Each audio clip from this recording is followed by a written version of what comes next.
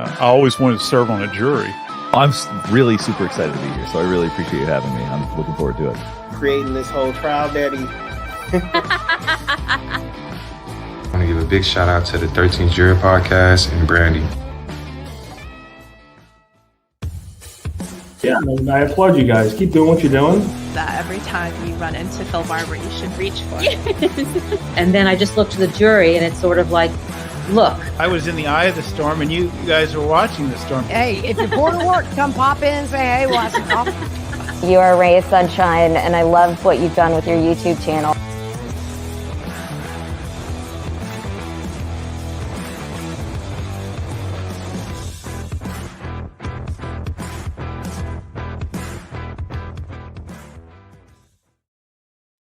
Good morning. I hear the only fan already. Good morning, good morning. Good morning. Let me add our only fan. I'll cover it. I still have bedhead. And I'm still eating my breakfast. And I just got in from taking Lucy outside. And I'm not prepared this morning. I did not get enough sleep. So I'm very unprepared. But I'm ready for Higgins. I'm finishing a Hot Pocket. Actually, that usually, like, either Hot Pockets or like those little White Castle frozen things are oftentimes my breakfast. But this morning, I am actually finishing leftovers from a sandwich from last night. My kid came over and we had Firehouse subs and watched a movie. So today I have Firehouse. It's like a little bit of Firehouse subs and strawberries. That's my breakfast from this morning. So fun times. I did not get much sleep. But I did. I have been getting all of your Helena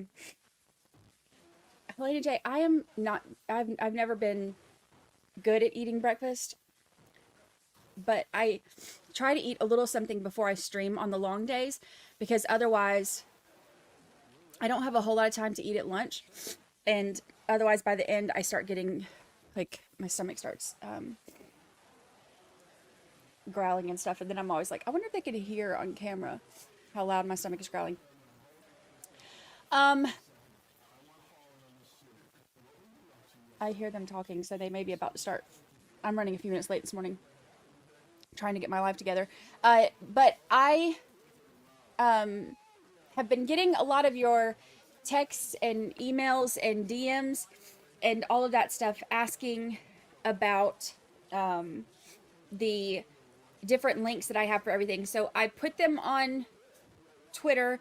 I put them all in one place. I'll put them in the Facebook group too, for those of you who are in the Facebook group but not Twitter. I'll put them in there as well.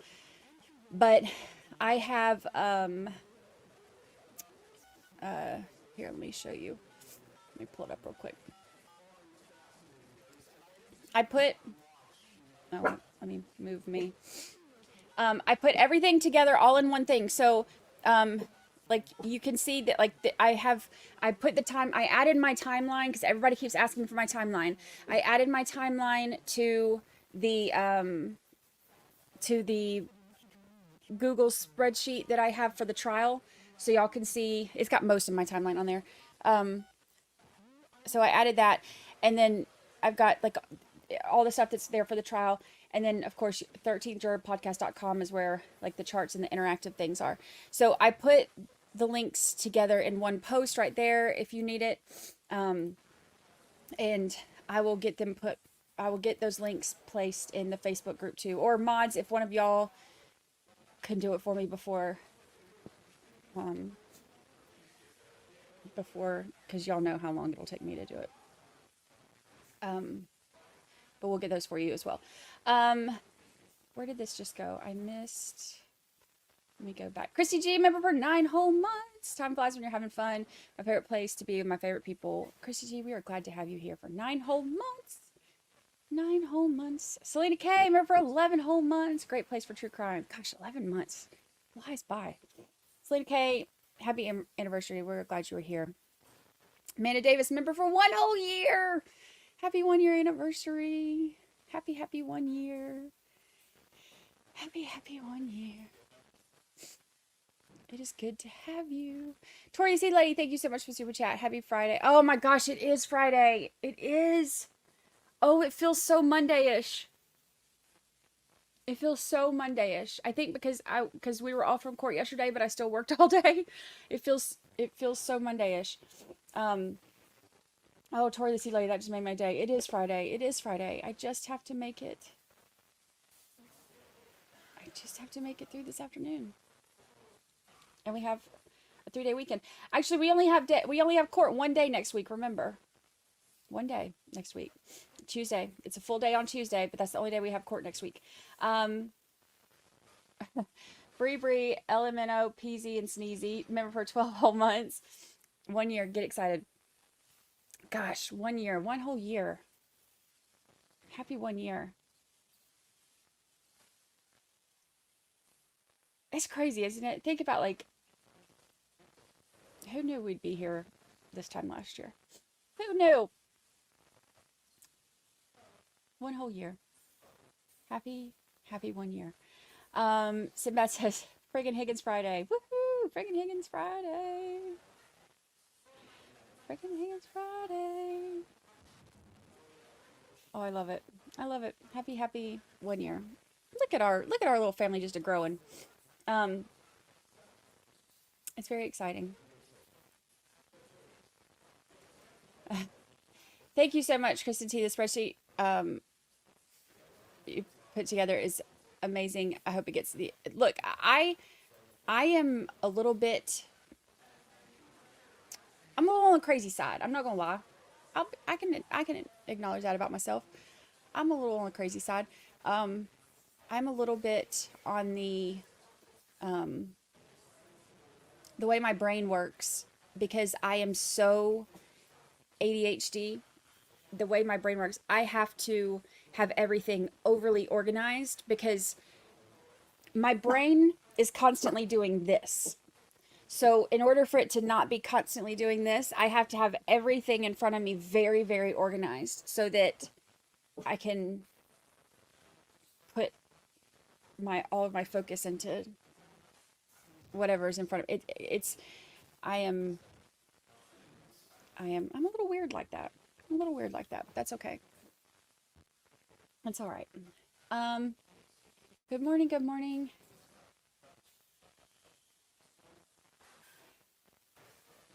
Yes, today is a full day and Tuesday is a full day. Tuesday is the only day that we have next week, but it will be a full day.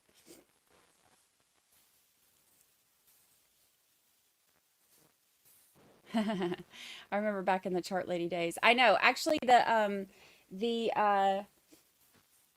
timeline and stuff that I added to the spreadsheet is like the same. It's like the same format as the Murdoch chart. Taking it back to the roots.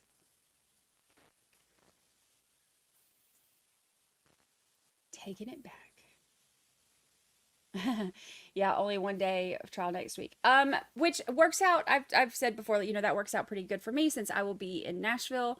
I'm leaving for Nashville on Thursday. They had plans to be out of court on Wednesday and Friday. And then, of course, Monday's Memorial Day. So since they had plans on being out for Wednesday and Friday, the judge had told the jurors, I can't remember what day it was, it's been a while, but she had told them, oh, well, it makes sense to just be out Wednesday, Thursday, and Friday. I don't know why that makes sense, but it makes sense for her, so it works for me because I'm going to be in Nashville on those days, so it works.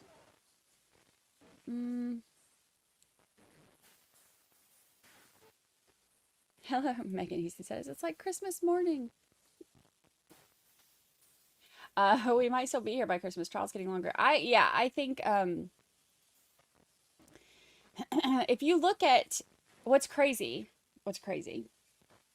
is if you look at that chart that I put up, like the trial chart, and you see how many, what did I say it was? Like 42 witnesses in, I think. We're 42 witnesses in at this point. And we still haven't even gotten to any of the experts, any of the technical people. Well, we did have the one lady that came out of order to do the DNA, the dog DNA swab testimony. But, I mean, like we haven't even finished with all the civilian witnesses. We haven't even got to the state police, y'all. The ones who are actually in charge of this investigation. We haven't even got to them. We talked to the entire Canton Police Department. But we haven't even got to the state police, y'all. Yeah, there was no canine DNA, but there sure was some pig DNA. We have not even got to the state police. That's crazy. We haven't even talked to the members of the band. Gosh. They haven't brought in the meteorologist.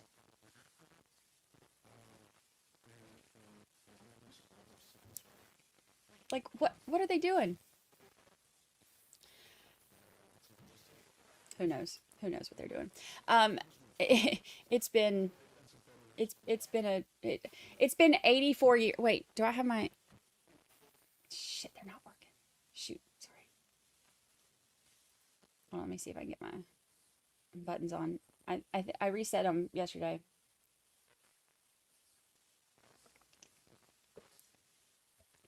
Oh, that's good. Hello, Jessica for Justice. Hello, hello. One more week, Jess. We'll see each other one more week. We don't know if the apron was clear. So many things that we've missed. So many things. We don't know. We don't know if they played Sweet Caroline in a major or a minor. We don't know how many people in the bar went bop, bop, bop along with it. We don't know these things. Hard-hitting questions here. Can someone explain what the apron is? The apron is the at the firehouse, where the fire trucks and stuff come out. And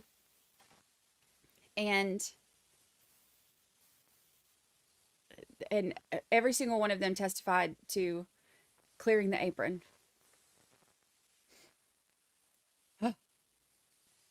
Daylight said, with all your research, I'm so curious as to what your theory is. I know.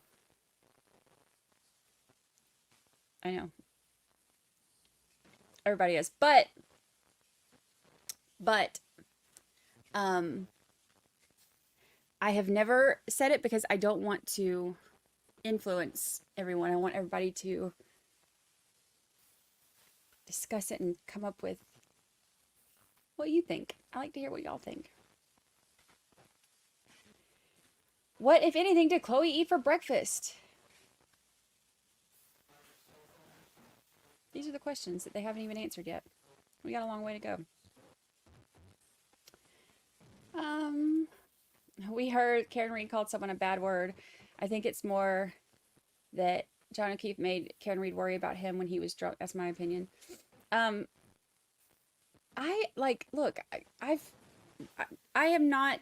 done things I'm not proud of when, I'm drinking. So does that make her, telling someone to F off in Aruba, does that make you a murderer?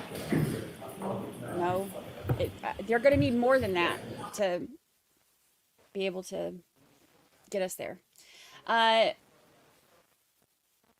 Sister Yvette, hello.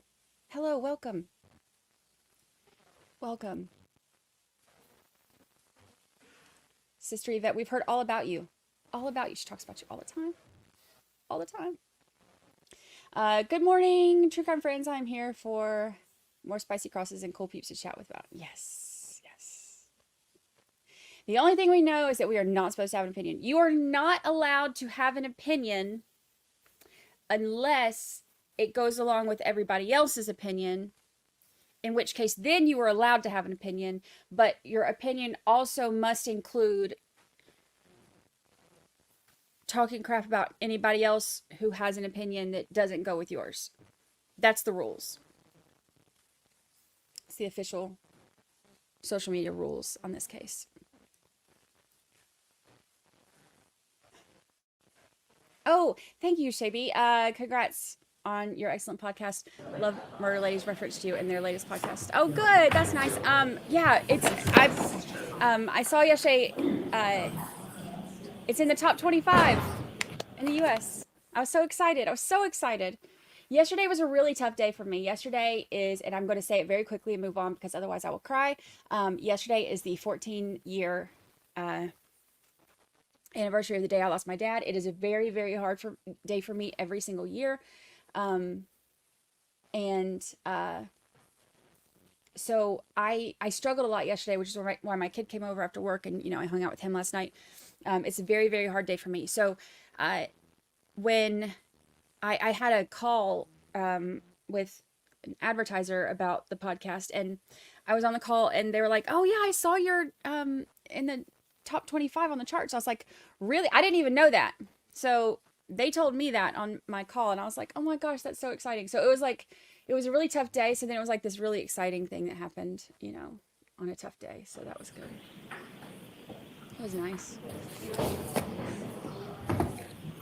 was very nice.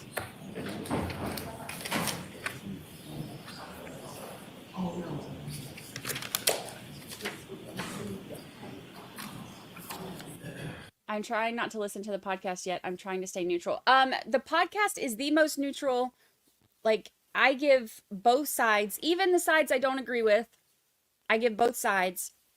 Now, if you listen to people on Twitter who have never actually listened to the podcast, but they just don't like that I point things out, then they will say it is, really biased and stuff. But then when I ask them if they listen, then they never listen. They just heard. Rumor has it, people are stupid. People are so stupid. Every day I lose more and more faith in humankind. But I do give both sides to the story. I give equal time to both sides. I explain where all of the cover-up theories come from, what supports it, why it, how it started, why people think what they think. But I have both arguments presented on there. The only thing that I don't give other sides or reasons or excuses for is the police, because there's no excuse for their investigation. I am very hard on the police and how they've screwed this up. But as far as who's involved in what, I give both sides. Has Karen admitted to saying unmuted? Did I hit him? Yes. She has said that she said, "Did I hit him? Could I have hit him?" Because she didn't know in that moment if that's what she had done. And she was trying to figure it out, she said.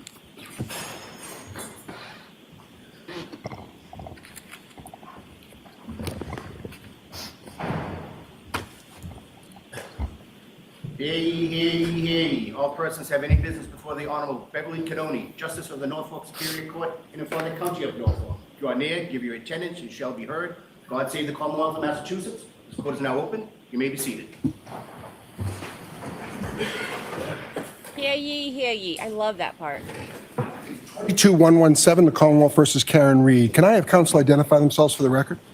Adam Lally for the Commonwealth. Good morning, Your Honor. Good morning, Mr. Lally. Good morning, Your Honor. Laura McLaughlin for the Good Commonwealth. morning, Ms. McLaughlin. Good morning, Your Honor. Alan Jackson from the street. Good morning, Mr. Jackson. Good morning, Your Honor. Elizabeth Little, also on behalf of the street. Good morning, Ms. Little. Good morning, Your Honor. David Unetti for Karen Reed. Good morning, Mr. Yannetti. Good morning, Ms. Reed. Good morning, jurors. Hear ye, I hear have to ye. ask you those same 3 questions. Were you all able to follow my instructions and refrain from discussing this case with anyone since we left here on Wednesday? Everyone said yes and nodded affirmatively. Were you also able to follow the instructions and refrain from doing any independent research or investigation into this case? One said yes or nodded affirmatively. Did anyone happen to see, hear, or read anything about this case since we left here Wednesday? Everyone said no or shook their heads. Thank you, Carlene. All right, Mr. Lally, your next witness, please. Yes, Your Honor. May we approach just briefly? My apologies. Come on, Lally. We were ready. Lally always lally-dallying. Carlene 13, thank you so much. Not buying the Aruba incident as motive. Me neither. Me neither. To me, that is not motive. To me, that was a waste of time, and all it did was make it look like they were grasping at straws. Like, bring on the actual things that, you know, like every defendant will always have things that looks bad about them. Otherwise, they wouldn't be there. There will always be something. Now, is it ever going to be, like, is it always going to be enough to get past the reasonable doubt? No. That's why there are acquittals. That's why there are, you know, dismissed charges. That's why there are hung juries. But there will always be at least something. But when they bring out the stuff that feels like grasping at straws, you lose me. That's when you lose me. But, you know, whatever. I don't get it, but.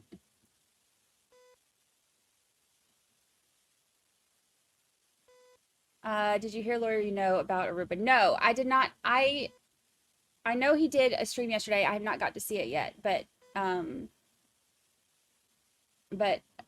curious to hear the attorney's perspective, because to me, it doesn't feel like, to me, that wouldn't be, it doesn't seem like it would be admissible, but I'm not a lawyer. Tori the Sea Lady, thank you so much for the super chat. Oh yes, don't forget to hit the like button. Please hit the like button while you're hanging out.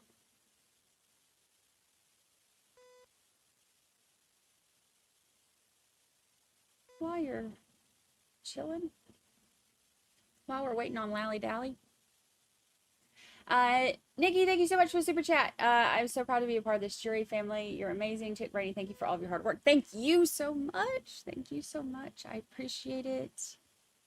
I appreciate it. Thank you. Thank you.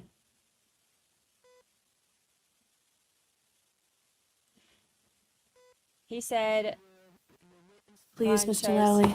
Yes, Your Honor. Call Mr. Brian Higgins. oh, here we go. Higgins. Debbie Long, happy 1 year. Happy 1 year.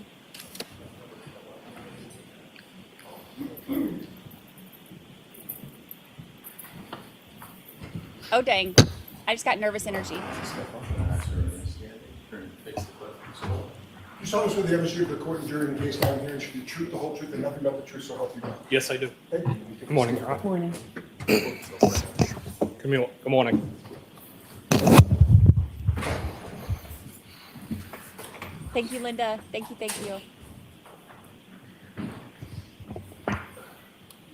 I'm uncomfortable. We're about to hear all the tea. We're gonna hear about the messages. Anytime you're ready, Mr. Lally. Thank you, Your Anytime. Honor. Good morning, sir. Good morning. Could you please state your name and spell your last name for the jury? My name is Brian Higgins, Higgins. And where do you live, sir? Barnstable County, Massachusetts. And how long have you lived there? I've owned that property since approximately 2018. And do you work, sir? I do. What do you do for work? I'm a special agent with the United States Department of Justice, Bureau of Alcohol, Tobacco, Firearms, and Explosives. And how long have you been doing that?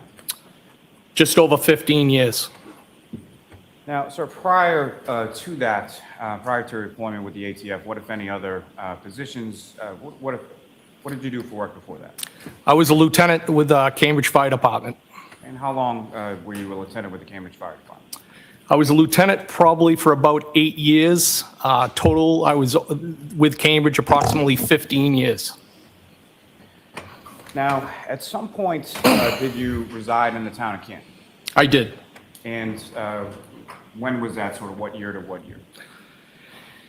I think that it was shortly after my sister passed away, so it was probably 2017 I purchased that house, and I sold it in January of 2022. And you recall, was that early January, late January? On or about January 5th.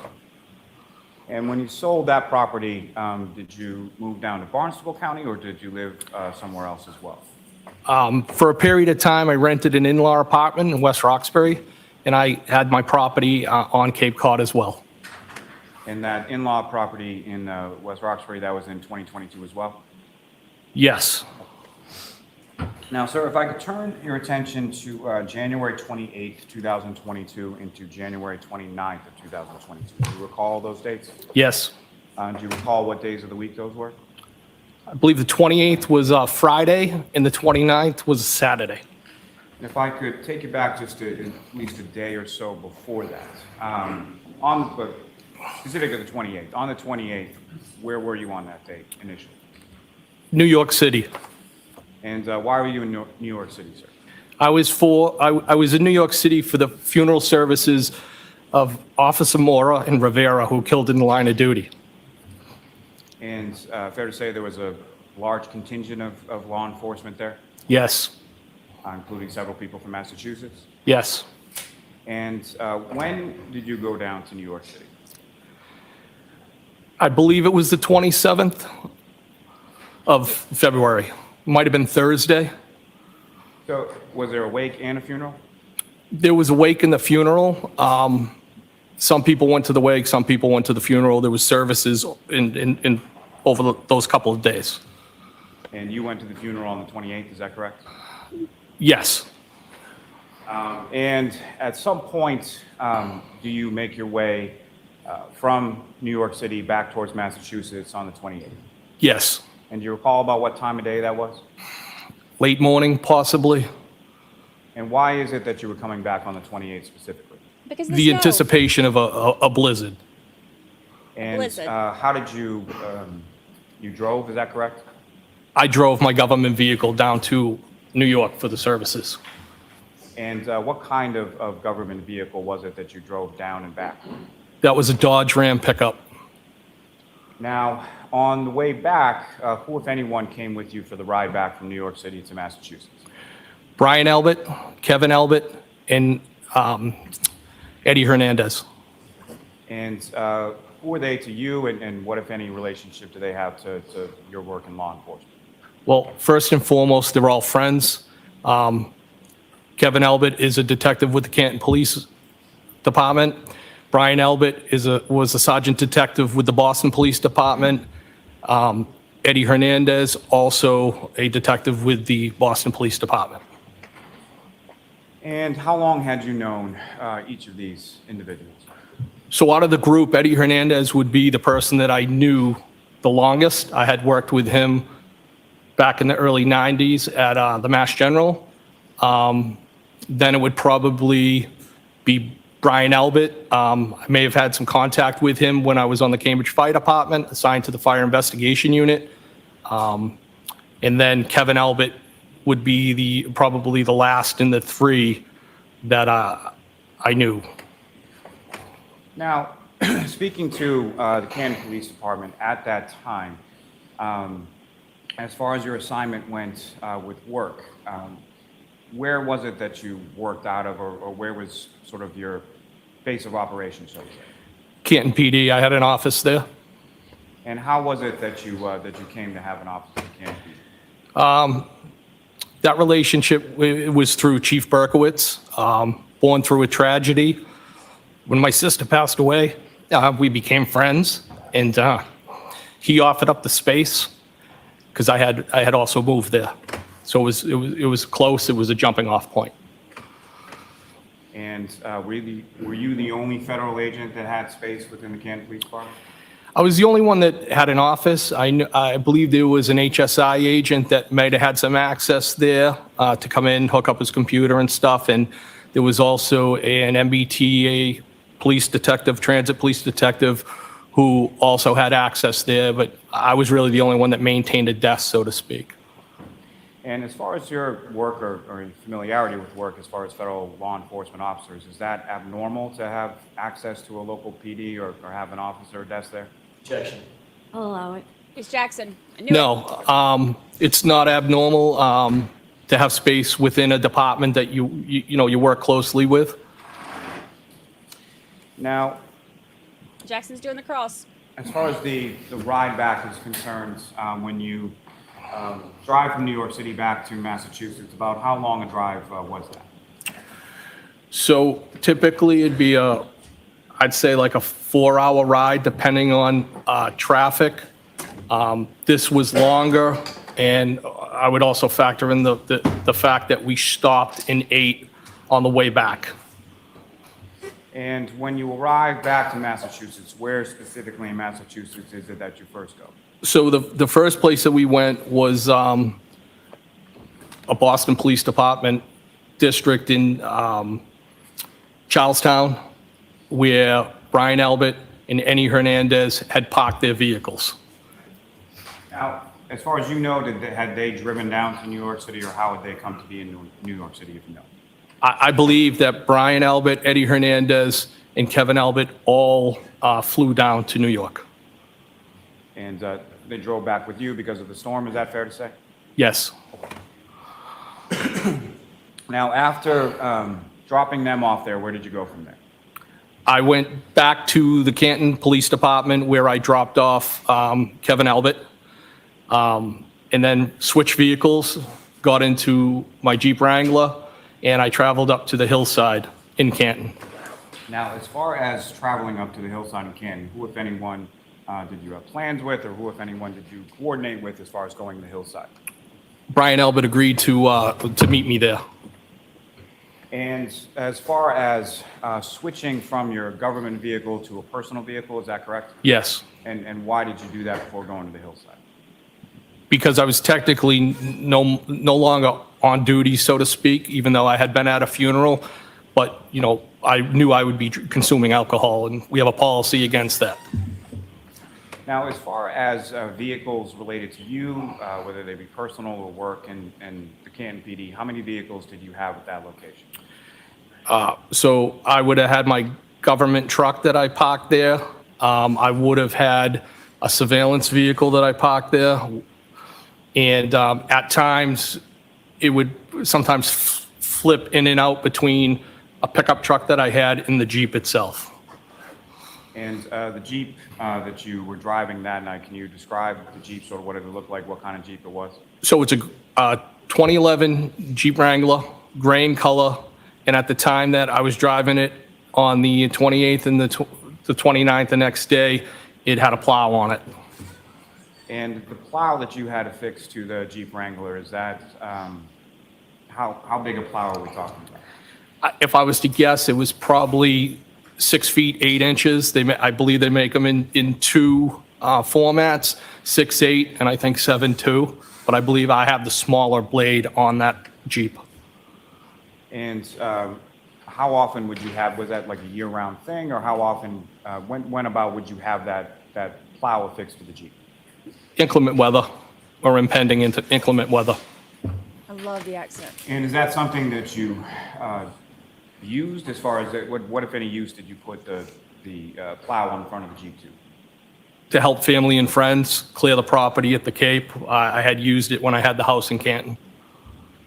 And so you go to the hillside, and do you know about what time it was that you got there? No, again, it would have been after I dropped off Kevin Albert. Definitely would have been dark at that time. And the hillside, is that an establishment that you're familiar with? You had been there before? Yes. And about how long was it after you arrived that Brian Albert arrived? Shortly thereafter, probably, because I had traveled back, dropped the vehicle off. He may have even beat me there because I went to the station and dropped Kevin off, but I don't think it was contemporaneous, but it was in close proximity. And once you got to the hillside, how long were you there, and how long was Mr. Albert there? So I had something to eat. I had something to drink. The approximate time, maybe an hour or so, and then Brian had left before me. I remained, he left. And if you know, about how long before you left was it that Brian Albert left? Can you repeat that again? Sure. Brian Albert left before you, correct? Yes. About how long before you left was it that Brian Albert left? Maybe 15 minutes. And you had some drinks at the hillside, is that correct? I did. And do you recall what you drank that night? Usually what I drink all the time, Jameson and ginger. And as far as where Mr. Albert was going, what, if any, conversation did you have about that? He had told me that he was going down to the Waterfall Bar and Grill, which is in Canton Center, and that he'd be meeting his wife and some family and maybe some other people. And were you invited to come along? Yes. Now, the Waterfall, that's an establishment you're familiar with. You've been there previous times as well. Yes. And with respect to this evening, so you leave from the hillside and you go directly to the Waterfall? Yes. And if you know, about what time was it that you got to the Waterfall? Again, it was dark. It could have been around 9 in the area, 9 o'clock. And when you get to the Waterfall, do you recall where in relation to the Waterfall you parked the Jeep at that time? No. So you come in to the Waterfall and where do you go? I went to a series. I saw Brian and his family, and there was a series of high tops, and I proceeded to the high tops where they were. Was there a band? Now, with respect to Brian Albert, how would you describe sort of your relationship around this time of January 2022? He's a good friend. He's a coworker. I had been working closely with his unit. I'd say he was a good friend. And through that sort of work and your friendship, were you familiar with his family as well? Yes. And so when you came over to the area where Brian Albert was, his wife was there, correct? Yes. And who, if anyone else, was there that you were familiar with or that you knew when you came? So it would have been Brian Albert. It would have been Nicole. I believe Caitlin was there. Caitlin Albert, Brian's daughter. Chris Albert, his wife, Julie. There might have been another couple, Matt McCabe and Jim McCabe. And as far as the McCabe's were concerned, how familiar were you with them? Casually. Now, at some point you come in, you join the group, is that correct? Yes. And how would you describe sort of, throughout the entirety of the evening or your time at the Waterfall, how would you describe sort of the mood or the demeanor of the group within the bar? It was a good time. No arguments or anything like that you observed from anybody that was present over the course of? No, it was a good time, and there was a band. And if you recall, about what time was it There was that a band. you left? I would say right around when the band was wrapping up. So it was probably closer to midnight. Now, prior to that, at some point between the time that you arrived and the time that the band's wrapping up and you're preparing to leave, who, if anyone else that you were familiar with, came into the Waterfall? John O'Keefe and the defendant. And just to be clear, when you're referencing the defendant, what is her name? Karen Reed. And just to be clear for the record, do you see Ms. Reed in the courtroom today? I do. Could you identify just as where she's seated or an article of clothing that she's wearing? She's seated between attorneys Jackson and Yannetti. No, I'm just asking the record to reflect the identification of the defendant by the witness. Yes. Now, You referred with to her as the regard to defendant. Mr. O'Keefe, starting there, as far as how long had you known Mr. O'Keefe? Maybe a year, a little over a year. And do you recall how it was or where it was that you first met Mr. O'Keefe? I believe it was actually the hillside. And how often would it be that you saw Mr. O'Keefe or socialized with Mr. O'Keefe? I would see him at the hillside. And as far as, were you familiar with what Mr. O'Keefe did for work? Yes. And what were you familiar with him doing for work? He was a Boston police officer. And with reference to Ms. Reed, how long had you known the defendant? It would be about the same time, And, or as long as. And so roughly, what was your understanding as far as the relationship between Mr. O'Keefe and Ms. Reed? They were dating. Now, with reference to the occasions, as far as would there be occasions typically where you would see Mr. O'Keefe without Ms. Reed, or you would see Ms. Reed without Mr. O'Keefe, or were they essentially together when you saw them? I would say more often than not, they'd be together. And did you have occasion to see them at other sort of social settings outside of the hillside? I went over the house one time for the end of Patriots game. So if I could take you Here we go. back, Oh boy. Here comes the tea. let me ask you this. As far Okay. as how would you describe your relationship with John O'Keefe? Oh dang. I considered him a friend. And how would you describe your relationship with Ms. Reed? I considered her a friend as well. Now, through the course of time that you knew them, did you have occasion to get their contact information and have communication with each of them through their phones? I had John and I had exchanged telephone numbers.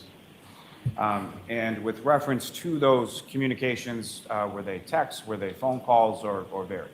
Oh, they would be text. And as far as the text communications that you had, you received his contact information, you texted, someone replied. How did you know that that was John O'Keefe that was replying to you? Well, I had him saved in my phone, John O'Keefe. I don't know exactly where he gave me his phone number, but I knew it was him. Now, on that evening, taking you back to the waterfall, January 28th into January 29th, do you know about what time it was that Mr. O'Keefe and the defendant came into the waterfall? It would have been, I think, between like 11 and closing. And do you recall sort of where you were situated in reference to the table when they came in? So I think I was at the high top bar area, the high top in the bar area closest to the bar. And when Mr. O'Keefe and Ms. Reed came into the waterfall, what, if anything, did you observe? Where did they go when they first came in? So when they first came in, I believe they may have initially went in, like, veered off in different directions. I recall that she opened her coat and took a drink out of it. I should say a glass.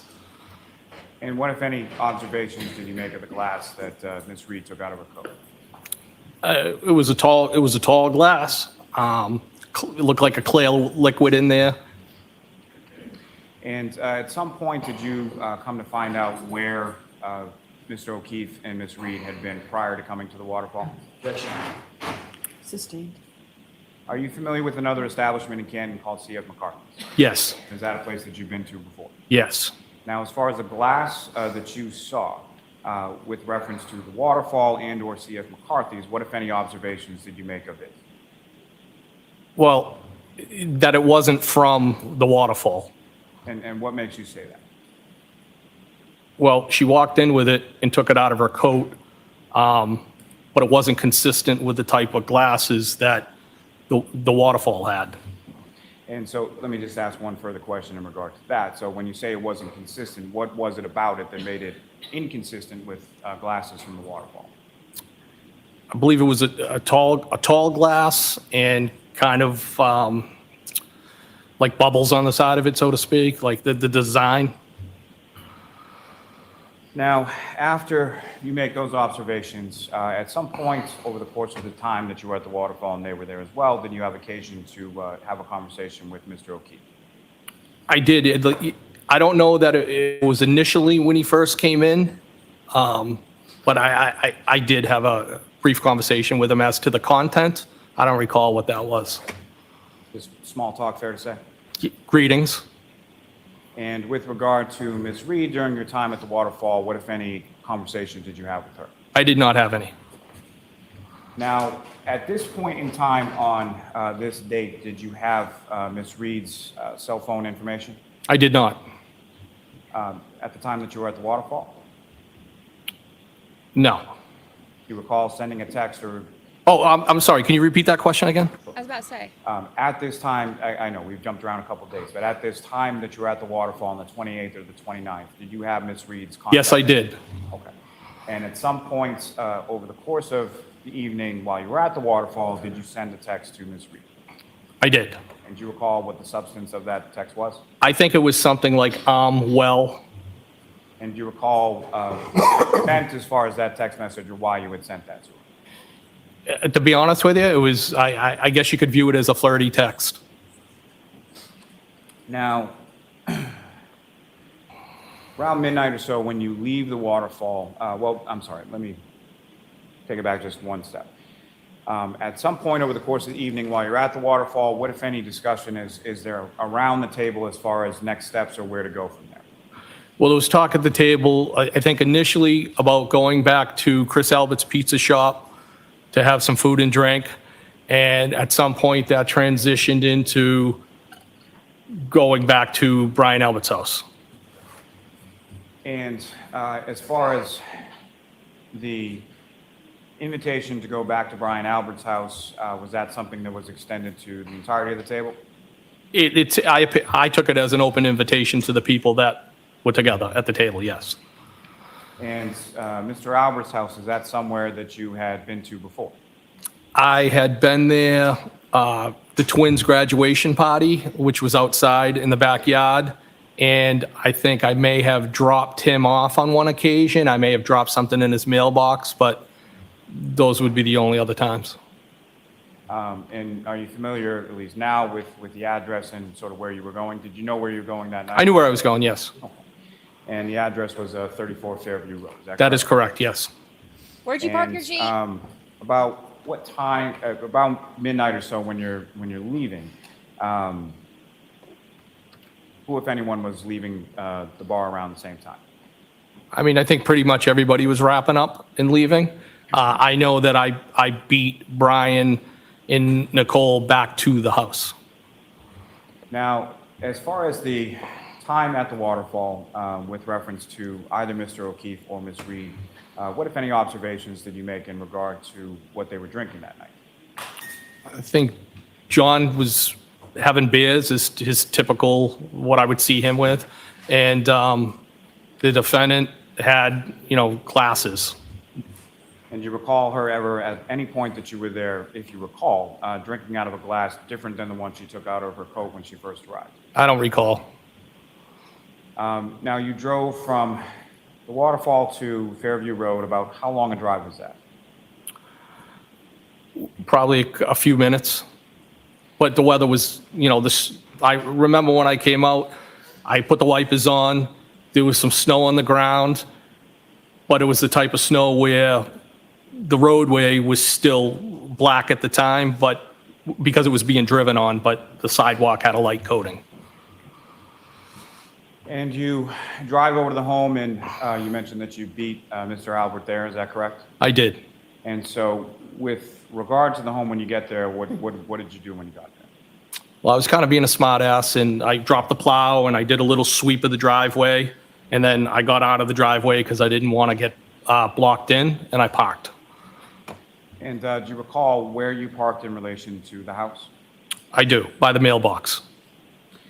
Your Honor, with the court's permission, if I could publish what's been marked as Exhibit 72. Okay. I have questions. Did he move? How did he, and okay, how is sending well flirty? He was more flirty with Brian Albert in there than he was. I got questions. I do. And what do you recognize that? 34 Fairview. May I approach, Your Honor? Yes. Gary, thank you for the PayPal. Thank you. So Higgins, I'm going to give you a laser pointer and just press that button there.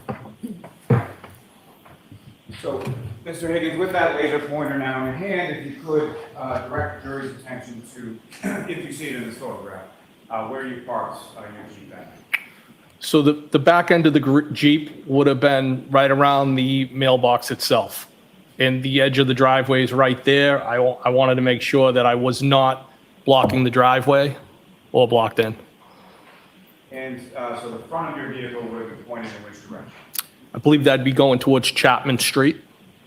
And so which part of your vehicle was closest to the house, the driver's side or the passenger side? So the passenger side would be closest to the house.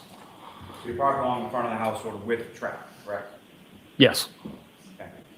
Oh, and you can take that down. Thank you.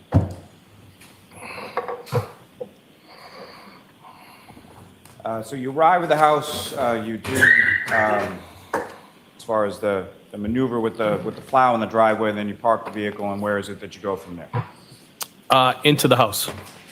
And when you get into the house, who, if anyone, is there, or who, if anyone, is coming in with you? So I might have been there, well, it was about the same time that Brian and Nicole showed up. I don't know if they entered before me or I entered after them. I entered the house. What I recollect is that Brian Albert Jr. is sitting kind of at the island or in the island area, and I believe he was flanked by at least one female, possibly two, one on each side. And either of those females, did you know them? Did you recognize them? Did you know who they were? I may have recognized one I've seen before, but I didn't know them. And just lastly, before we go back into the house, when you park, when you do the sort of plowing in the driveway and then parking, did you see Mr. Albert arrive at the house around that time? When I parked the Jeep? Yes. Well, yes, so I made the sweep, and as I could see the vehicle coming up, I made the sweep, got out of the way so he could park. So we had parked in the driveway around the time that you're parking on the street. Yes. And so when you come into the house and you see the people that you've described, where were they situated within the house? So I came through what I would call like a breezeway door. So there's a front door to the residence, there's the garages, and in between there is a like a breezeway door. I came in through there, and it's kind of like you're in the kitchen. I think there's like an island, so to speak. You may be able to sit at it, and Brian Albert Jr. was right there, and again flanked by one, if not two, females. Now, at some point after your arrival, who, if anyone else that you were familiar with, came by the house? I believe it was Jen and Matt McCabe. You know about how long it was after you arrived that they arrived? No, I don't know. I mean, I don't think it was much longer. People started, float in at that point. And beyond sort of the kitchen area that you were describing before, where else did you go within the house that night? At one point, briefly, Brian Albert showed me some photographs, family. I believe primarily it might have been of his son who had recently been in the Marine Corps. Gone into, I should say. And do you recall, or why was he showing you specifically like those photographs of his son in the Marine Corps? Because he's proud. Now, let me ask you this. As far as yourself and or Mr. Albert, what, if any, familiarity or what, if any, background do you or Mr. Albert have with regard to the military? Brian was in the Marine Corps. I was in the Army.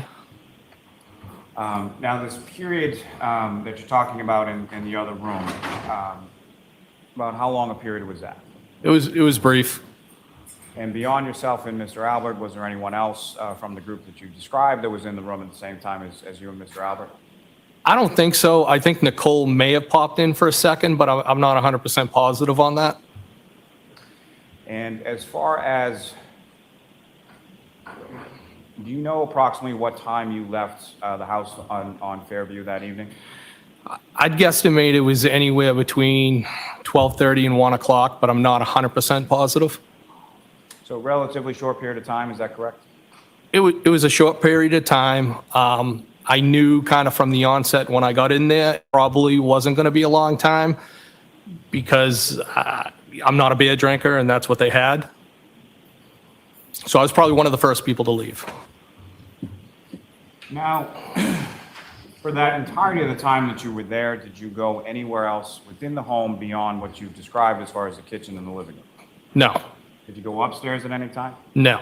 Did you go downstairs in any sort of basement area at any time? No. And when you exited the home, you recall which of the two doors that you described that you would have exited from? The same door I came in, the breezeway. Now, during the time that you were there,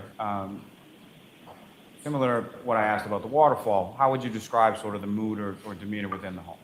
It was fine there. I mean, everybody was happy. And at any point in time while you were at 34 Fairview, do you, any of the people that were in the house, do you recall seeing them go outside of the house and come back or anything like that? I can't say definitively I saw anybody come in or out of the house, but I think somebody might have been in the process of maybe being picked up. And not anybody that you were super familiar with, is that fair to say? I think it was one of the females. Now, with respect to the front of the house, at any point in time that you were inside of the house, was your attention drawn or did you look out the windows or the door or anything like that? No. And when you were in the kitchen area, do you recall sort of how you were positioned in relation to the windows facing the front of the house? So I would have had my back to that area, my back to the door that I came in. And specifically with reference to Mr. O'Keefe and Ms. Reed, at any point in time, did you see either of them inside the house or outside of the house or around the house or anywhere around 34 Fairview Road? Absolutely not, no. And at any point in time over the course of the evening, what, if any, communication or text or anything did you send to either of those two people while you were at the house on Fairview? While I was at the house, I think I shot a text just to John. Where are you? I think that's what it was. And if you recall, did you ever get a response to that text? No, there was no response. So after you left the waterfall, when you left the waterfall, was Mr. O'Keefe and Ms. Reed, the defendant, still there? I can't say 100% no. But after you left the waterfall, at any point in time, did you speak to, text with, or communicate in any way, shape, or form, or see in any way, shape, or form either Mr. O'Keefe or Ms. Reed? Well, again, the only person I shot the text to while I was at the house was John, but after I left the waterfall, I never saw John O'Keefe or the defendant again. Now, when you left from the residence, and again, you're not sure what time that was, Between 12:30 and 1 o'clock. and do you recall who amongst the group was still at the house at the time you left? I think I was probably the first person to leave. So all of the other people that you've described would have still been in the house when you exited from the house. Yes. Now, you indicated earlier that you're familiar with Mr. Albert and his family to some extent, correct? Yes. You've been to his house for a graduation party for his twins, correct? Yes. Through that, at any point in time prior to this date, did you become aware or familiar with Brian Albert's nephew, Colin Albert? I know the name, and I know that he is one of the sons of Chris Albert. You familiar with what he looks like? If he walked in here right now, I wouldn't know. You would not know? No. And beyond the people that you've described as far as seeing at 34 Fairview Road, fair to say you don't recall anybody being introduced or identified as Colin Albert? No. Now, you exit from the home through the breezeway door and go over to your vehicle, is that right? Yes. And from the time that you would enter the home to the time now that you're exiting from the home, what, if any, change did you note as far as the weather intermittently? Just that the weather was getting worse, the snow was picking up. And as far as the accumulation that you had described before, as far as you could still see the blacktop and all that when you left the waterfall, what was it like when you came out of the house? Again, I think that the streets that weren't being traveled, there was snow on them. There was coverage. And as far as the front lawn area of the house at 34 Fairview Road, what, if any, observations did you make of that? Can you rephrase that? Sure. As far as the snow was concerned, was the Yes. snow sticking to or was it accumulating on the lawn as well? I believe so. I mean, when I walked from the breezeway to the Jeep, there was snow on the ground. Now, the front yard area of the house, is that something that you were looking at with any particularity or taking note of as you were walking your Jeep down the driveway? No, it was a long day. We had been on the road. I just was looking to get home. And so when you get to your Jeep, can you describe to the jury sort of how it was that you pulled away, or what, if anything, you recall about that process? So I got in the Jeep, started it up, may have looked at my phone, put it in drive and started to pull away. And then I'm like, put the plow up. So I reached, I moved a couple of feet. I heard it grinding on the ground, reached for the device called a fish stick, picked it up, lifted the plow, and then drove away. And the plow that you had affixed to the front of the Jeep, how is, I think you've talked a little bit about it, but how is that sort of controlled, and who controls that? So the operator controls it. The mechanism to control it, again, is called a fish stick. It's on a cord, and it plugs in under the dashboard.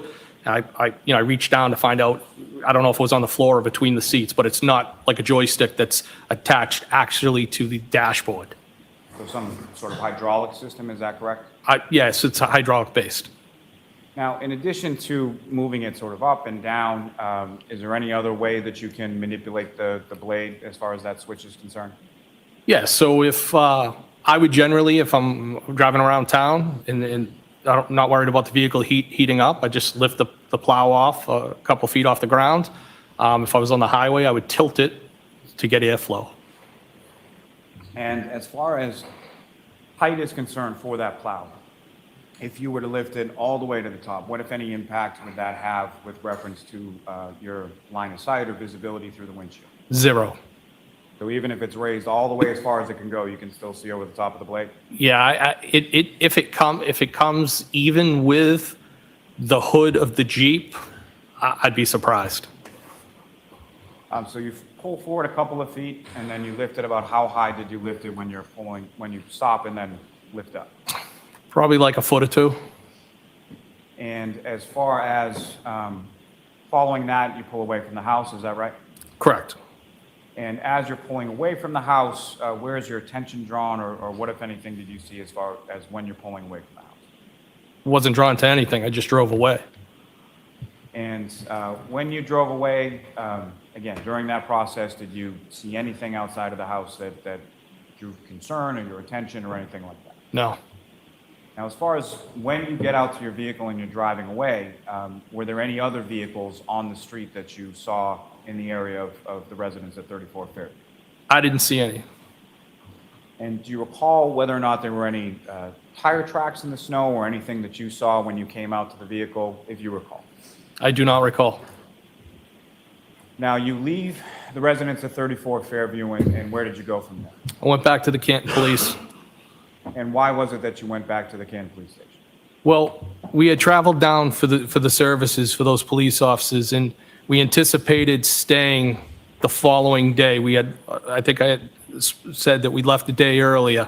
So I had left a key to the surveillance vehicle on top of my desk so that somebody could move the vehicle, because a lot of times Chief Berkowitz would get after me. As a courtesy, I was parking vehicles there, sometimes my personal, but primarily my work vehicles. And one thing he asked me, just leave the vehicles in the middle of the parking lot so that snow could be cleared. So the reason for heading back there was to move those vehicles, because if I didn't do it then, I would have had to get up early and do it. And I also know they plow through the night, so that would be the reason for heading back. Before we get a little more into that, as far as the funeral that you went to, were these people that you knew or had met or were familiar with? No. So you get back to the police station, and with regard to the Canton Police Station, what, if any, access did you have to the Canton PD, and sort of how did you facilitate that? So I would describe it as a proxy card. The doors have card readers. Generally in the parking lot, when you come into the police station, you drive in. Sally ports are off to your right-hand side. There's two bay doors there. There's a pass-through door, and then over in the corner would typically where I would bury both vehicles. So if I was, typically it would be my take-home pickup truck that I described earlier, and it would be the surveillance vehicle. But if I had, that could be swapped out with one of my personal vehicles. I would leave a personal vehicle there if I took one of those two vehicles. And then for me to access into the building, the most direct door would be that pass-through door by the Sally Port. And sort of that back area, is that typically where you would park? Yes, And just in reference to you talk about a surveillance vehicle, that's something that you use as far as conducting surveillance and performance of your duties as a law enforcement officer? yes, And so fair to say that would not be something you would want to park, like, say, in front of the police station? no. Now, that path that you took, is that the typical path that you would take, sort of park to the back and then cut through the Sally Port into the station? Yes, that would be the route that I would go. And if you recall, is that the route that you went on that particular early morning when you came back to the station? I believe it is. And when you come back to the station and you go in, where are you going within the police station when you enter? So I'm going up to I was going up to my office to grab the key for that surveillance vehicle. So when you come through that pass-through door at the Sally Port, the first door would be through the booking and the holding area that directly goes into the dispatch area. But if you walk to the extreme other end, there's another door on the other end, common hallway. Walk down that hallway, hit a set of stairs, and I would go up that way. Now, if I could take you back just for a second, as far as when you initially walk into the Sally Port area, that's a garage, basically, correct? Yes. And when you come into the garage, the door that you would then enter to come into the station, where is that in relation to the door that you come from the exterior? How far away are the two? So if you come into, I guess what you're asking, so if I come into the Sally Port, immediately to the right, there's the door that goes into the holding area, booking area, and then probably it's probably 12 feet long to get to the other door. So from where you're parking and where you come into the Sally Port, it's not like you then have to walk across the garage or anything like that to get to the door into the station, is that correct? Well, you do walk across the garage, but it's small. And when you say small, about how far, you know? About 12 feet, maybe? And so you come into the station, you go by the dispatch, is that correct? So as I'm walking down the hallway, dispatch would be off to the right. It's a wooden door with 2 glass panes.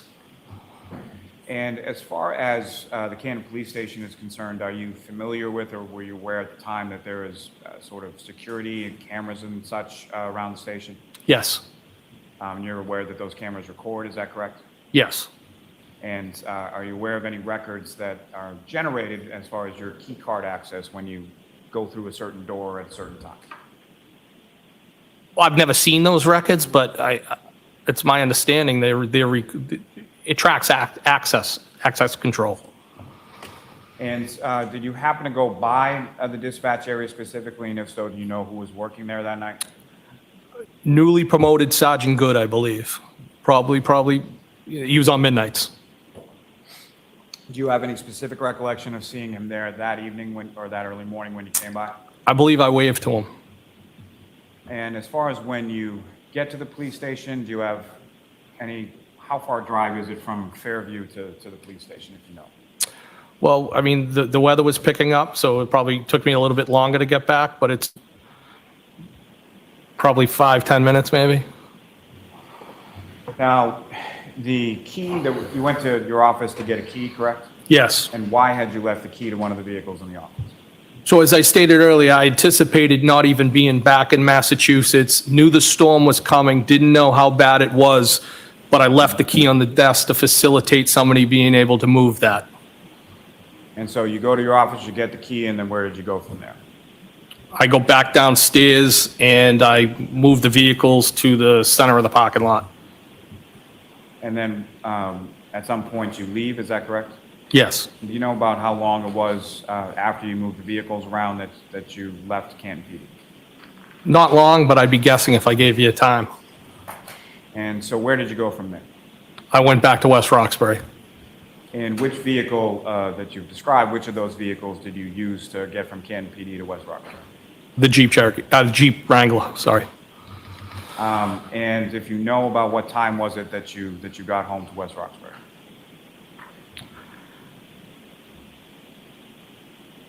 Could have been somewhere around 20 or 2. I'm not 100% positive. So sometime between 1:30 and 2 a.m., is that roughly around? Yes. And when you get home, do you recall like what it was that you did when you got home?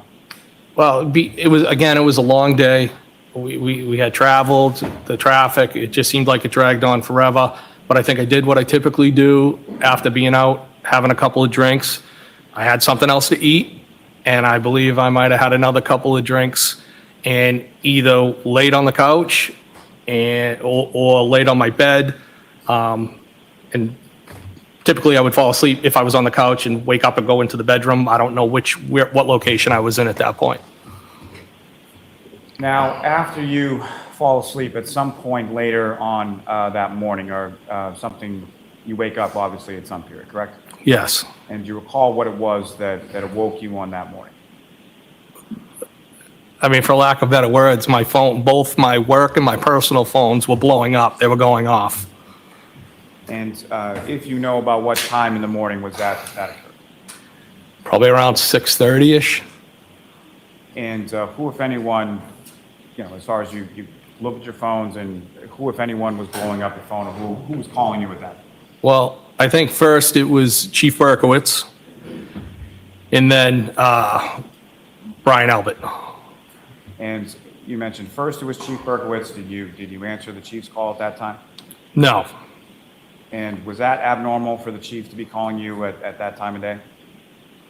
No, he's an early riser, and typically when he was working, again, we also had a friendship. He would call in the morning, kind of like checking in with each other. So I just kind of blew, like, why are you calling me this early? Kind of just blew it off.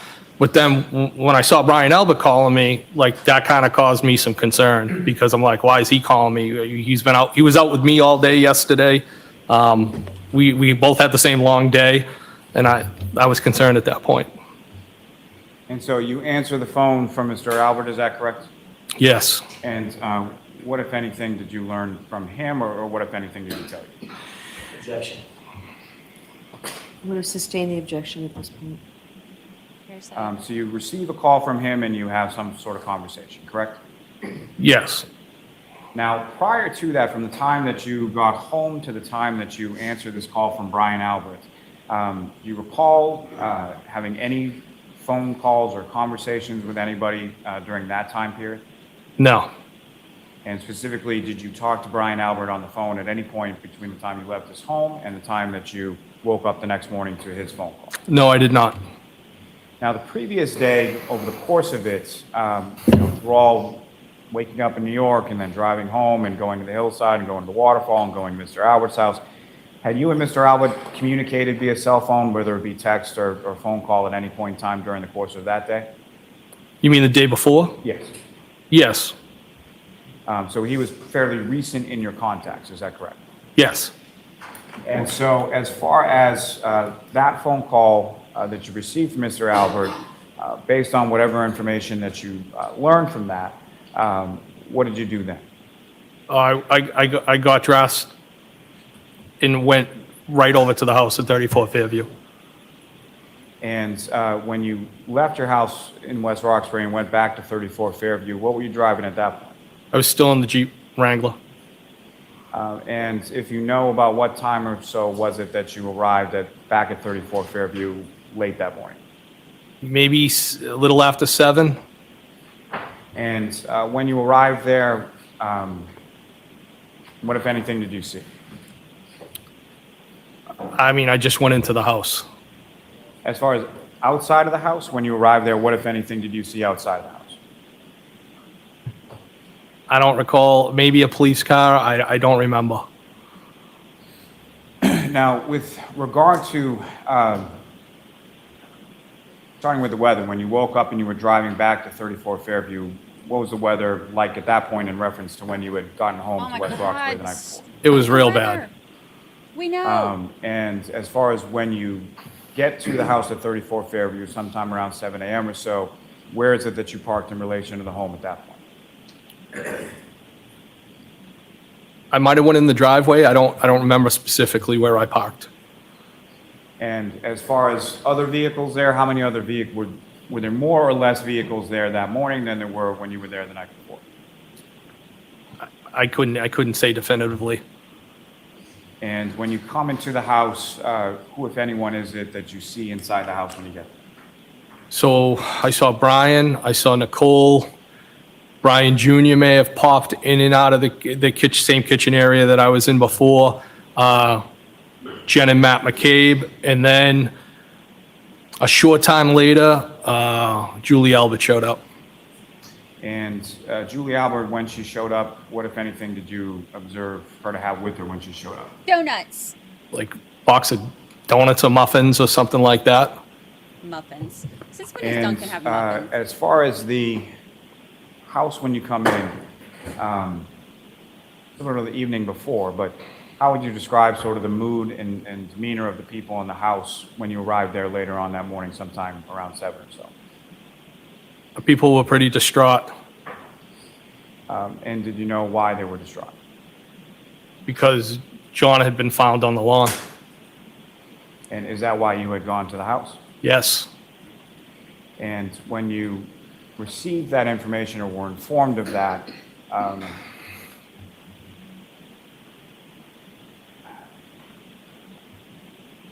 how did you receive that information, or what, if any, impact did that have on you? Well, Objection, Your Honor. Sustain, you can ask it differently.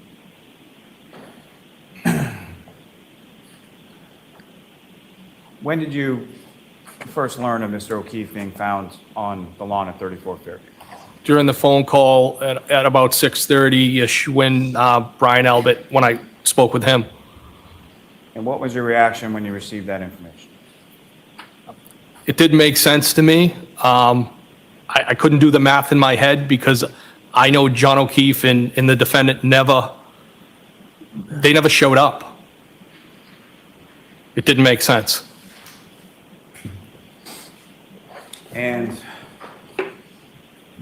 Defendant. from this time that you're in the house, do you recall any sort of conversation about within the group as far as what was going on? Objection. Do you recall that there was a conversation? Yes, I recall that there was conversation and it's, Objection. Just that.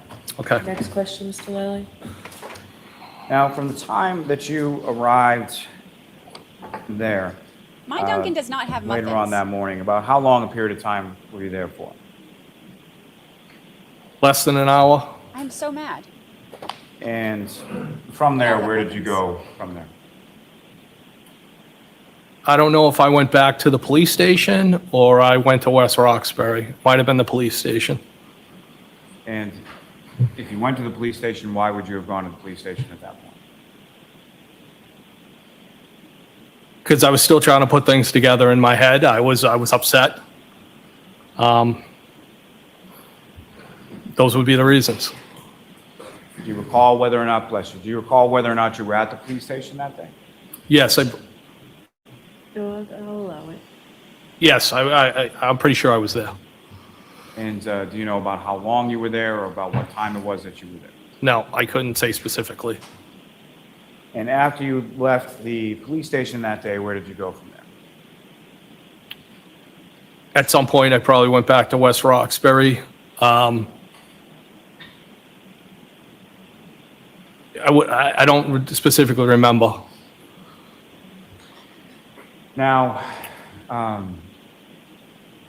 again, from when you went, maybe a fairly simple question, but as far as you drove the Jeep Wrangler from West Roxbury back to Fairview Road that morning, correct? Yes, And then you drove that Jeep Wrangler from Fairview Road to the Canton Police Station at some point during the day?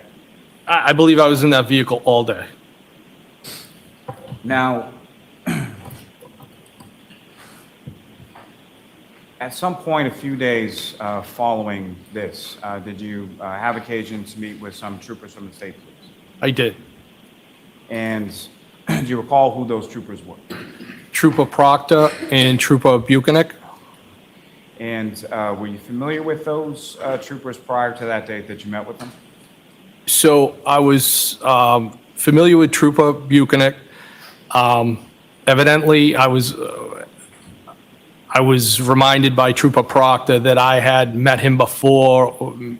I think I helped him on a gun recovery that he made, but I didn't remember him. And as far as you mentioned, sort of socializing with other officers from law enforcement, had you ever socialized with either Sergeant Mechanic or Trooper Proctor before? So Trooper Proctor, no. I had seen Trooper Buchanan on a number of occasions at a local gym. I had seen him one time at the hillside. I think he might have been with his child after a sporting event. I think I said hello, I bought him a drink. But I wouldn't classify that as socializing, more being friendly. But I also, that area of responsibility, the South Shore, south of Boston, Cape and Islands, I was assigned to a group where I would interface with people in that area, and that Norfolk CPAC office would be people that over the years I've probably dealt with.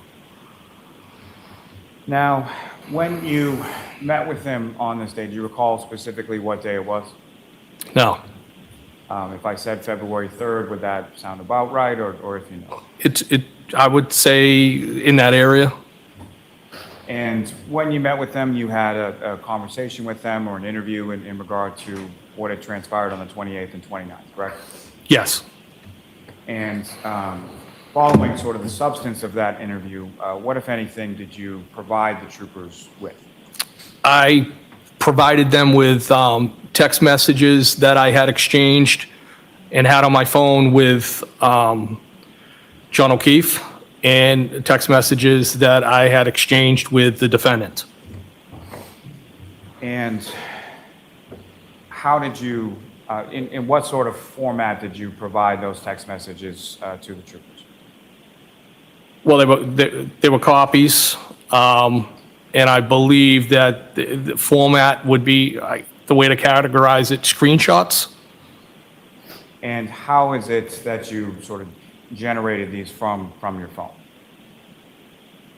I consulted a coworker, who's also a friend, and he has the training with the cell phones. I told him I wanted to provide these to the state police. What is the best way that I can get them off my phone and provide them to law enforcement? And why was it that you felt it was important, or why is it that you wanted to share those with the troopers? Well, I thought it was important because I've had communication with the both of them, and I wanted to be fully transparent. Now, with reference to either or both of those communications with Mr. O'Keefe and Ms. Reed, the material that you provided to the troopers, what if anything, did you do to that material before giving it to them? Nothing. So as far as the material or the text that you provided to the troopers, that was what was on your phone? Yes. So there was no deletions, no excising any material, nothing like that before you gave it to the troopers? No. Exactly what was on my phone, I provided to them. And specifically, as you were providing it to them or shortly thereafter, did you have a conversation with Sergeant Buchanan in reference to that very topic? If you recall. No, I don't recall. Do you recall him asking you anything about, as far as if this was the entirety of what you had provided? So I think during the actual interview, he specifically asked me, are these, I would say in sum and substance, he said, is this an accurate representation? Has anything been deleted? And I said, no. I mean, as with respects to the text with the defendant, from the first time that she reached out to me and texted me, nothing had been deleted. As far as John's text string, we might have had older text strings that were deleted, but that was what I gave him. What I gave the troopers was exactly when I captured everything is exactly, it is what it is. Everything that was on those phones was provided. Nothing was deleted. And as far as when you provided these text communications to the troopers, was that something that they had asked for, or was that something that you volunteered? I volunteered that to them. And upon them sort of receiving them from you, did they have further questions beyond what they had already asked you based on what you provided? I believe they got into other specific questions, specifically in relation to John O'Keefe and the defendant, as far as intimacy and things like that. There was more detailed questions that followed. Your Honor, may I approach the witness? Yes. Oh dang, oh dang, oh dang.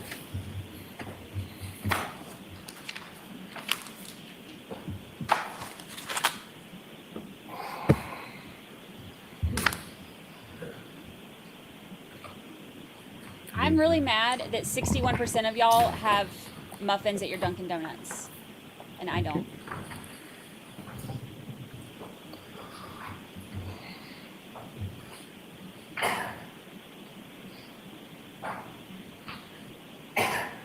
%38% of you are deprived just like me. Sure, I'm going to show you two documents. One. Oh, flirty text incoming. Oh, let me adjust myself to my 12 pages long, one is 56 pages long. If you can just look at those briefly. Let me get ready. Familiarize yourself with and look up when you're finished. I love when they say look up when you're finished, like stare at me in my eyeballs when you're finished. And do you recognize what those are, sir? I'm sorry, could you say that again? Sure. Don't mind. Public. Do you recognize what those are, sir? Yes. And what do you recognize those as? So those are the two documents that I provided to the troopers during the interview. And the shorter one, who, if any, one is those communications with? John O'Keefe, And the longer one, about 56 pages long or so, who, if any, one of those communications with? the defendant. Can I approach you? Yes. Almost, you can introduce in a minute. No objection. Okay, so we'll do them separately, please, so that the first 12-page one.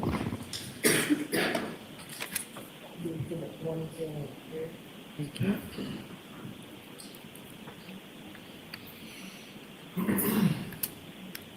ADCD, thank you. Ours has bagels, but we don't have muffins at ours. Chat is definitely carb loading. It does not take much to get us on the topic of food. May I return both of those to the witness? Yes. I'm going to direct your attention first to what's been marked as Exhibit 103.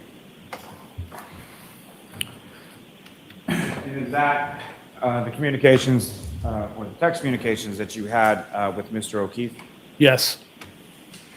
And sir, if I could turn your attention to the first sort of content within that, just in reference to what is the date of the first sort of exchange in these text communications between yourself and Mr. O'Keefe?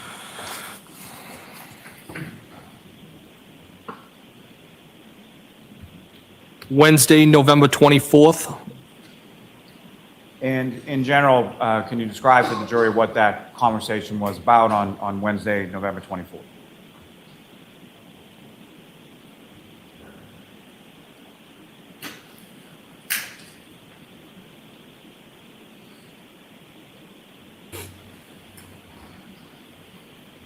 He basically,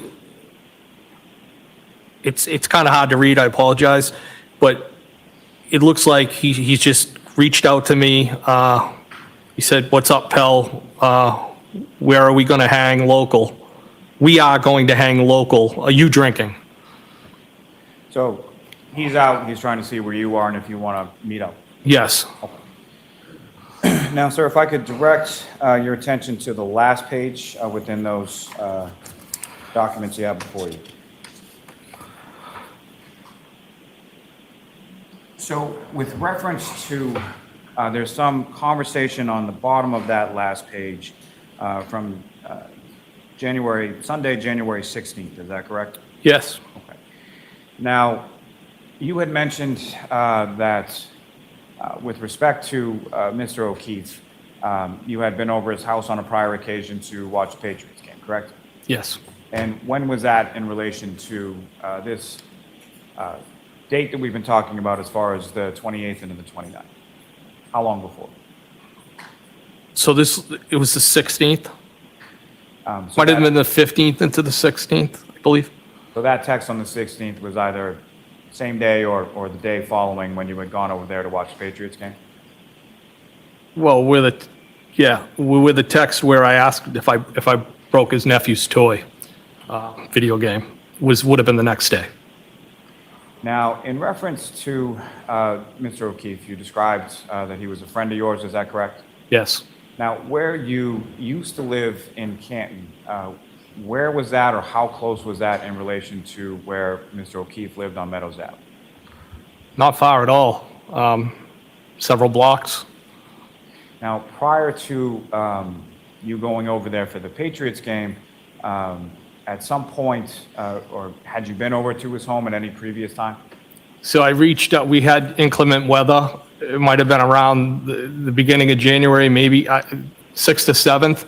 And I shot him a text and said, do you want me to clear the driveway for you? So using the same plow that you were talking about before, you had offered to clear out his driveway. Yes. Now, on this occasion that you go over there for the Patriots game, prior to that, had the two of you had any conversation or had you been invited to go over there with reference to football games before? Yes, a number of times at the hillside, I was asked, hey, we're going to watch the last half at the house. Do you want to come by? Things like that, yes. And had you ever taken Mr. O'Keefe up on any of those prior invitations to come by the house and watch it? No. And so on this particular game, do you recall why it was that you took him up on it this time and went over? Well, I felt bad. I had never been over there. I've been asked repeatedly. I knew it was probably going to be the last game for the season. And I had also independently got a text of an invite from John himself and then also from the defendant independently. Now, in reference to you thinking it was going to be the last game of the season, do you recall, was it a regular season game, playoff game? Who were they playing? Do you recall any of that? I think it might have been the Bills. I don't know if it was the playoffs or Come on, Lally. it was just another game to me, but I knew it was probably going to be the last game. And so if you recall that evening, about what time was it that you stopped by Mr. O'Keefe's house? Oh, it was like just before the game ended, not long after. So pretty far into the second half of the game by the time you arrived. Oh, yeah. And in addition to Mr. O'Keefe, who, if anyone else, was at the house when you left? So stupid. Such a stupid I believe Chris Curran and his wife might have been there at one point. I think maybe the wife left, but he stayed. I believe maybe Mr. Curran, never met him before. I think they introduced him as Mr. Curran's brother. And then John's nephew. And I don't know if his niece was there. She might have been in the other room. And the defendant, Ms. Reed, was she there as well? Yes. And as far as the Currans are concerned, are those people you're familiar with, and how do you know them? Again, the hillside. I met them there, and I believe through John O'Keefe. How well did you know them at that point? Not very well. Now, you mentioned that John's nephew was there. Had you ever met him before? No. And what, if any, interaction did you have with his nephew while you were there? I'll allow it. We were playing video games together. And so the text, if I could direct your attention back to the text communications before you with Mr. O'Keefe on that last page. Specifically, there's text that exchanged between the two of you on Sunday, January 16th, correct? I see the text. That's about 9:30 in the morning, is that correct?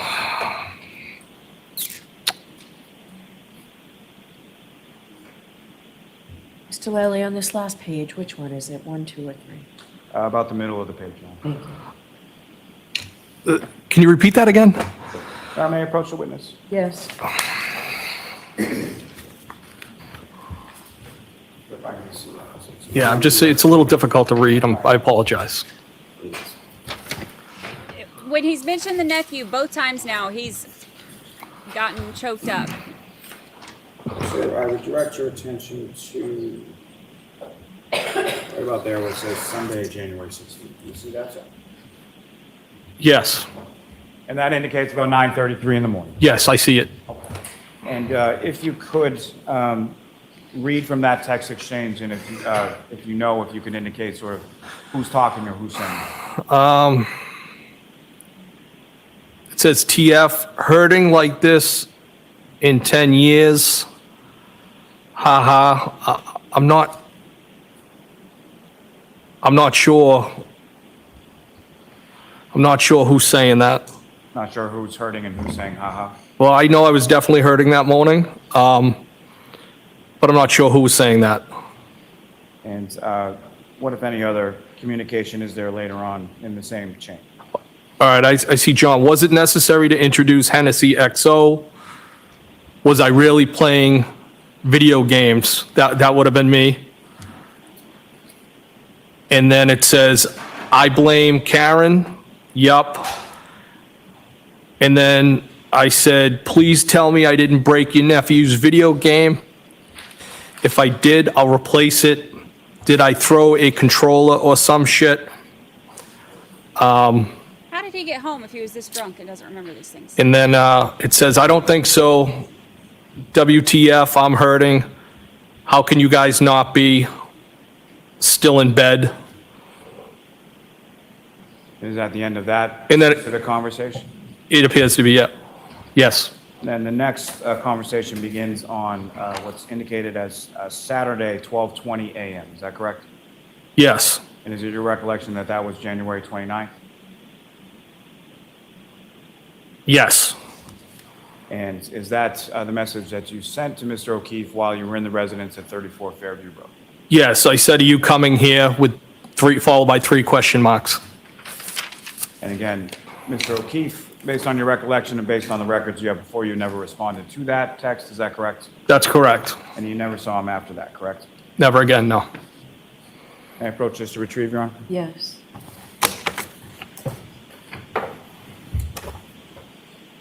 How do they drink this much and then drive around? I don't understand. And may we approach? Yes. Jurors, feel free to stand up and stretch. I'm a little bit concerned for the town of Canton. I like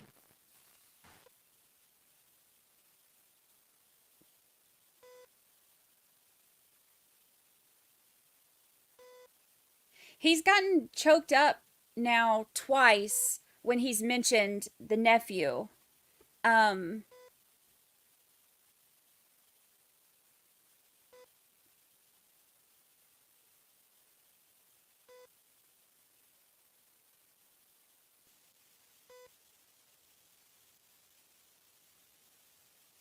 But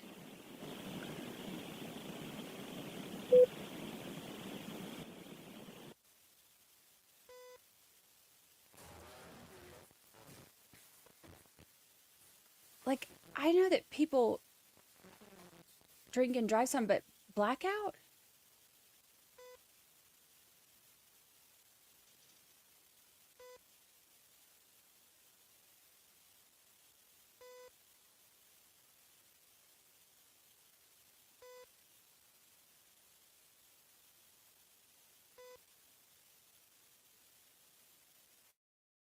Ah, what happened?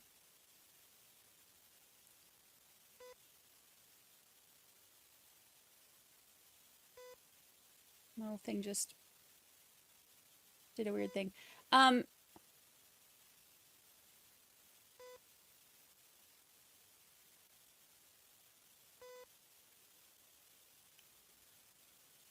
Everything is pretty close there in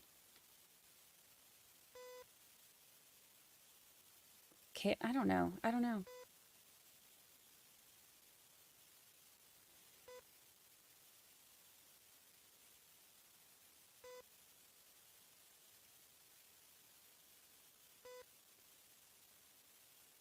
Tina says, born and raised in New York, we drove drunk during snowstorms, young and dumb.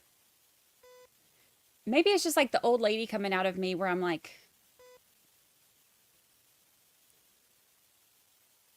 well, I mean, they're around more, they're close to my age. I think they're all, aren't they all like mid-40s?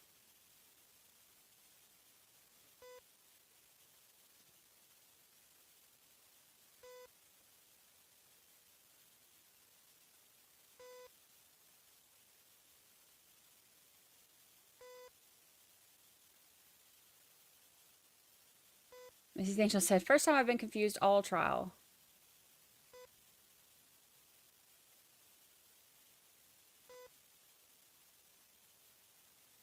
Linda, you have to leave at 11. Guess I'll miss cross. Oh, man. You can be on replay crew with us.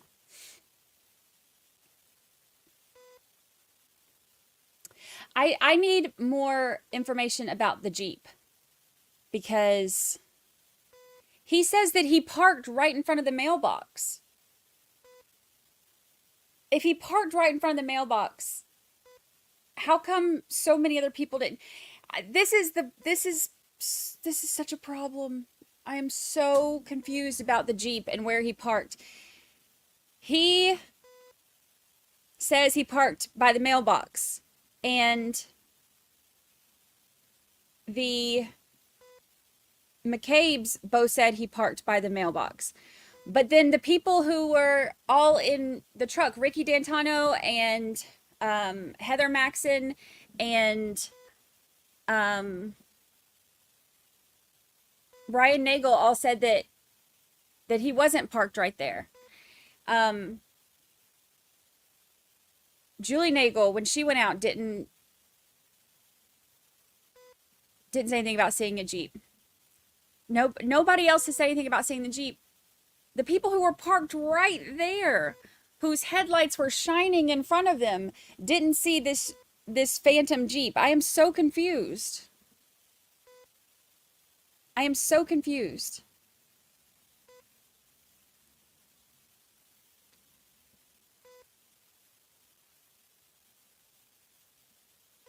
I need the Jeep to make sense.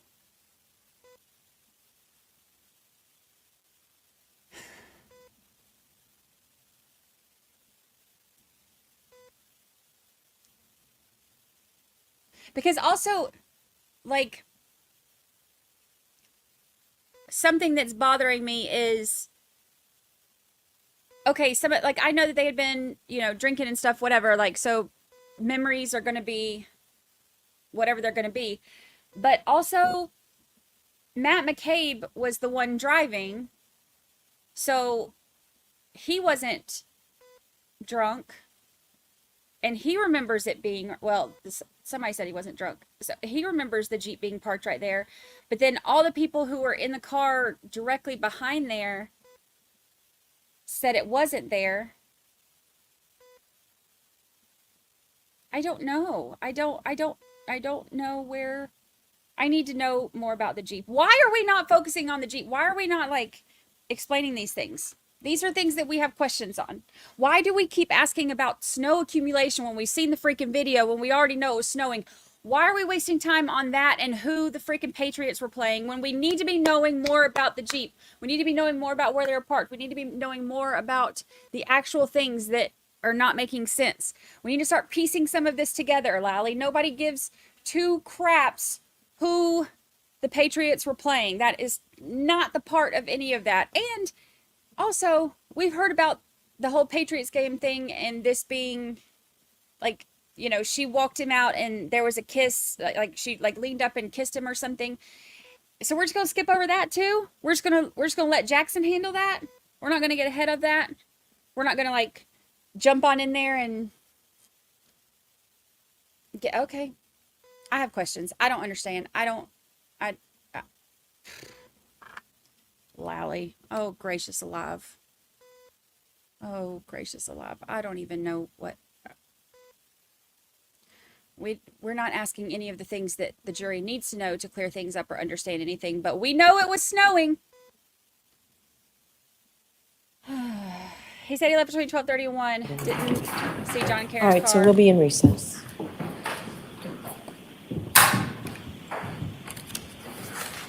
Thanks.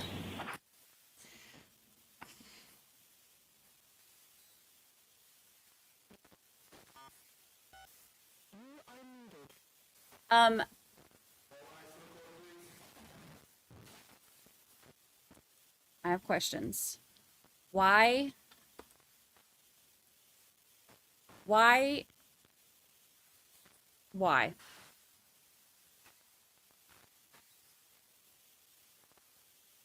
Fan cam. Will not be finishing this witness today. If you could, I know she wants to finish this witness today, and she made that very clear. And Jackson was like, you know, we'll try. And she said that they want to finish today for, it'll be best to finish him all today for multiple reasons. Don't know what those multiple reasons are.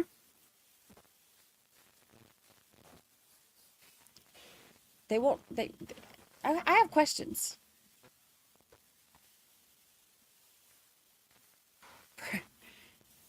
Brainy's questions, why? Why? Why? Explain it to me, why?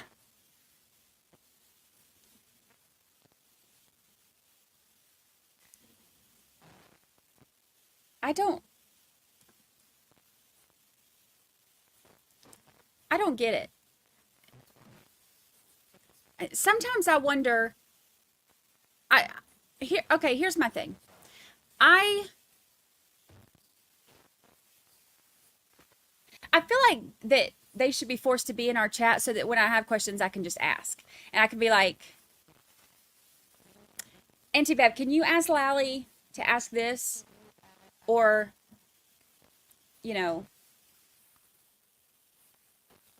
or like if Bev's busy, then even like, you know who would be a good one? The tech dude. The tech dude's just sitting back there on his laptop. If we could get him in chat, and it could be like, I could tell him like, hey, tell Lally to ask this. Or like, and he could just like write the question on like a paper plane, and or just if he's the tech dude, he could just make it show on the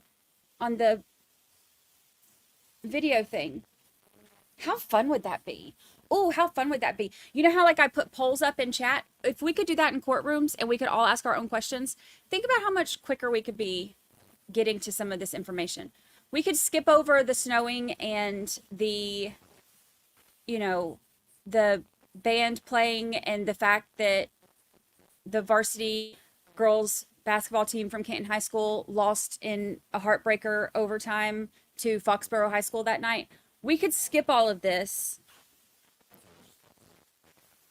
and get to the stuff that actually matters. That's what I want for my birthday, y'all. Somebody make that happen. Could you imagine if Massachusetts allowed jury questions? The jury would school out. They would. I feel like they would ask much better questions. I feel like they would ask much better questions. Can we set up a big screen in the courtroom with a rolling chat? Yes. And then like every once in a while, like when they see a question they want, they can just like, you know how like I put the comments on screen like this, that we could have somebody in the courtroom doing that. And they could just put they'll see it and they'll be like, this is a good one. You know what? You know what? That, you know, Proud Dog Mom 40 whatever has like, you know, oh my gosh, I just said Proud Dog Mom 40 whatever, and I was given stuff, and then I look up and then I see Renee Proud Mama 4. I was making up a screen name as I went, and I almost said your screen name, but like they could say, you know, for example, Renee Proud Mama 4 has a question for the defendant, and then or for the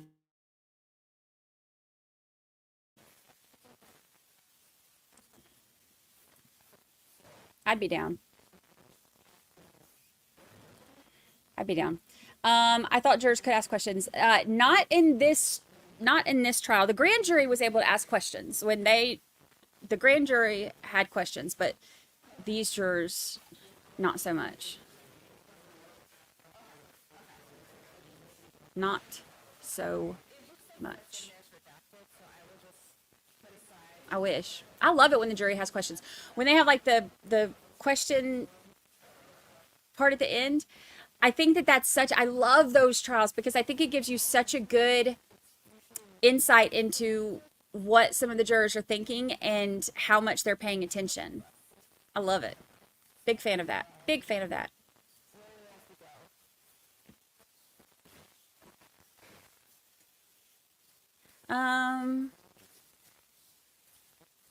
Why were some people saying prior to Higgins testifying today that he flipped?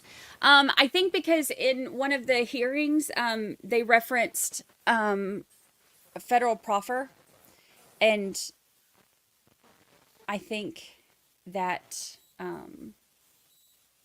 that is what brought all that on. Hello, court reporter. Jurors can't ask questions in normal court. I know. There's been a few that they're allowed to, like after the witness is dismissed. Or not before the witness is dismissed, but after the attorneys are both done. Like before they dismiss the witness, they'll there've been a few. I can't remember which. I don't know if it's states or counties or how they decide that. Which was the one that we liked the judge so much and we were really impressed by the jury's questions? I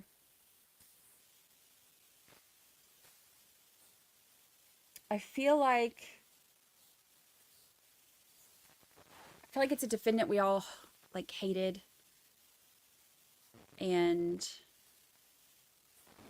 who was it?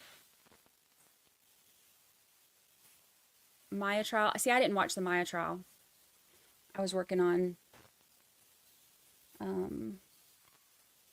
podcasts during the Maya trial. And then Letitia. They had questions in Letitia. Yep, that's what I was thinking. That's what I was thinking, because I was like, I remember we all hated the defendant. Letitia. Oh, Letitia. Oh. Shabusiness. They didn't ask. Shabusiness always gives me Letitia vibes. They didn't ask questions in that one, did they?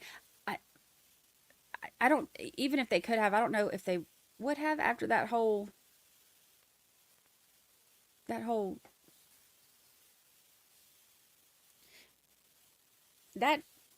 trial lost me when they started talking about adult toys. I got super embarrassed and couldn't get words out after that. Yeah, Letitia asked jury questions. I remember that now. It's weird because some of these trials will all run together, and I can see in my head like the setup of the courtroom and the judge and stuff like that sometimes, but then can't remember who was who. Yeah, Letitia is where I had my blanket for it. I kept hiding under my blanket because all that private business talk, all that bedroom talk, it's too much. Too much. Did Higgins say he said something flirty or text something flirty to KR? Yeah, his flirty text, he said, was, well,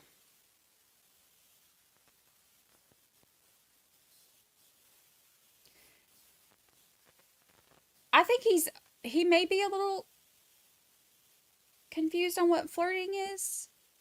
We'll have to see the rest of these texts because to me, and this is just me. I mean, it's been a hot minute since I've flirted with anybody, but to me, saying well is not a flirty text. I think that whole situationship between him and Brian Albert at the waterfall was flirtier than that text, but I mean, what do I know? Linda, have a good afternoon. We will see you on the replay crew. Do you think that he gave all his texts to them, or will Jackson have more texts? Well, Jackson can't have more texts because Brian Higgins got rid of his phone too. We don't know the full story, so I'm sure we'll find out. But he's the one that they said in one of the pretrial hearings that he took his phone to the military base to get rid of it when he got a new phone. There could be a very reasonable explanation for it. I'm sure we will hear about it. Melanie says he was hoping to get with Karen. Surprised she showed up at Waterfall with John. Yeah, we've heard that their texts were flirty in nature. So I was expecting like some spice. If that's the spice that, like, if that's all the spice they got, that's not, like,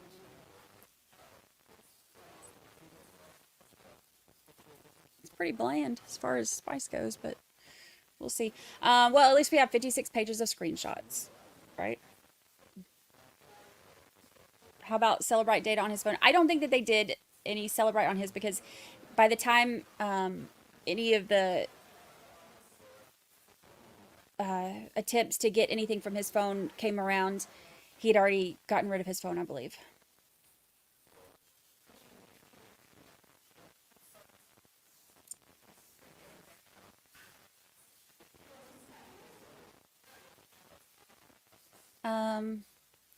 I also heard she hung out in his apartment with him one night too. Yeah, I can't remember. I believe that was in, I can't remember which document it was in, but it said that she had been out with her friends one night and had stopped by his place or something. So I've been expecting to hear, like, you know,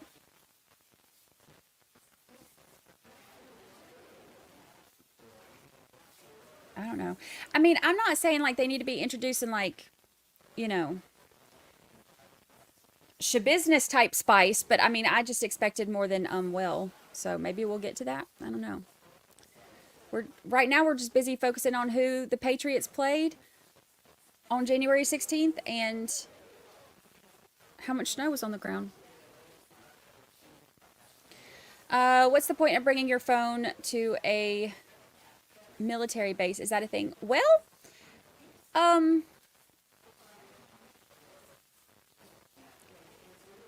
there's no, like, local and state police don't have any jurisdiction there, so they can't, like, search anything there. But also with him being ATF agent, you know, maybe like whatever he had on his phone was needed to be disposed of, you know, real carefully, securely.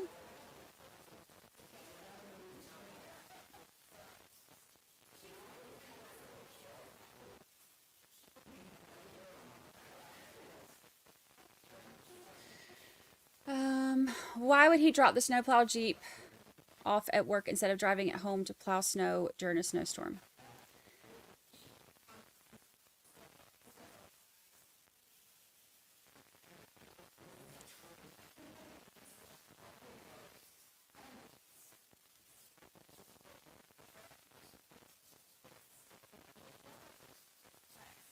Well, that's gonna be my new pickup line. Just joking. I avoid.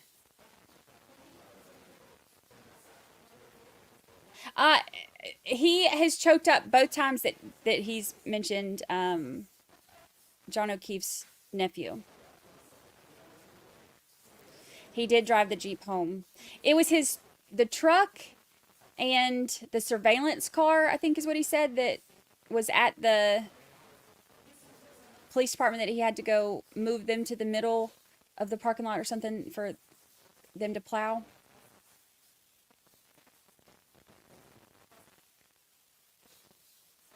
I don't know what kind of surveillance car. which like, okay, that's fine. That makes sense. But that's not what's concerning me right now. What's concerning me is where he parked that dang Jeep. And how come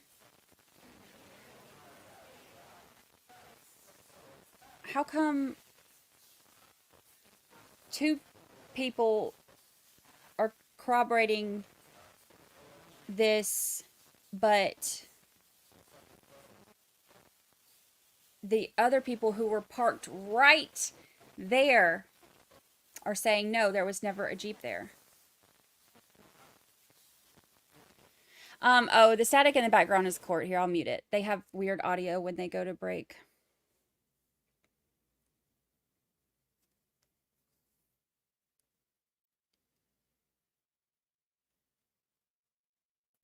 Where's the video footage of him moving the cars? I'm sure they would have it, right? I mean, Canton Police Department has cameras everywhere, right? Well, they're motion activated, and some of the motion apparently doesn't activate it because they were missing video that was motion activated. I don't know. This whole thing is...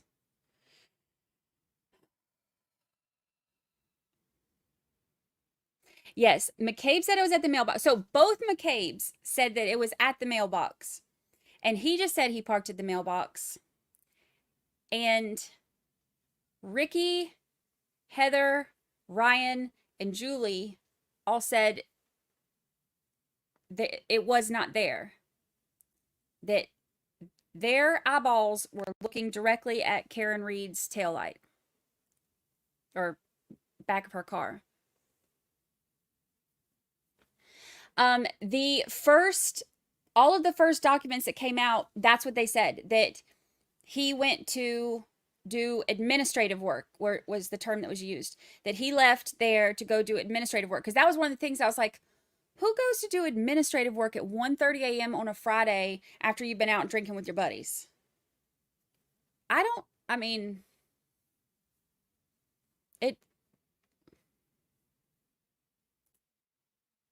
Amber C. member for 10 whole months. Do you know when the Jeep was first noted in statements? I would have to look at my timeline, but not any time in the beginning, because everything that, well, first of all, the very beginning stuff didn't mention Higgins being at Waterfall or any of that. It, like, when it came out that he had been there at the house, we still didn't have any information about him being at Waterfall. And then as things progressed, it's like the statements would have like more little bitty tidbits of things here and there. But as far as him being parked by the mailbox, this has all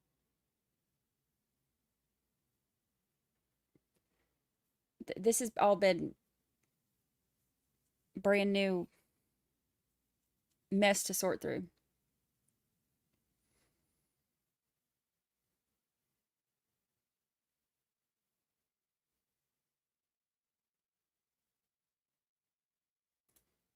And Ryan and Ricky would have no reason to lie. Yeah, I mean, and Heather too, like none of them have any, like, they ain't involved in, anything to do with any of these people. Like, and think about if you're pulled up and your headlights are shining right in front of you and you're given specifics on, and one of them even said, like, yeah, I remember because there was the taillight here and the taillight here, and then there was like a thing in the middle, and you ain't gonna see that looking at the back of a Jeep. And it's not like you can mistake the back of a Jeep Wrangler for the back of a big old Lexus SUV. I don't know. It...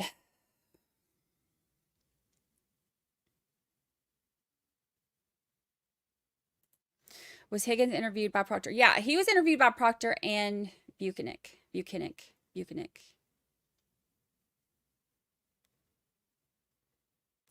I wonder why the medical records thing came in yesterday. Why would they need Higgins' medical records? I'm very interested to find out. I have heard a bunch of different theories on it, and I don't know.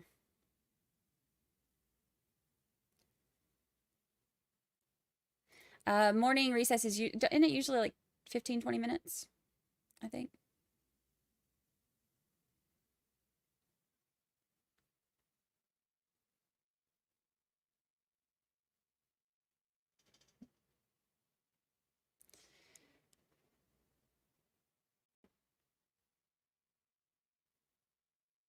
Wasn't it 18 months before Ryan and Ricky were interviewed? Ryan was interviewed pretty soon after. I think he was interviewed within within 2 weeks. But Ricky and Heather were not interviewed for like 18 to 21 months, somewhere in that vicinity. But Ryan was interviewed at a decent time. I mean, compared to everybody else. We need a Jeep timeline. I have questions.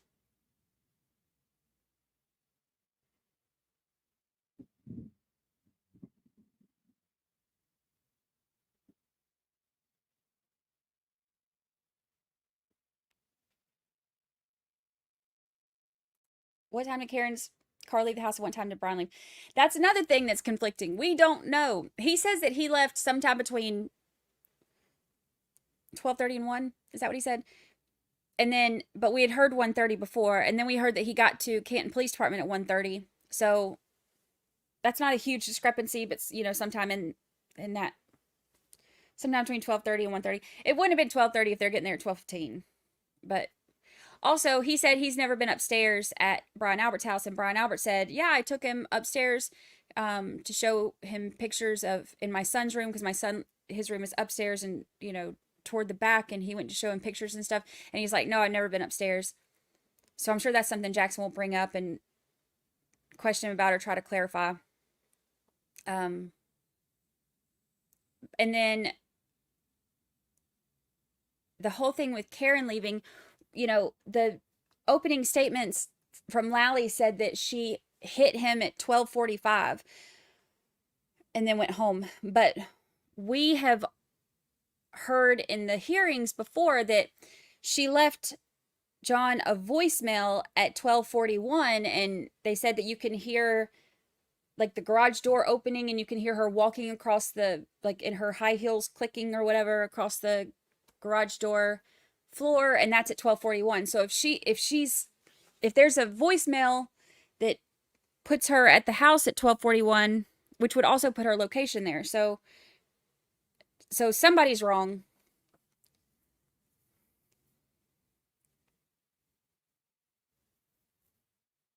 Somebody's wrong. I don't know.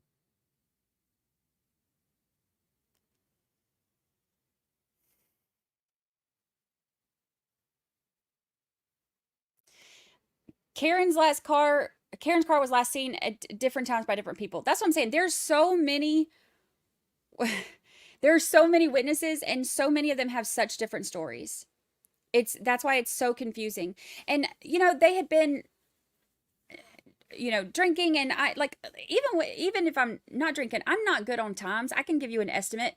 So some of that is going to be totally normal. The problem is when you have a very specific time that you're trying to narrow down with something like this, and you have 40, like 50, 11 people giving you different times of different things, then you really don't know. So all they can do is go by any of the data, and they haven't given us the data. They're like, hey, instead of giving y'all what we know, let's bring in everybody who has ever stepped foot in the Waterfall Bar and Grill and have them tell you all of their conflicting times so that you can stay guessing and wonder and try to piece it all together. And then we'll bring in the data for you.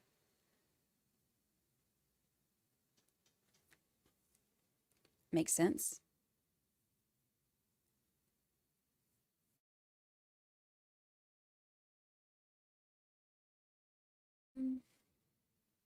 Oh, hold on. Hold on. I have to swap my internet just did that thing again. Hold on. I've swapped back to my.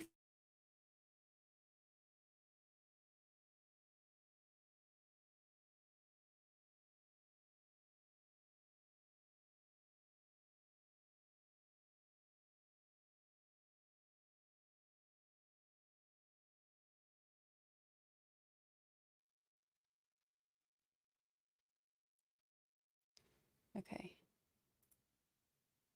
Does that do that at the same time every day? Swap it over to the other Wi-Fi instead of my fiber. I've been noticing that lately. Okay. Anyway, sorry. Had to fix it. Otherwise it'll start dragging. Is there CCTV footage Karen went back to the home? No, it's deleted. And so the prosecution is insinuating that Karen deleted it. The defense is insinuating that somebody else deleted it.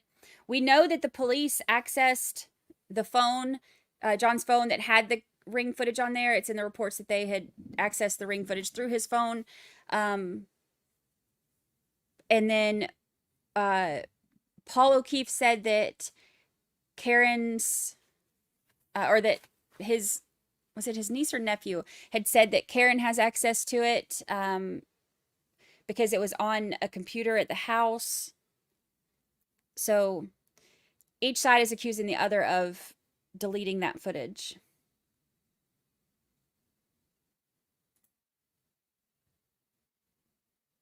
Just like everything else in this case, both sides are looking at the same thing and giving totally different versions of how it happened. Who was it that went upstairs to see the dog? That was some of Brian Jr.'s friends that to see the dog. But Brian Albert Sr. said that he and Higgins went up there. He took him to his son's room to see pictures. I don't know. Shouldn't there be a record of when it was deleted and on which device? I would think so. I know that they did a motion to get those records. The defense filed a motion to get all of the everything they could from Ring. So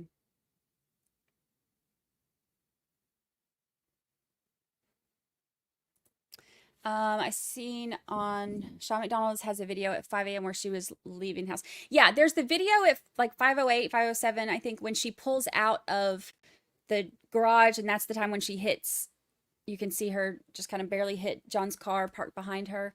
But the video of her getting home, it's not there. One thing that still bothers me is why wouldn't John's garage door shut? I am still not sure. They have made it a point to bring it up multiple times. And we heard that Carrie Roberts said that she did not remember if it was open or closed when they got there, but she said that when they left, it would not close. And Mike Camerano said that it wouldn't close, and he thought that it was because the snow was doing something to the sensor, so he, moved some of that, and then he said he ended up having to pull it down manually. I was asking if Ring cameras, like, have anything to do with it. Snow has anything to do with it. I don't know. So we haven't heard that yet. I'm sure that they brought it up a couple times, which means we're going to hear more about it later, but I assume. But with Lally, you never know. He's so focused on the damn weather that we don't hear anything else. Maybe she could have left a message on his phone to cover up her tracks. Okay, but the problem with that is if they're saying that she hit him at 12:45 and that voicemail was left at 12:41, then she would have had to have left a voicemail and somehow faked the sound of the garage door and her heels and stuff like that while she's sitting in the car with him 4 minutes before she kills him. So the timing is the biggest problem in all of this with him saying 12:45, unless he just said the wrong time, because before it wasn't 12:45, before the theory was 12:25, but that one didn't work either because Ryan Nagel was parked behind them at that time. So whatever their time theory is, they're having to kind of work around the data that they have.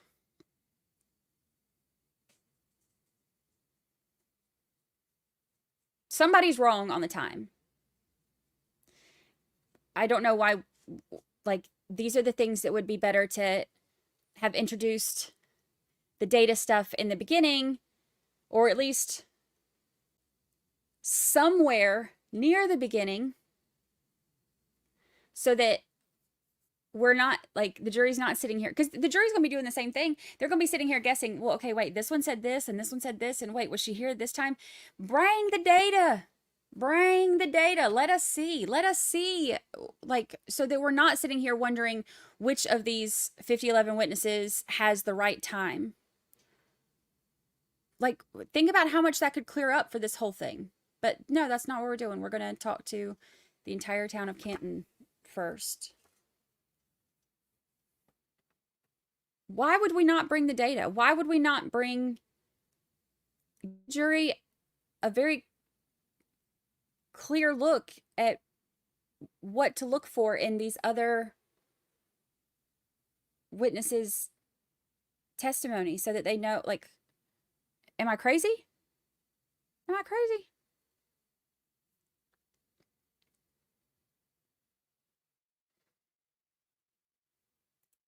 I'm surprised Jackson team isn't doing a visual timeline on a whiteboard. Oh, I'm sure they are. I'm sure they are. I know that defense team is very visual. Wait, this just said, hold on. Hold on. Look. The closed captions, whatever's picking up, said, Happy Wheel Life Church Indians living in Europe.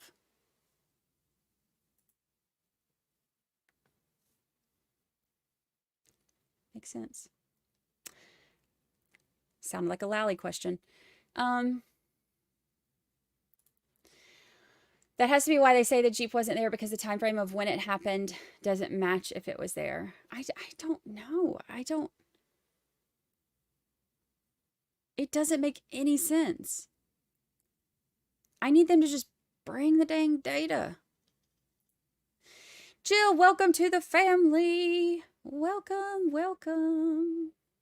Here, I'll show you my, I'll show you mine if they show me theirs. See, that was more flirty than, well. All right, I'll show you what I got on here. This is on that sheet I have. I organized everything, like the data that we have. So like the start of Friday night, and then I have it kind of broken down. So these are like all the data times that we have. The blue stuff is stuff that has come in through testimony. The black stuff is stuff that was in like previous court documents and filings and stuff like that. But like this is, you know, they all had their separate gatherings at CF McCarthy, and then this is what happened while they're at Waterfall, and then driving to Fairview, and then these are the steps. So this is the conflicting data because it says that, you know, there's data points on where they're at, but this is showing that he took, you know, 80 steps and then 3 flights of stairs during this time. The GPS says that, like their GPS data points that they plotted with the phone app or whatever, Trooper Proctor and Gorino, said that the John's phone stopped in the area of the flagpole at this time, and then the final data point that was mentioned is at this time, and then the conflicting info during this time frame too. Like, okay, was she still out in front of the house, or was she leaving her voicemail from the garage? And then the party ends, everyone back home. These are all of the darker pink is Jen McCabe's watch, and then the lighter pink is her phone. So this is them back home and activity and stuff, and this is the how long to die in the cold search. This gray is when the time frame when it's estimated that they saw the Ford Edge parked right where John was found. And then everyone's back home. So this is when Karen wakes up and then wakes Jen up. This is when she leaves John's house and then she drives to Waterfall and then to Jen's house. And then she picks up Jen McCabe. They drive to John's, and then they're at John's looking for him, and then they drive to Fairview. And then this is everything after they arrive at Fairview. So all of the things. And then the blue is when the officers are arriving. The red is when ambulances. And then you can kind of match up, like, you know, his steps. Matching up, using this and matching up his steps and his information is how I figured out that Carrie Roberts is the one who picked up the phone. Which was a guess, but I was right about it. Chrissy Bacon, member for 10 whole months. Bev will be rushing the defense this afternoon. Yeah. She doesn't get to. She doesn't get to. That's not a fair...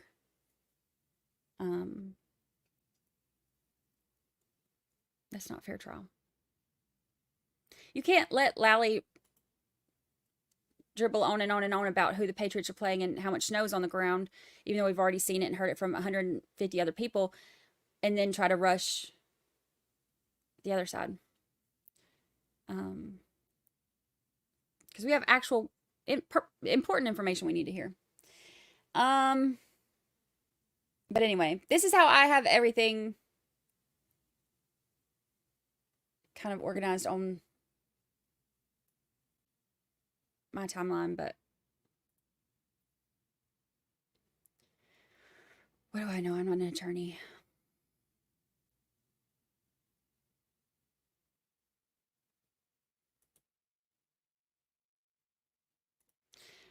People keep asking how Karen would know that was John. She was literally calling him so she could have heard it.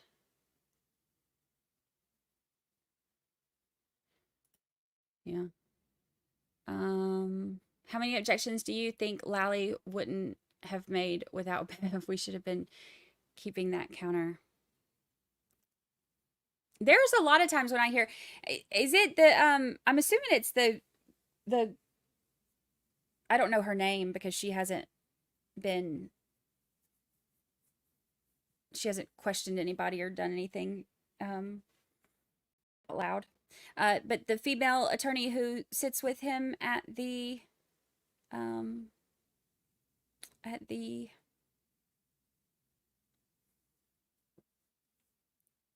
prosecution table. I don't know. I've heard a lot of people say that it's Bev. I assumed it was her, but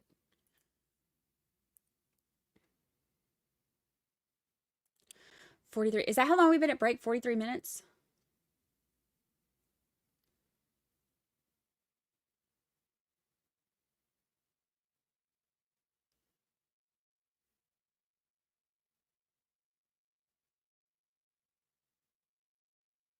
"84 years. Free Lucy. How many likes do we have? Oh, I said that, and then she just got up and walked away. I was about to give you Lucy Cam, and she just got up and walked over here. As soon as she comes back, I'll give you Lucy Cam if we have enough likes. Let me see how many we have. Lucy ain't free, y'all.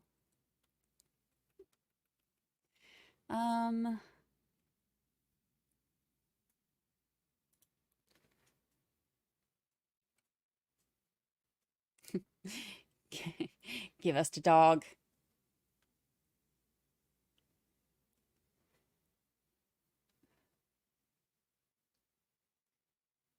Goodness gracious.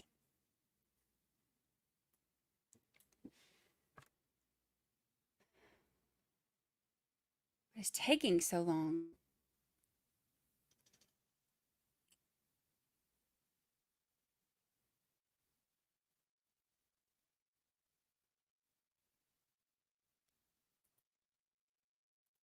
I'll give you beach in a minute too. We have 740. And we have 16. We have 1,600 people in YouTube chat. We have 3,000 in X. And we have 4 in Facebook. All you people from X, come into YouTube. That way you can do our polls and stuff too.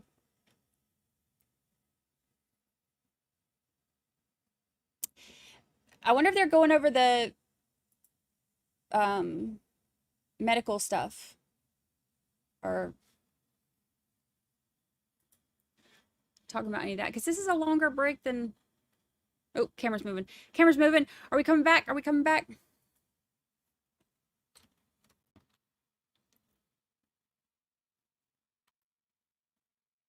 Oh, yes. So while the jurors are coming in, why don't I see counsel?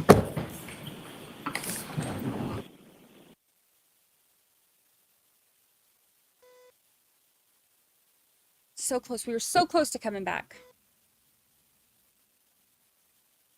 So close.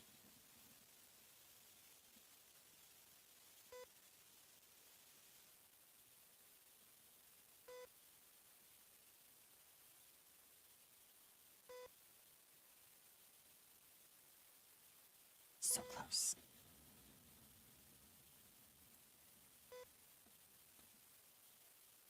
Bet they had to do rejections. That could be it.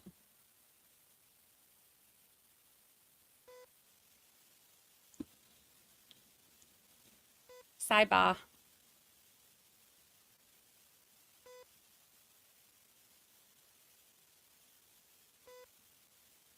This is not a normal break, almost lunch. I mean, they've been gone a hot minute. For sure.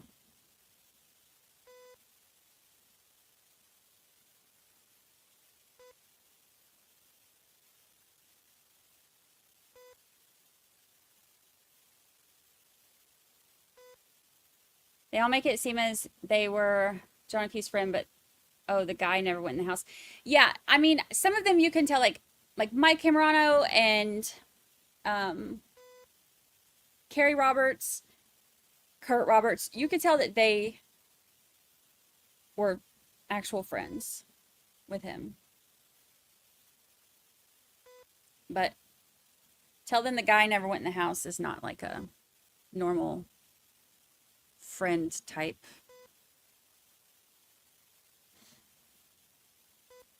deal.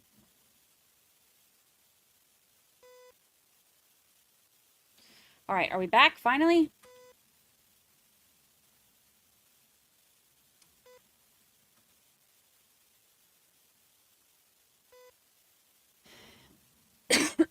Yeah, it sounds like hospital beeping. Goodness, I've become the court coffer. Why emotions with the nephew? I'm still not sure yet.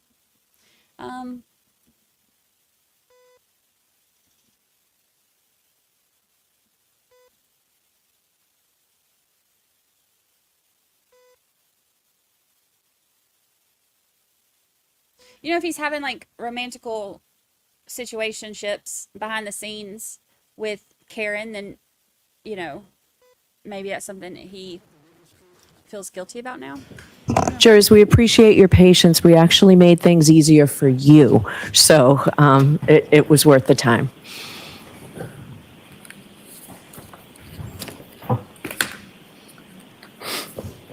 Okay. Just be mindful to step up. Jurors, this is for you. Yes.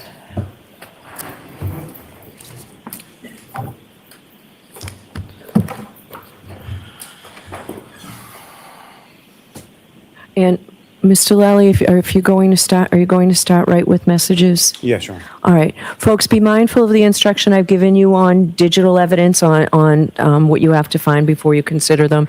Also, I want to tell you that what you're going to hear or see is testimony about certain statements allegedly made by the defendant. You're to view those statements solely for the limited purpose of the defendant's state of mind, as it might go to the nature of the relationship with John O'Keefe and potential motive. Okay? Here we go. All right, Mr. Lally, go right ahead. Thank you. All right. Your Honor, may I approach the witness? Yes.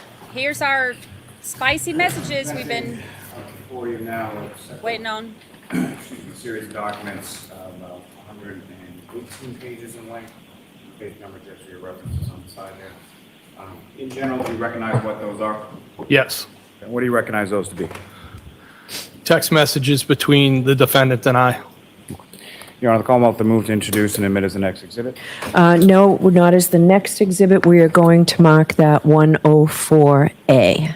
Thank you, Your Honor. Yes. 103A. 103A? That's my understanding. I think the others were marked 103, so it should be 103. John O'Keefe's texts were 103. My mistake. So it's 104A. And jurors, you'll have both Exhibit 104 with you that was a little bit difficult to read. What we've taken all this time for as counsel was great to work out a form that is much clearer for you to be able to read, and that will be attached or right with Exhibit 104. Okay? Thank you.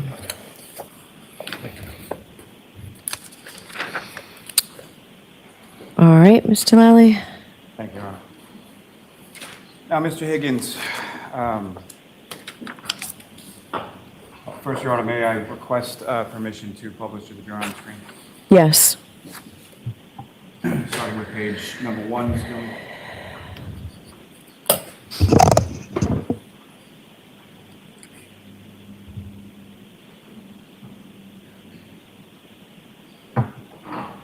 Now, Mr. Higgins, what's up on the screen, is that what you have before you as Exhibit 104A? Yes. And as you just mentioned, these are text messages between yourself and Ms. Reed, is that correct? Yes. And on what dates did you first receive any communication from Ms. Reed? January 12th, 2022. And prior to that, had you had her number, or did she have your number as far as you were aware? No. You had never communicated to her via cell phone or any other means prior to January 12th, 2022? No, I had not. So initially, you received a text on that date from an unknown number, is that correct? Yes. And from the text before you and what's up on the screen, as far as there are gray bubbles on the left, blue bubbles on the right, which is you and which is Ms. Reed? The blue bubbles would belong to myself. So the other bubbles would be Ms. Reed, is that fair to say? Yes. And so that initial communication you received on January 12th, 2022, that's about 8:27 p.m., is that correct? Yes. And what was the content of the message that you received? You want me to read it? Yes, please. Hey, Brian, it's Weed Whacker. And how did you respond to that? Question mark. And if it's helpful to you, sir, if you can't see the screen sort of from where you are, you can read along in the exhibit before you. Okay. Now, as far as that communication is concerned, is the weed whacker, what, if any, meaning did that have to you? Or So ultimately, it was based off a interaction with the defendant, kind of a nickname that she adopted. And how did that nickname sort of come to be, or what, if anything, transpired between the two of you that led to that? So I was leaving, I believe, my residence one day in Canton, traveling down Pleasant Street. I saw the defendant along the side of the house on the Pleasant Street side using a weed whacker, and I gave kind of a beep of the horn, and the defendant gave me the finger. So I realized that she clearly must not have recognized me possibly because of what I was driving. I was in my work vehicle. So I spun the vehicle around, and as I pulled up to roll down the window, she said something to the effect, "Get the fuck away from me. My husband's a Boston cop." And then I rolled down the window more, and she clearly recognized me, who I was in that vehicle. And did that become sort of a recurring theme in subsequent conversations that you had with Ms. Reed? Yes. Now, sir, if I could direct your attention to page 6 within that exhibit before you.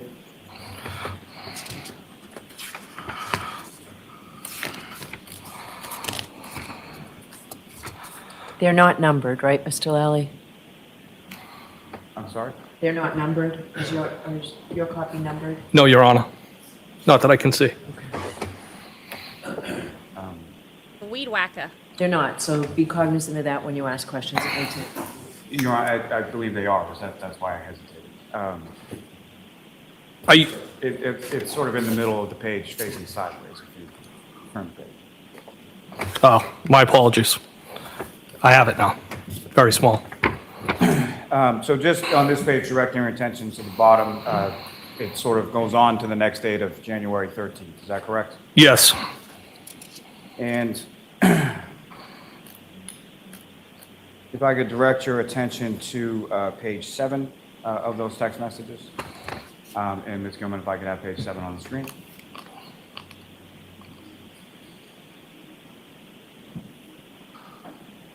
And sir, if you could read from page 7, and if you could just indicate who's speaking and what is being said in this communication.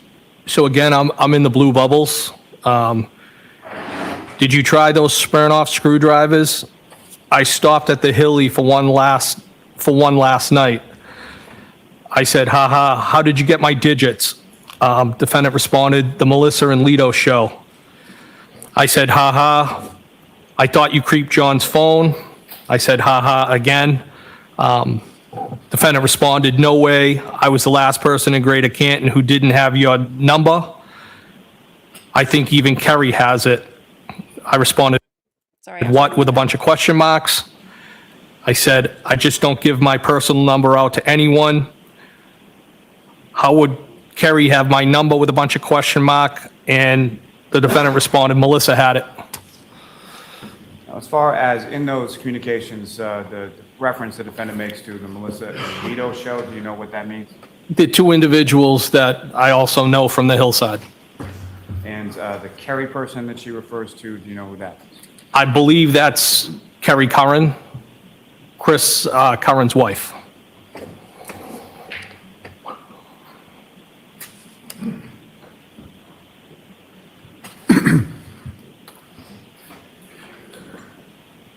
Now, if I could direct your attention to page 9.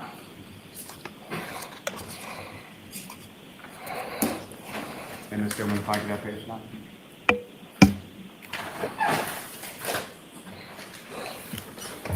And again, sir, if you could read from page 9 as far as that conversation goes and just indicate whom is speaking at different points. Okay, so the defendant said, I'd prefer a weed whacker. I responded, that's the thing about nicknames.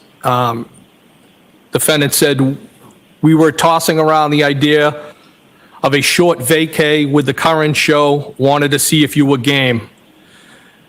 I responded, you don't have a say. And I believe I was referring to nicknames. And I said, vacation where? Defendant responded, I know. They need to happen organically. I'm the queen of nicknames. Was just going to rent a beach house in, I believe it was supposed to say Fort Lauderdale. It's abbreviated. Something quick and easy.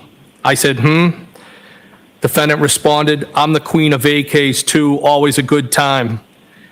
I responded, I'm going to Nashville next month, 19 to 21st, for a benefit. One of our guys got shot in the head. You guys should come. And as far as either one of those trips that you were discussing, do you recall any further discussion or any going on any of those trips? Well, I mean, I definitely went to Nashville for that benefit for one of my coworkers. There may have been more conversation about the Florida trip, but I can't specifically recall it. Now, sir, if I could direct your attention to page 16, and Ms. Gilman, if I could have that.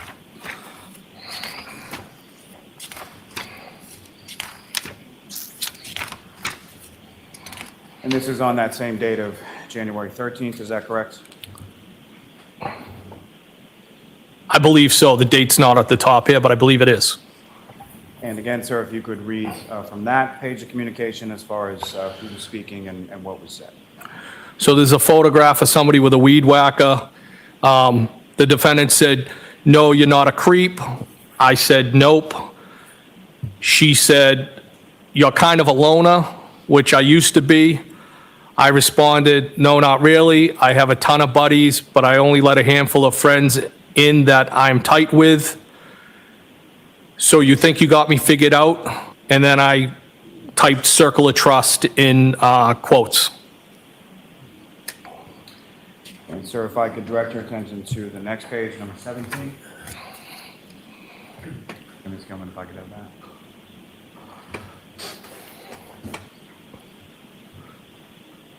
And again, sir, if you could read from page 17 as far as what is said and who is talking. So the defendant said, "Yeah, I said loner, not loser. I assume you know a lot of people," PPL, people abbreviated.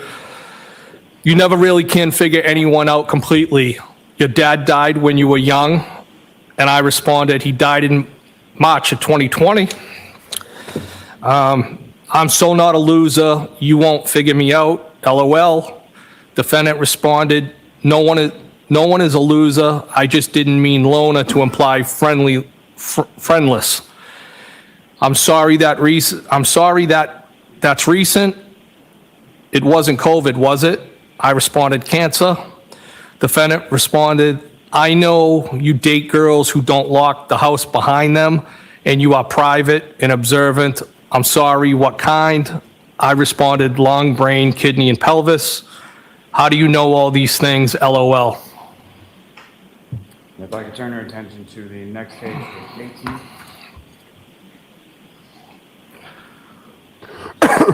And again, sir, if you could read from that.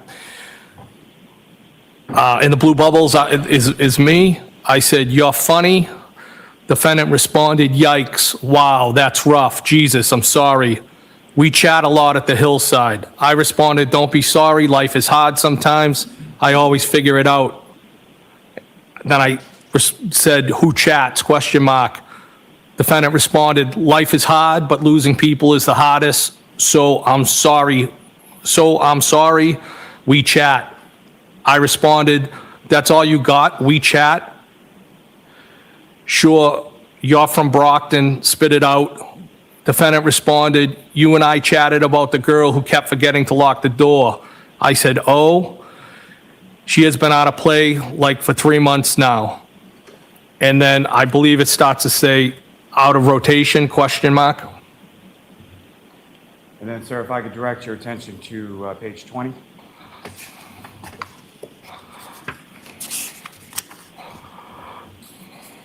And again, sir, if you could read from that page. I'm in the blue bubbles again. I said, "I just got a Saturday invite." The defendant said, "Did you say yes?" ? I said, "Not yet," with a bunch of periods, but did respond.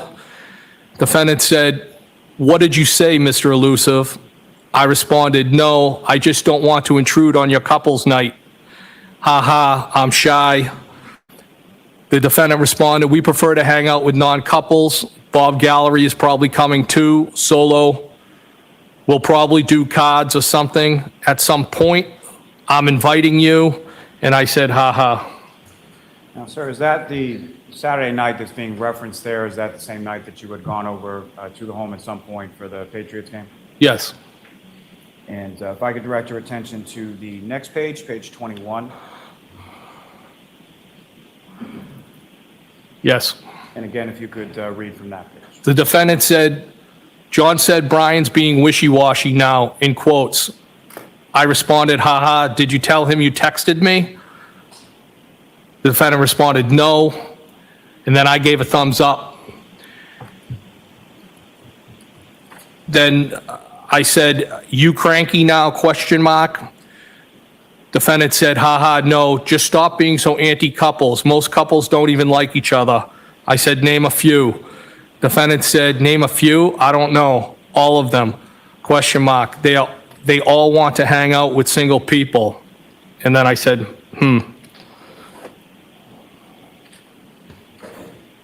Thank you. Sir, if I could direct your attention to page 26.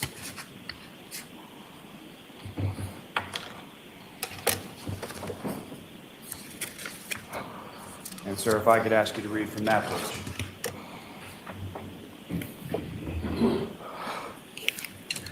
in blue is going to be myself again, foul ball. That responded, you stink. I said,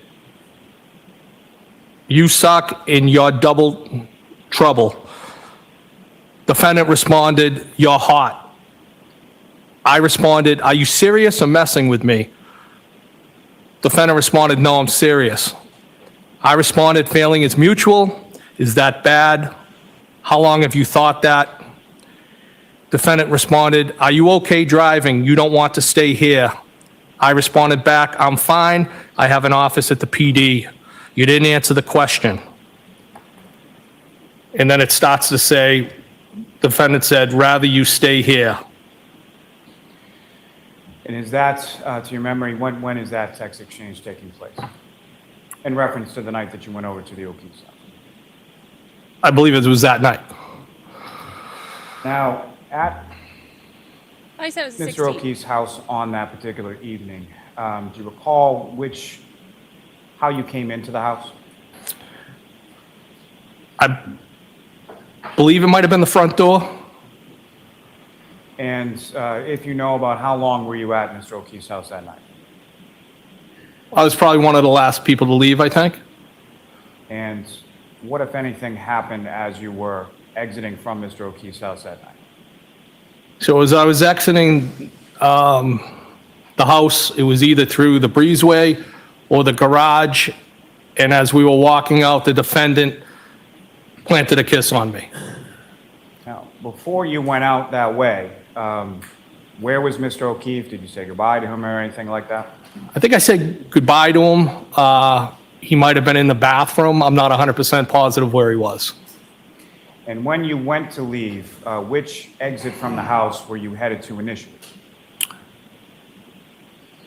Well, as I said, I don't remember exactly if it was the breezeway or the garage I was starting to walk through, but whichever way I started to exit, the defendant told me to go a different way.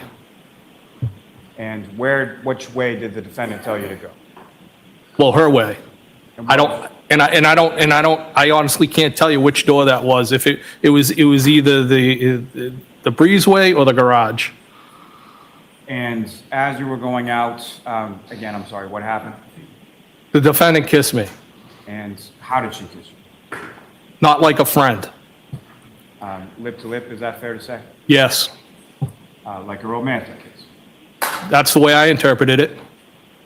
And were you still inside the house at the time that this occurred, or were you outside the house, if you know? Not sure if we had just got to the outside or not. It might have, I'm not sure if it was close proximity to leaving. And what was your reaction to that? I was taken back. Was that something that you were expecting? No. And about how long was it between when the defendant kissed you and when you left? Oh, almost immediately. Now, sir, if I could turn your attention back to the exhibit before you on page number 27. Yes. Again, sir, if you could read from that page and who's speaking. So I'm in the blue bubbles, and I said, I think you're messing with me. The defendant said, why do you think that? I responded, because this is so out of left field. Where did these feelings come from? Defendant responded, I just think you're like me. I said, meaning, question mark. Defendant said, do you have your own kids? I said, I have no kids. How am I like you, question mark, hello? And defendant responded, aren't we alike? I responded, I think so. So why did you get my number and reach out to me? And I think the defendant put a question mark on that bubble, I believe. Or I might have, I don't know. Now, that conversation as far as you asking her about why she reached out to you, how often was that question asked by you through the course of these text communications? Well, the extent of the actual communication via text between the defendant and I was between January 12th and January 29th when John passed. On the 28th and 29th, the 28th, I sent a text, as we spoke about before when we were at the waterfall. That text didn't respond. There was a text sent by the defendant to me the next day. So in that time period between the 12th and the 29th, there was 9 days that the defendant and I exchanged text messages. With that being said, those text messages, I don't believe, were every day, consecutive days. There was 9 days in between the 12th and the 29th. And so as far as that questioning, as far as posing to her, why did she reach out to you? Was that something that you asked once or more than once? Yeah, I asked it more than once, and during the pendency of this communication, I was basically trying to suss out what the intentions were of the defendant. Was the defendant interested in me? Was she at the end of her relationship with John? Was she trying to weaponize me against John and put me in the middle? There was numerous things that were going on. And that's what I was trying to vet out or suss out, or whatever you want to call it. But I was having a hard time accepting what was happening. And sir, if I could direct you to the next page, page 28.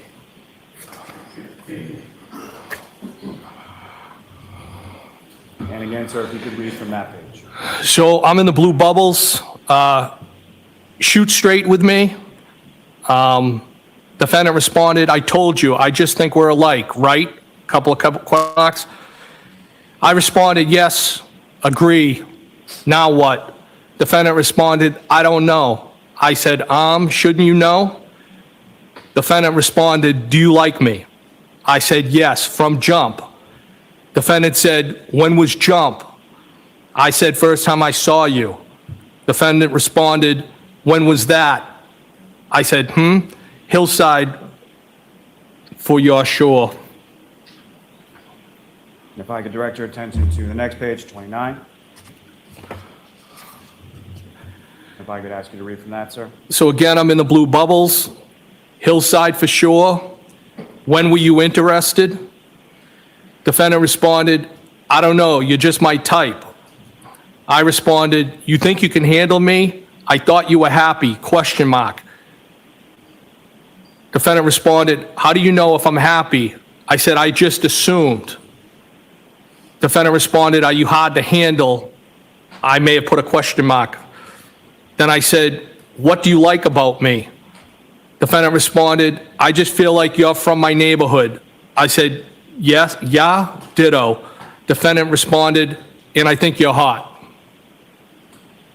And if I could direct your attention to the next page, page 30. If I could ask you to read from that, sir. I'm in the blue bubbles again. You really think that? I have always thought that about you. Defendant responded, what? I responded that you're hot, smart, witty, but I didn't think you were interested. Defendant responded, witty? I responded, yeah, meaning quick with a response. Tell me why you got my number and reached out to me. Defendant responded, just thought we were the same / from the same neighborhood. I responded, are you afraid to say what's on your mind? What's in your mind? And then I said, on. Defendant responded, no, didn't I? No, didn't I? Question mark. And sir, if I could turn your attention, to the next page, 31, and ask you to read from that. I'm glad I'm in the blue bubble again. I'm glad I stopped by. I should have come earlier. Do you really live in Mansfield? Defendant responded, yeah. I was basically begging you. I responded, you don't have to beg me. I meant to say beg. Defendant responded, huh? I said, I will give you what you want. How are you texting right now? Then I said, leaving me hanging. Defendant responded, no. I typed kids and then kinda. Defendant responded, how am I texting? And I began to say, is everyone asleep? As far as the communication from the defendant indicating, yeah, I was basically begging you, what did you take that to mean? That she wanted me to come over? And if I could turn your attention to the next page, 32. If I could ask you to read from that page as well. So it starts off with the defendant saying, I just wide awake on my phone. Yes, they are. I said, I should have stayed, LOL. So now what? Question mark. Defendant said, yes, you should have. I responded, that would have been distracting. So now what? So no, what? And then I said, now. Defendant said, now what? Question mark. I responded, balls in your court. Defendant said, what do you want? I responded, loaded question. What do you want? Question mark. Defendant responded, I asked you, exclamation point. I in turn said, nope, you initiated this. If I could turn your attention to the next page, 33. If I could ask you to read from that, sir. I said, spit it out. I'm in the blue bubbles. Defendant said, hey, we're single and we don't have kids. We can do whatever we want. I responded, don't you have a boyfriend? Question mark. Defendant responded, where are you? Question mark. I said, Canton. Defendant said, where? Question mark. I responded, my office is at the PD. Why? Are you going to Mansfield? Question mark. Defendant responded, where is that? I said, Canton PD. Defendant said, I have a house there from before I reconnected W. John. I responded, oh, I feel like you're not really saying what's on your mind. If I could turn your attention to the next page, 34, and ask you to read from that, sir. Defendant starts off and says, do you like me? Question mark. I responded, yes, clearly. Defendant said, come over my house. I responded, when? Question mark. Defendant said, when works for you?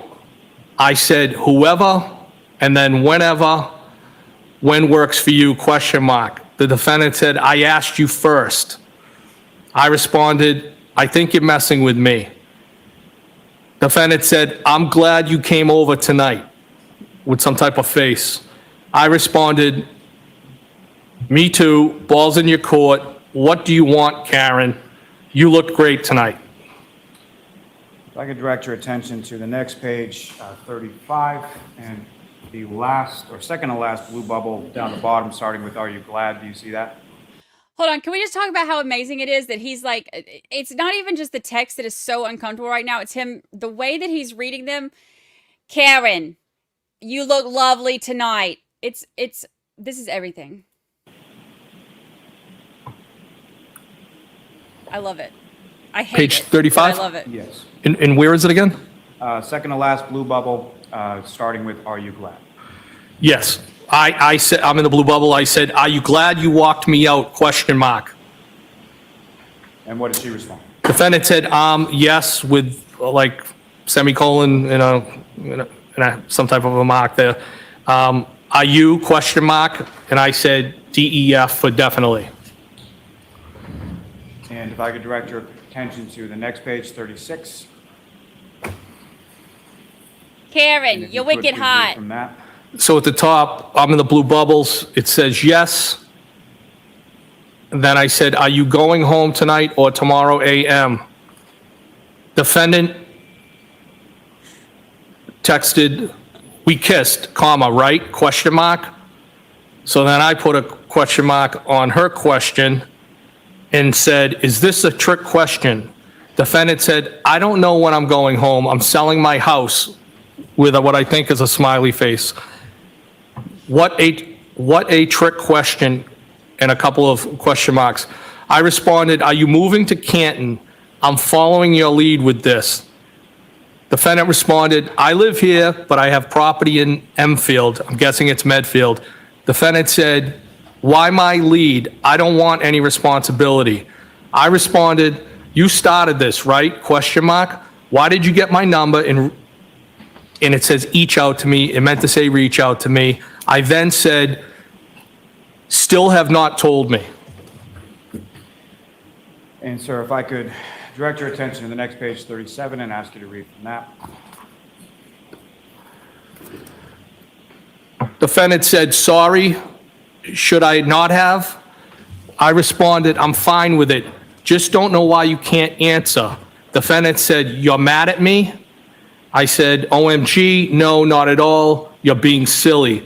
Defendant said, I told you, exclamation point. I just think you're like me and I'm attracted to you. And then she said, a lot. I responded, feeling is mutual. I just never saw this coming.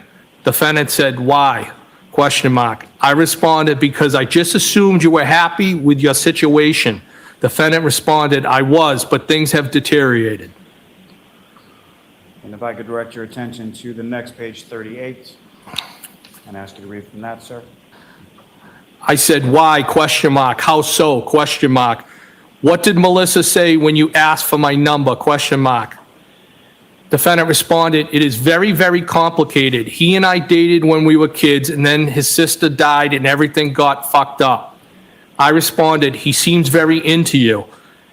Defendant responded, I just told Melissa that I had your number but lost it.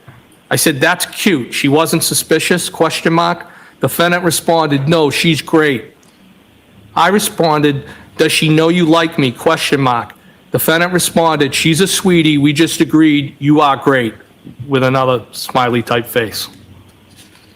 And sir, if I could direct your attention to page 40 and ask you to read from that.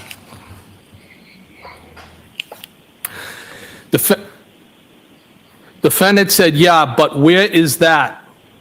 I have had all my shit here for a couple of years and my house has been vacant, but I'd like to get closer to the water. I responded, are you breaking up or staying together? Defendant responded, I don't know. He hooked up with another girl on vacation. I'm very close to his niece. It is a very fucked up situation. I responded, when was that and how did you find out he hooked up? Question mark. I don't want to complicate your situation. Defendant responded, we went away for New Year's, the four of us. I put the kids to bed and found him in the lobby of our hotel all over one of our friends. Whatever, it doesn't matter. I responded, it does matter.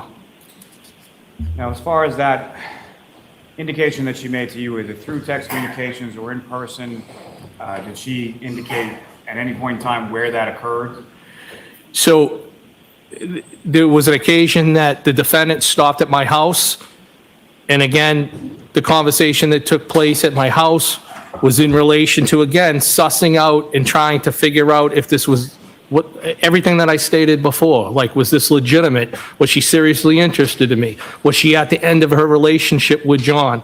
And during that, there was touch on that topic, and I became to realize, it was my understanding at that point that this incident took place in Aruba on New Year's Eve, based off the text messages and the conversation at my residence.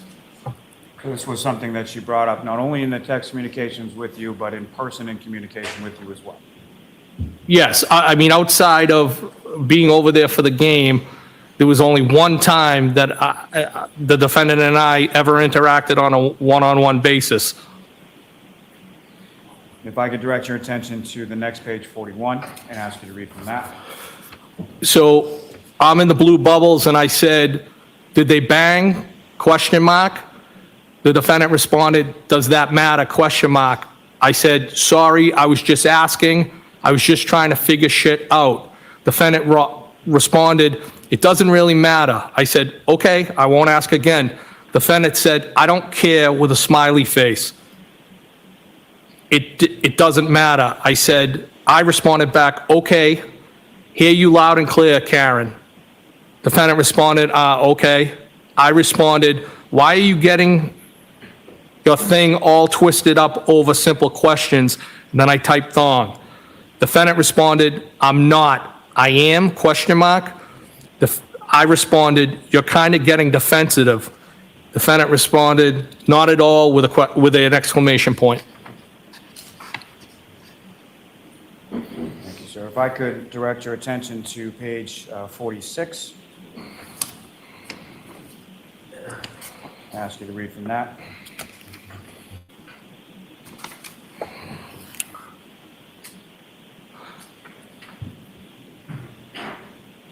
Defendant is in gray. She said, we did kiss earlier, comma, no, with an exclamation point.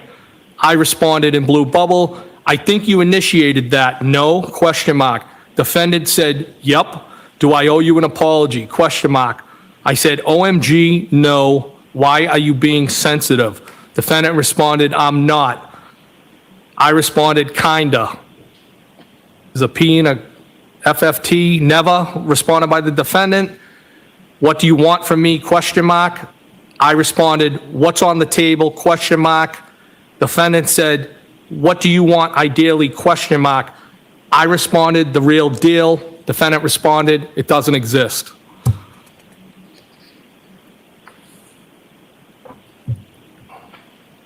Thank you, sir.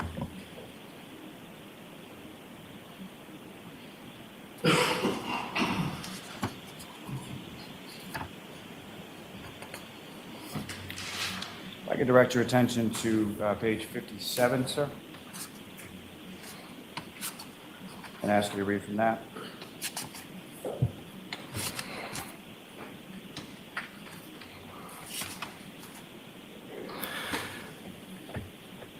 It starts off in blue. I said, I can go to any base, but usually Hanscom and Bedford are down to the Cape.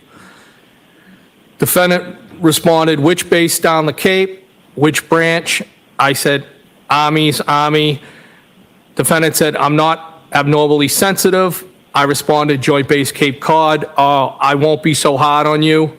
Defendant responded, OMG, you're not. You called me trouble. That makes me sound bad. I responded, I was just playing with you. Defendant responded, you weren't, but that's okay. I responded, stop being sensitive, please. Defendant responded, I'm not. Now, sir, in reference, in that page of text communications, you made reference to a base down the Cape, is that right? Yes. And where is that in relation to where you live in Barnstable County? So I can utilize one of the gates to get onto the base. I can get fuel. I can shop. I then can hit the Bourne Bridge, and I would use that as a cut through at the time when I was splitting my time between two different properties. Is there also like a duty-free shop there? There is, yes. And at some point throughout the course of the text communications, did you offer to pick something up for the defendant from that shop? I believe so. If I could direct your attention to page 60.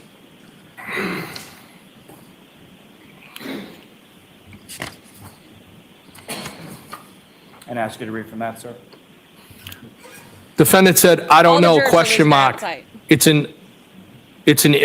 It's an old colonial. It has a lot of bedrooms with kind of an emoji. I responded, more than you clearly need. Are you moving to Canton, question mark. Defendant said, I know, seriously. Some rooms I only go into dust. Not anytime soon. I'm there most of the time, but sometimes it's a lot. I responded, a lot, why, question mark. Defendant I then said, do you even know what you want, question mark, or who, question mark. Defendant responded, because I went from being solo to trying to give attention to kids who aren't mine, and I never wanted kids. I responded, I thought you were happy in this I thought you were in this happy relationship. Defendant responded, everyone is happy at the hillside. If I could direct your attention to the next page, 61, and ask you to read from that. So it starts off with the defendant. It said, everyone is happy at the hillside, exclamation point. I responded, oh God, you avoid things. Defendant responded, it's just very, very complicated dynamic with the four of us. He isn't cut out for what he's doing, and the kids present constant issues. I responded, I think he believes he is doing the right thing. Defendant responded, well, of course he is, but his heart isn't in it. It's only because he was very, very close to his sister. I responded back, I know how you feel, kinda. I was married, and when I met her, she had a 2.5-year-old. I went from being single to being a dad. It's hard. Then I said, I'm divorced since 2017 and have no kids. If I could ask you to turn to the next page, 62, and ask you to read from that, sir. I said, I'm divorced since 2017 and I have no kids. Defendant responded, I try very hard, but they are very spoiled and they're not my family. My parents keep telling me I'd feel differently if they were mine or my own sisters. Then I told you he got drunk and sloppy on NYE while we were away, and that has really affected me. I responded, what did he exactly do? Question mark. Defendant responded, I never got married, and now somehow I'm arguing someone about raising kids with an emoji. I responded, why don't you tell me? Question mark. Defendant responded, he was a puddle all day and then disappeared. Then I found him all over our friend's sister in the lobby of our hotel, and she's gross, which I think may actually be worse. Not sure. I responded, oh God, did they bang? And ask you to turn to the next page, sir, page 63, if you could read from that. I'm in the blue. I said, did they bang? Question mark. Defendant said, so I was the kids celebrating New Year's, I think it's without him, which shouldn't be my role. No, I doubt it. He was a mess. I said, was it the first time with her, or do you think there were others? Defendant responded, I don't really think there were others. I'm with him all the time. He never seems to want to go anywhere, without me. But honestly, the issues with the kids bother me more than him actually cheating. They are constant, and it feels like a lose-lose. I responded, you clearly have a lot of feelings swirling inside you. Defendant responded, yeah, it's very complicated. Sorry for the rant. I responded, or began to respond, you can vent, babe. If I could turn your attention to the next page, 64, ask you to read from that, sir. Defendant said, basically, I just feel like I spread myself too thin and sometimes it's thankless. I responded, Defendant responded, you probably felt that way too. I responded, I did at times. It was one, not two, thankfully. Defendant responded, want to grab a drink? Question mark. I responded, if you gave me some notice, I could have. Defendant responded, you in capital letters said you were adaptable. I responded, I am, but I have my work truck with me and not my personal. Do you get angry when you don't get your way? Defendant responded, that sounds like an excuse. I rarely get my way. Now, as far as her invitation, is that something that occurred on one time or more than one time? I believe it was more than one time. And at any point in time, other than the two you've already recounted, as far as going over to Mr. O'Keefe's house for the football game, or the defendant stopping by your apartment in West Roxbury, were there any other occasions you went out over the defendant's house or out with the defendant by yourself? No, never. And sir, if I could direct your attention to page 74, ask you to read from that.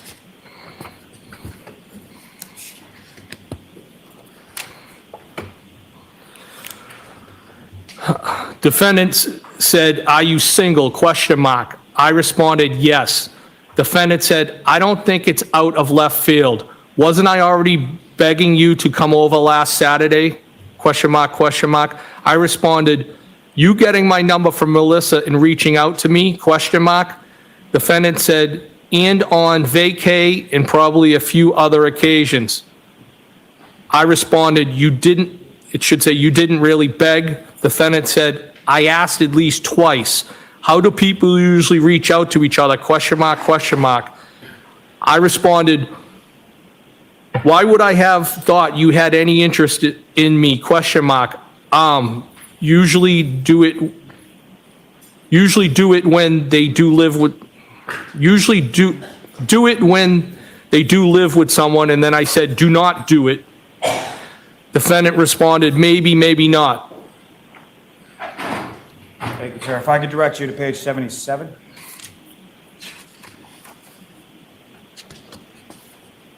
And ask you to read from that, sir. I said, I could go on, but I do not want to pump. It should say your shit up too much. Defendant responded, thanks for saying that, but low comps at the hillside. I responded, you know how to ruin something nice. I frequent other places. The defendant responded, John has showed me about 5 times the ring video of me walking you out on Saturday, and my voice and my accent are killing me softly, with an emoji of somebody throwing up. I responded, what? Defendant responded, yeah, he has cameras everywhere, you cops, with another emoji. I responded, Jesus. Defendant said, he's like Christ. Are you guys hooking up? Question mark, question mark. And I said, OMG, great. If I could turn your attention to the next page, 78, sir. I responded, I don't need drama, dude. Defendant said, no, it's fine. I responded, seriously?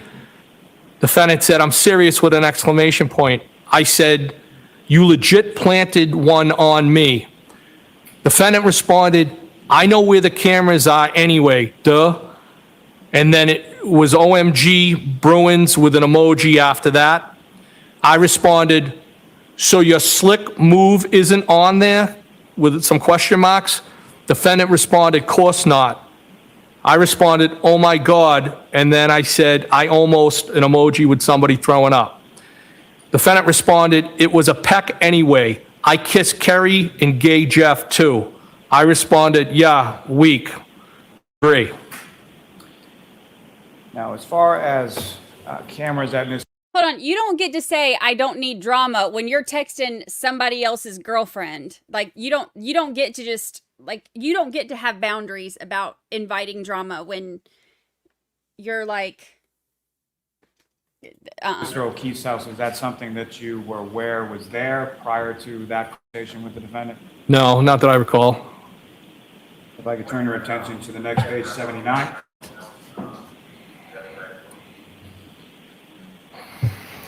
I ask you to read from that, sir. Defendant said, LOL, funny. I responded, so now he is jealous of me, question mark. Defendant said, no, with an exclamation. I told you, he likes you a lot. I said, which makes this worse, question mark. Defendant said, you said or did something at the bar last week, and he goes, I like Brian more and more. I responded, I think he's a good dude too.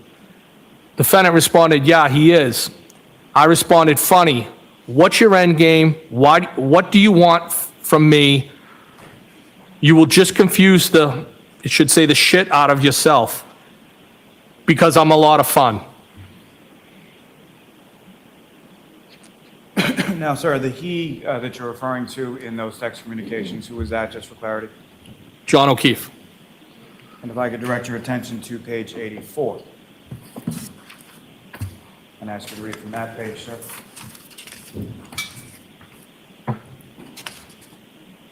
yeah, like I said, it was fun.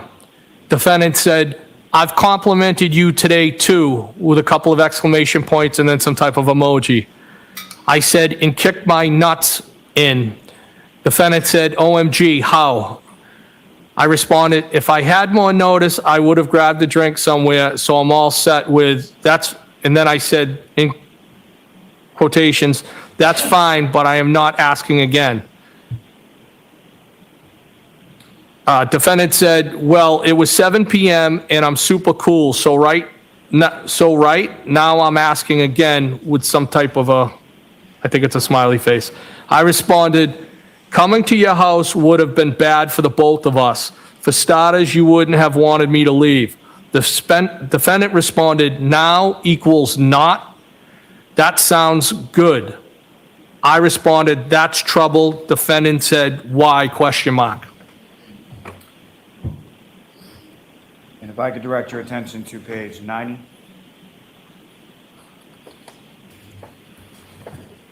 Ask you to read from that, sir. 9-0? 90, yes. The defendant said, no, I'm busting your chops, it's okay. I responded, no, you are sensitive, nice try. You don't think if I came over for a drink, we would have gotten carried away. Defendant said, you in capital letters said you were adaptable and tons of fun. I took that as an invite for an invite. And I responded, oh, okay.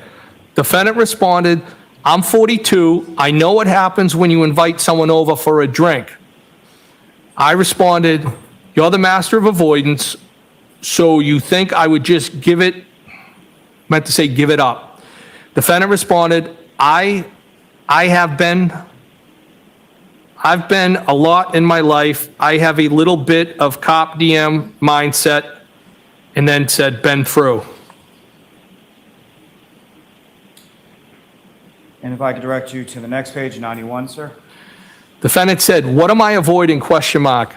I'm not afraid to be direct. I responded, some of my questions. Defendant responded, okay, which? Ask again. I said, nope, tricks are for kids. Defendant responded, I'm pretty sure we would have hooked up. I responded, okay. Defendant said, I can't say that, question mark. I said, of course you can. Defendant said, did I miss any other questions, sir, question mark. Probably, are you having a drink right now, question mark. Defendant said, yeah, on my second. I said, show me what you got. And if I could direct your attention to page 99.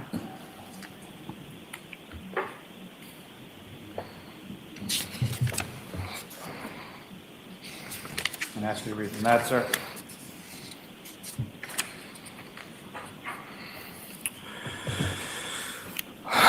Defendant said, none of that is true, exclamation point. I'm not talking to other guys, and I have issues with John, and things are far from perfect. You just happen to know about him, BC, I guess, because we all hang out at the same bar. I'm sure you talk to other girls. That's what single people do. I'm not married, neither are you, neither is John. I responded, was that your attempt at a lecture or deductive reasoning, question mark? What do you want from me, question mark? Defendant said, that's just how I think / feel. You don't need to approve. I've already answered that last question a couple times, I think. I responded, I'm not judging you, never have, never will. Defendant responded, you shouldn't. I don't know what your private life is about, nor is it my business. Thank you, sir. If I can now direct you to page 102. And ask you to read from that.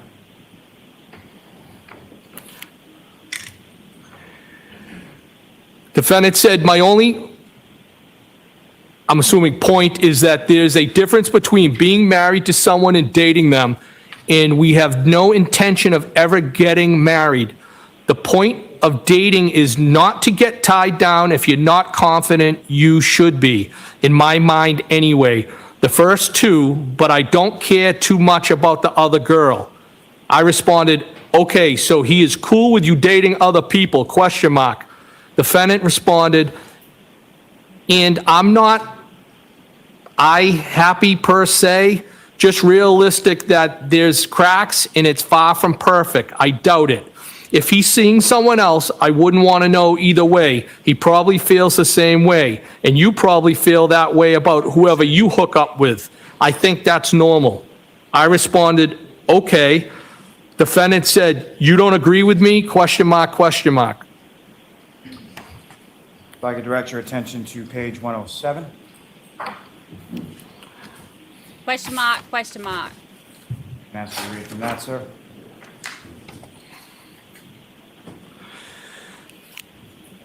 Defendant said, "At a bar?" Question mark. I responded, "I wasn't suggesting anytime soon. I know you're with your friend. I meant my house. Probably after 8.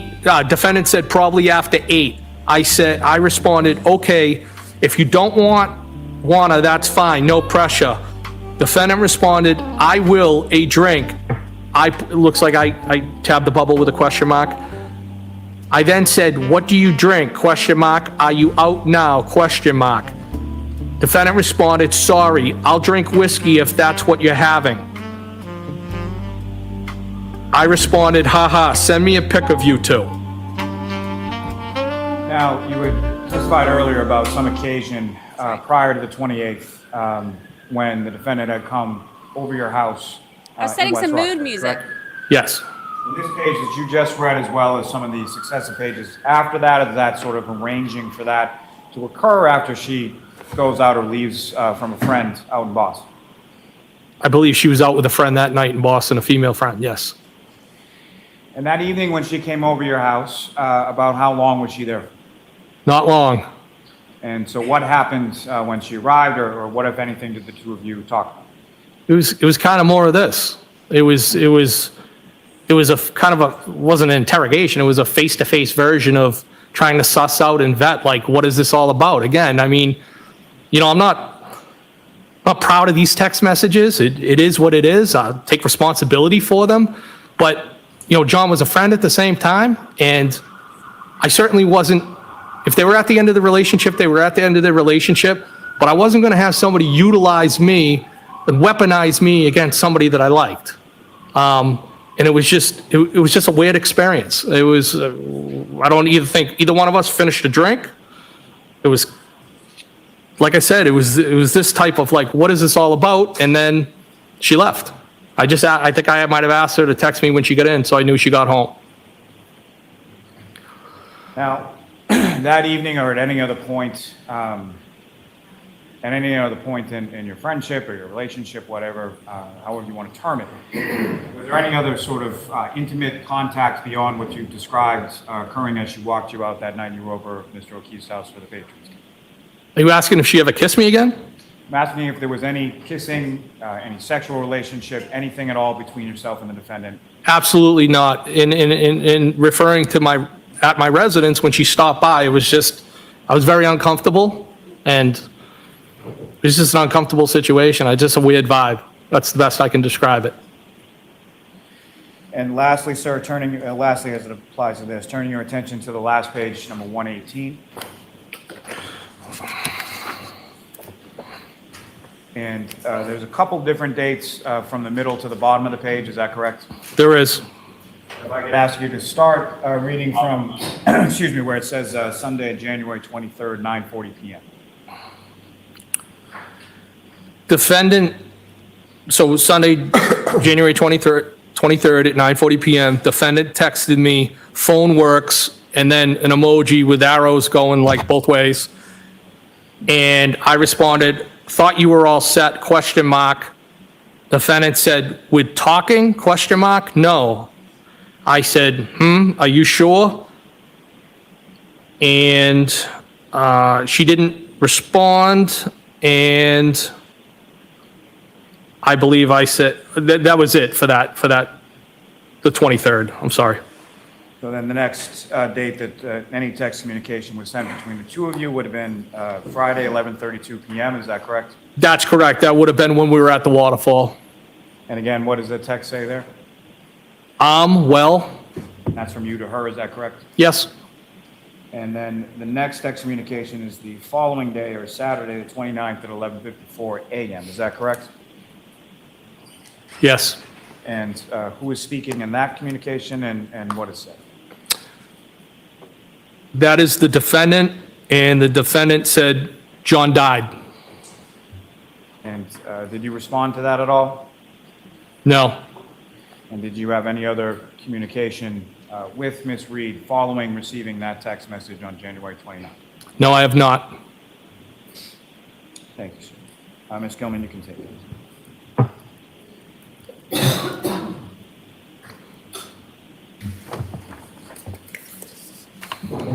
Sir, if I could, a couple more questions for you, taking you back on the early morning of January 29th, when you had come from Waterfall to Fairview and then you were leaving from Fairview, if I could turn that sort of portion into your mind. When you're pulling away from the residence, the period of time that you were talking about as far as the plow being down and scraping a little bit on the ground, do you recall that? I do. About how much distance are we talking about with respect to that? Distance less than a foot, I would say. I mean, it's real quick. I heard it. And then as far as when you familiar with an area in the front of Mr. Albert's property at 34 Fairview where there is a flagpole and a fire hydrant? I do know where that is, yes.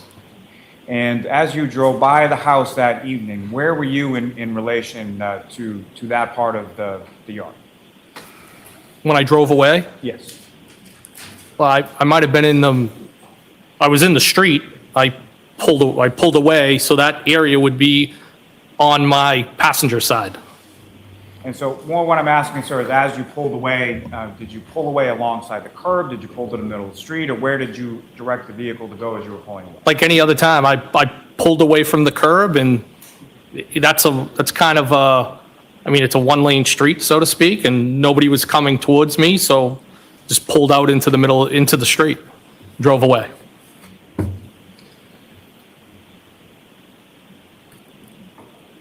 If I may have a moment, Your Honor. Yes.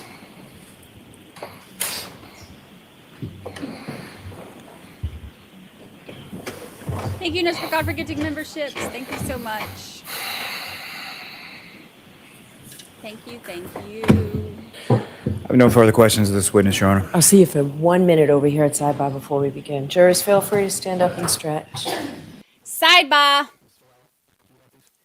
Sidebar.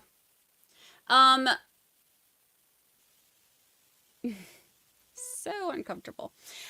So I kept telling y'all that the texts are coming. I was like, the bad stuff is coming. The bad stuff is coming. Because obviously this doesn't look good for her. I see some of y'all have just joined us. So uncomfortable. This is why I'm glad that I am too busy to date. Like, if this is how people communicate, and I'm telling you, the best part of it is all of that, him yelling it. That was the best part of everything. Him yelling and I put on some mood music for y'all. I see that some of you got confused and didn't know where it was coming from. I tried to put on some mood music from y'all, but that was the best part. Him yelling it was the best, ridiculous.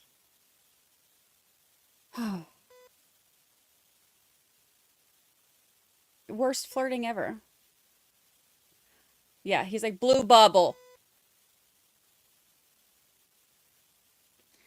Karen, did you like my weed whacker? Me. Your weed whacker is the best I've ever seen.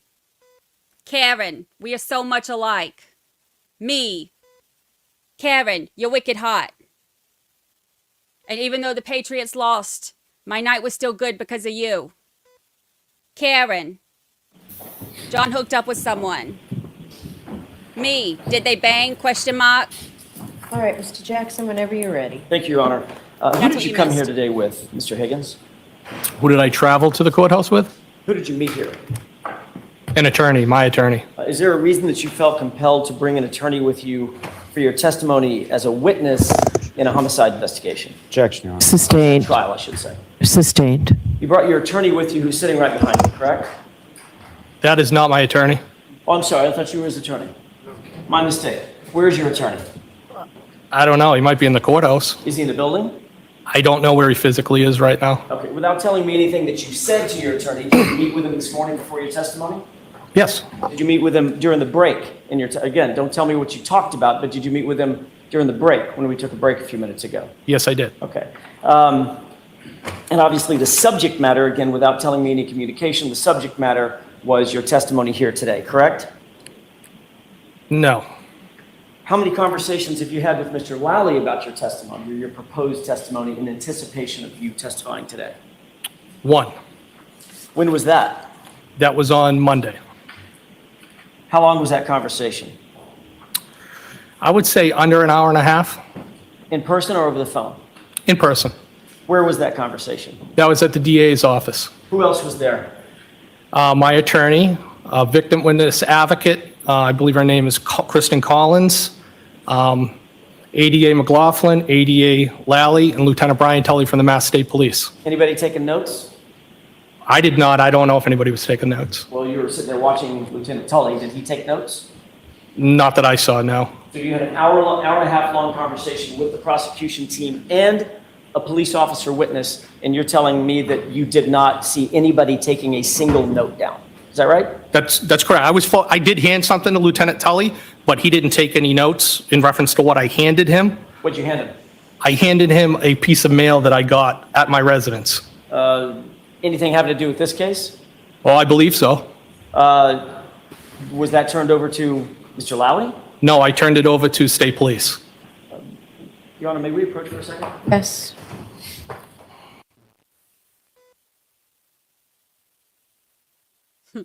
Holly Mack, thank you for gifting memberships. Thank you so much. And Laura, member for 2 whole months. From all this, I see Higgins and John getting into a fight. I don't like the text, but there's motive there. He was texting her that night, no response.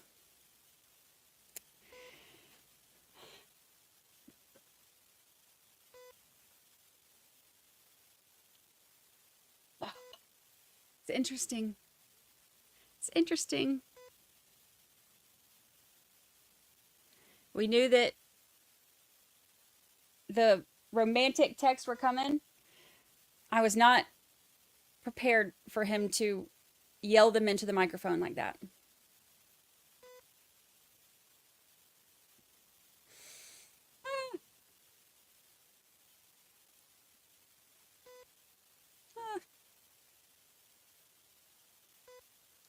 Weed whacker.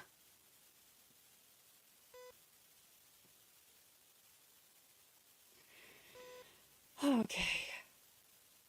Get it together, Brandy. Jackson always has a lot of receipts. I love receipts. Love them. Jackie D, member for 10 whole months. Hey, hey, 10 months with the best. Love you guys. We love you too, Jackie D. We love you too. Happy anniversary. Happy anniversary.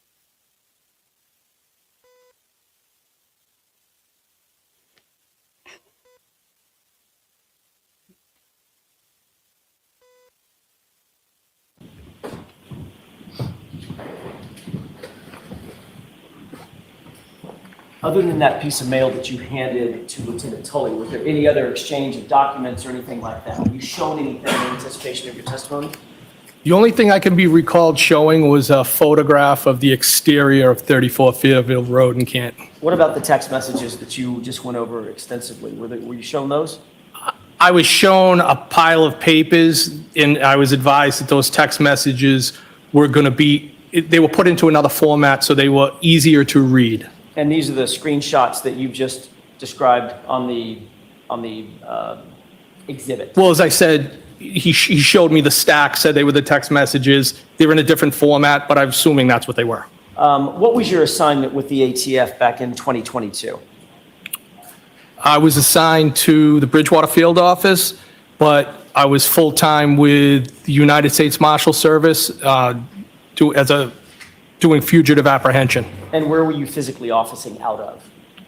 Well, I continue to maintain the office at Canton PD. Okay, but to be clear, you were a federal officer, not a Canton police officer on some sort of a task force with Canton PD, correct? No, I was not on a task force with Canton PD. But you did have an office at Canton PD based on a personal relationship that you had with the chief, correct? He gave you this office as a courtesy. Is that right?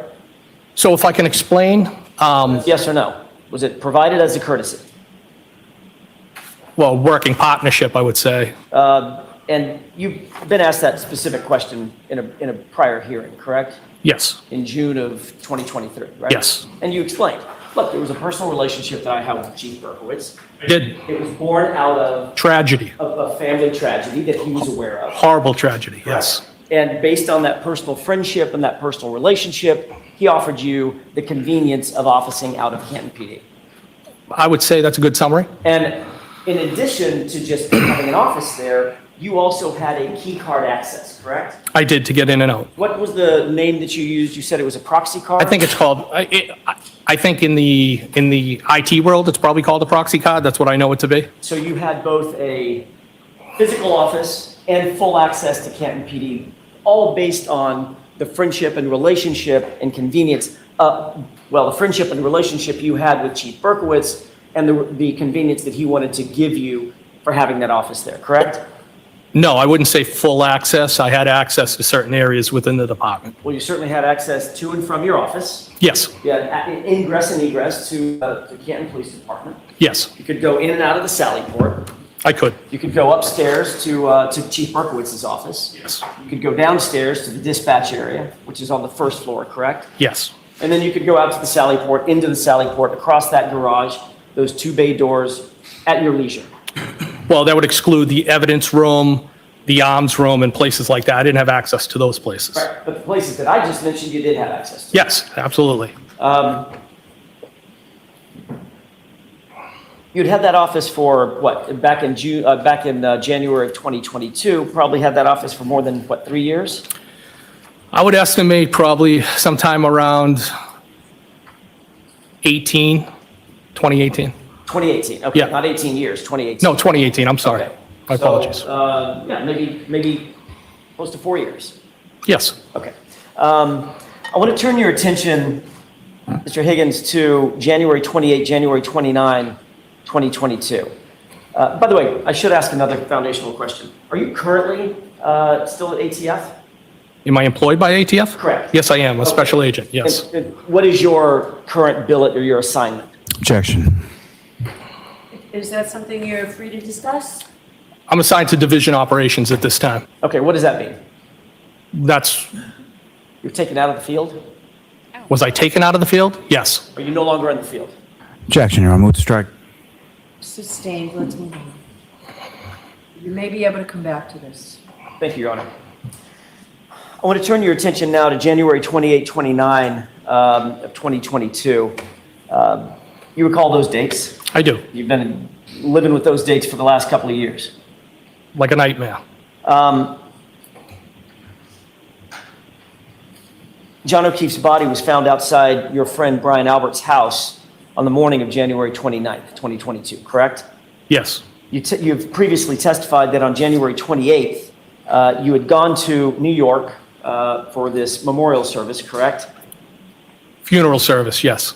The funeral service, not the memorial, you separate the two? So, well, the wake would be the night before, funeral, I call them the services. It wasn't a memorial. Memorial to me would be more of like an annual thing. This was the services. Understood. Just want to be clear. So you went with Brian Albert, Kevin Albert, and Eddie Hernandez, is that right? I traveled down there myself, but I met up with them. To go to the services? Yes, Is it fair to say that you and Brian Albert and Kevin Albert sort of run in the same social and professional circles? I mean, without speaking for anybody else, I think we know a lot of the same people. Go to some of the same holiday parties, for instance? Yes, Go to some of the same events, whether they're law enforcement events or otherwise? retirement parties, yes, things like that.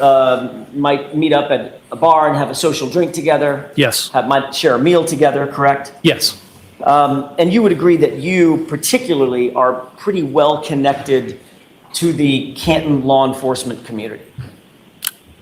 could you qualify that, explain that? You know quite a few cops, right? Well, it's a small department, so I do know everybody in the building in some capacity. Okay, so my question is, you know quite a few cops in Canton. I do. You're pretty good friends with, as a matter of fact, maybe best friends with the chief of police, former chief of police, Kenny Berkowitz, correct? Yes. You know Brian Albert, he's a Boston police officer. Yes. You know his brother and worked with his brother at Canton PD, correct? Yes. So it's fair to say, back to my original question, you're relatively well connected in the law enforcement community, the fabric of that community in Canton. Is that right?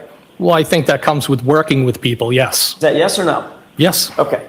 As a matter of fact, you've even given a personal toast at one of these events, these retirement events, et cetera, correct? Chief Berkowitz, yes. And during the course of that toast, you even said, if you want to hide a body, Kenny Berkowitz is your man, correct? Objection. Did you say that? Did you say that? I don't recall that. You don't remember telling that joke in front of a room full of folks? I don't. If you want to hide a body, Kenny Berkowitz is your man? I don't.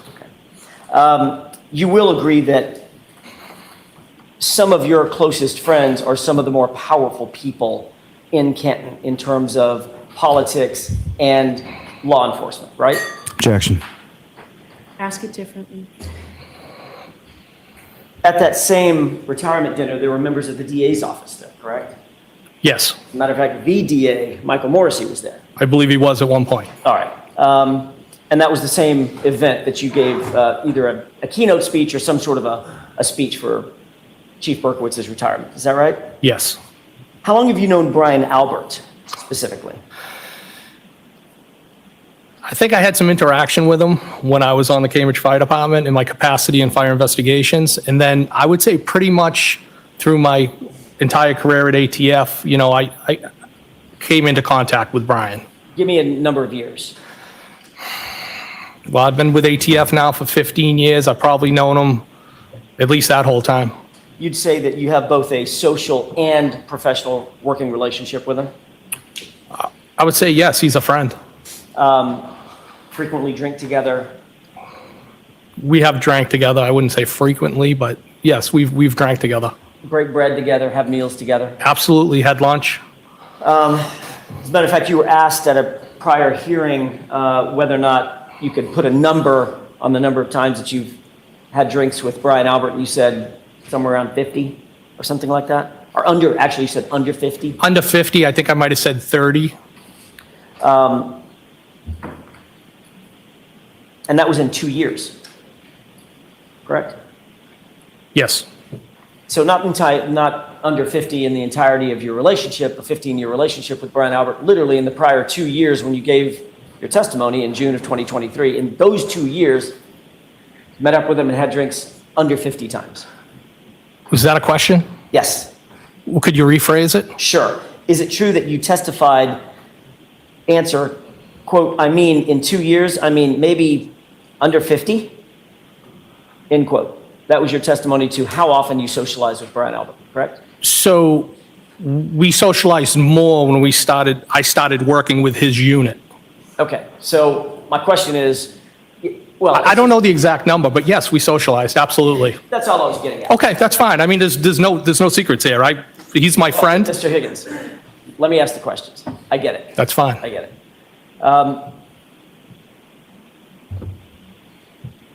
You also know Brian Albert well enough to know what his relationship with, for instance, the other guy that you traveled back from New York with, Eddie Hernandez.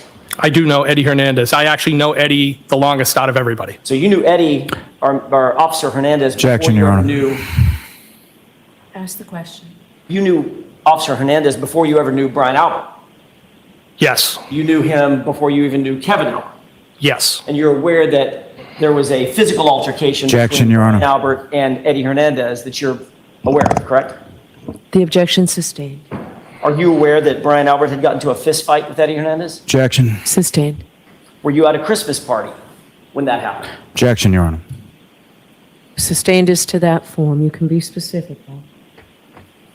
Have you ever been at an event with Brian Albert and Eddie Hernandez and seen them fight? Objection. Christmas 5 years or so before 2022. Okay, the objection sustained. You do know that Brian Albert has a reputation for being a fighter. Objection. Sustained.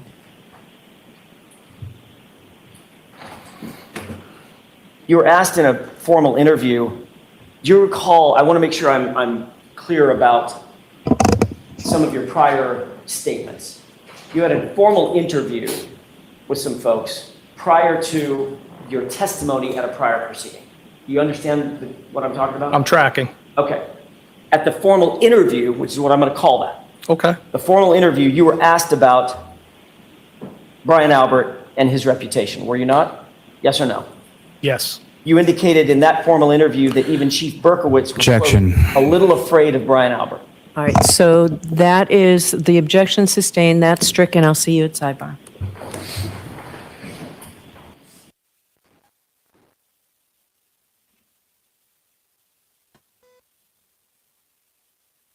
Can't unring that bell. So he said in his federal interview that even Berkowitz is a little afraid of Brian Albert.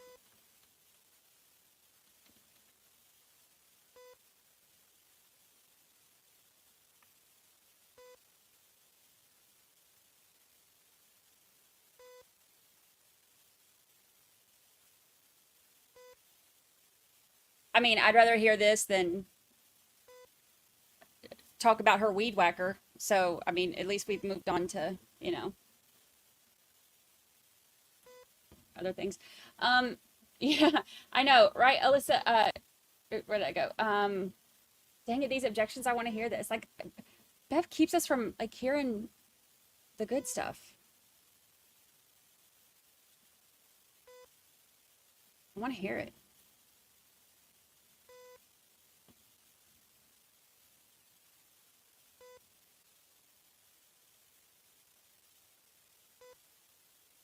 Karen, I love your weed whacker. I'm going to be hearing that in my...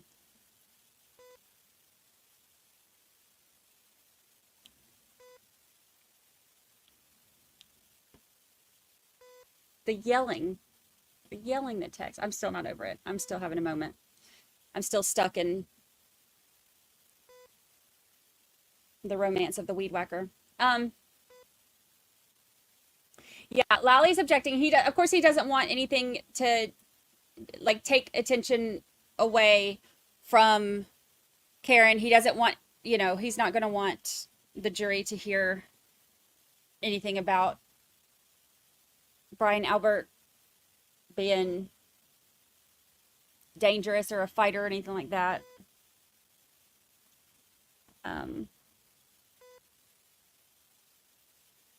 But, you know, but also,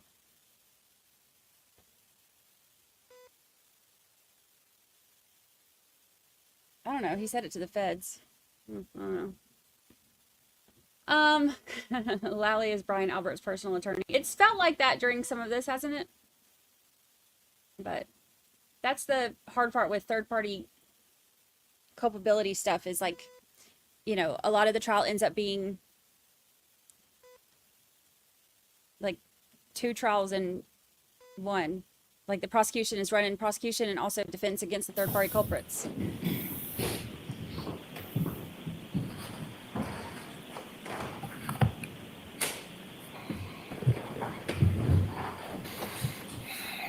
May I inquire? Yes. Thank you, Your Honor.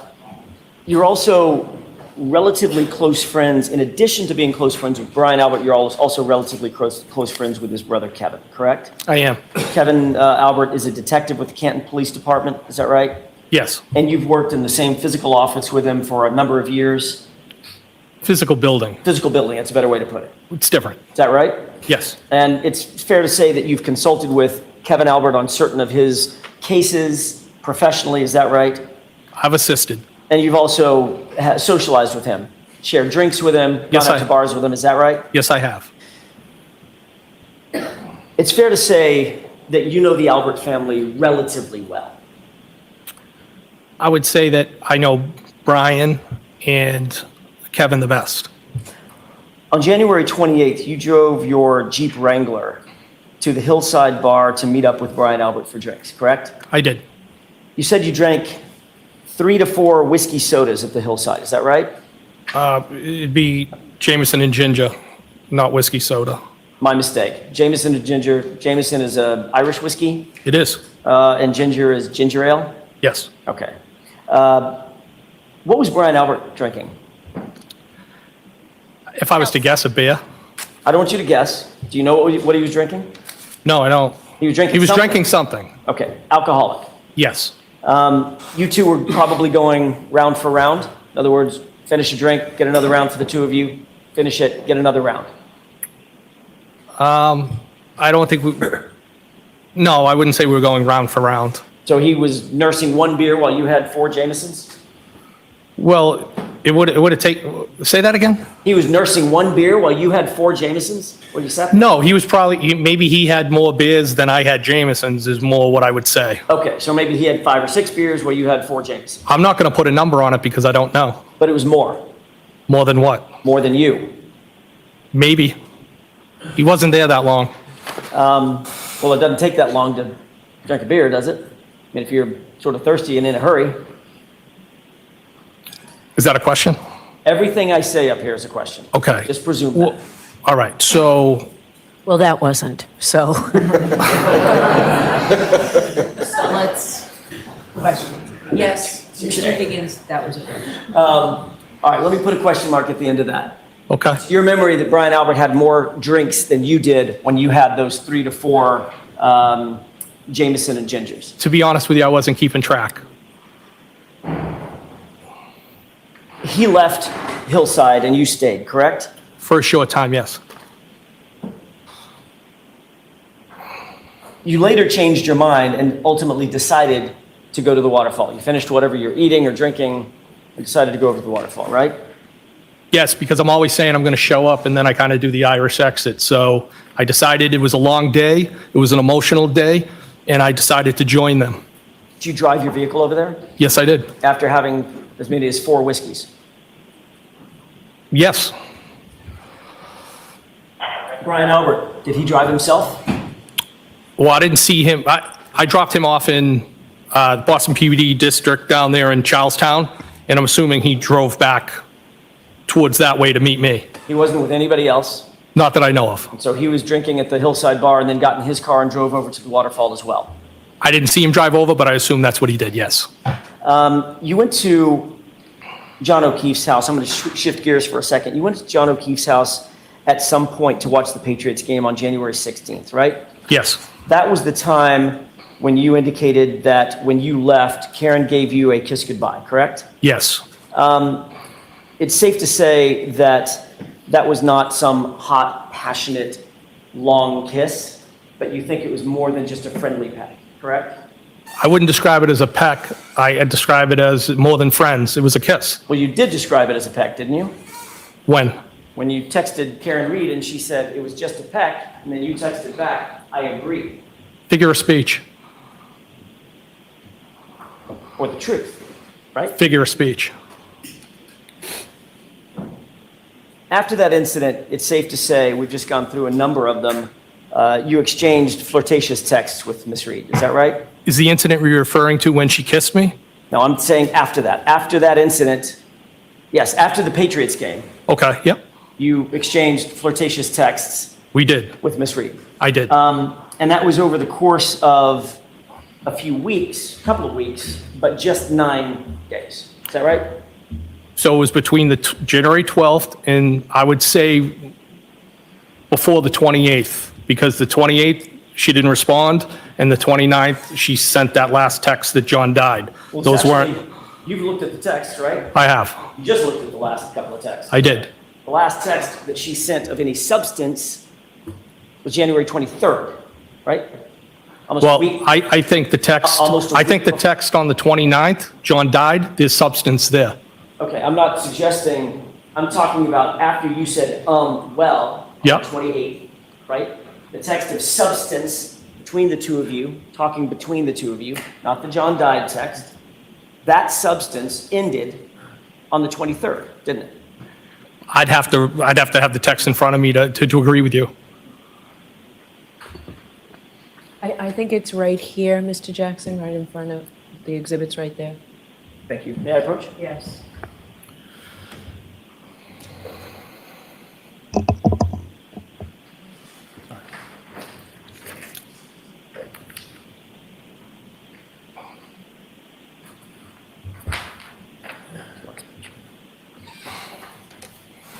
Thank you.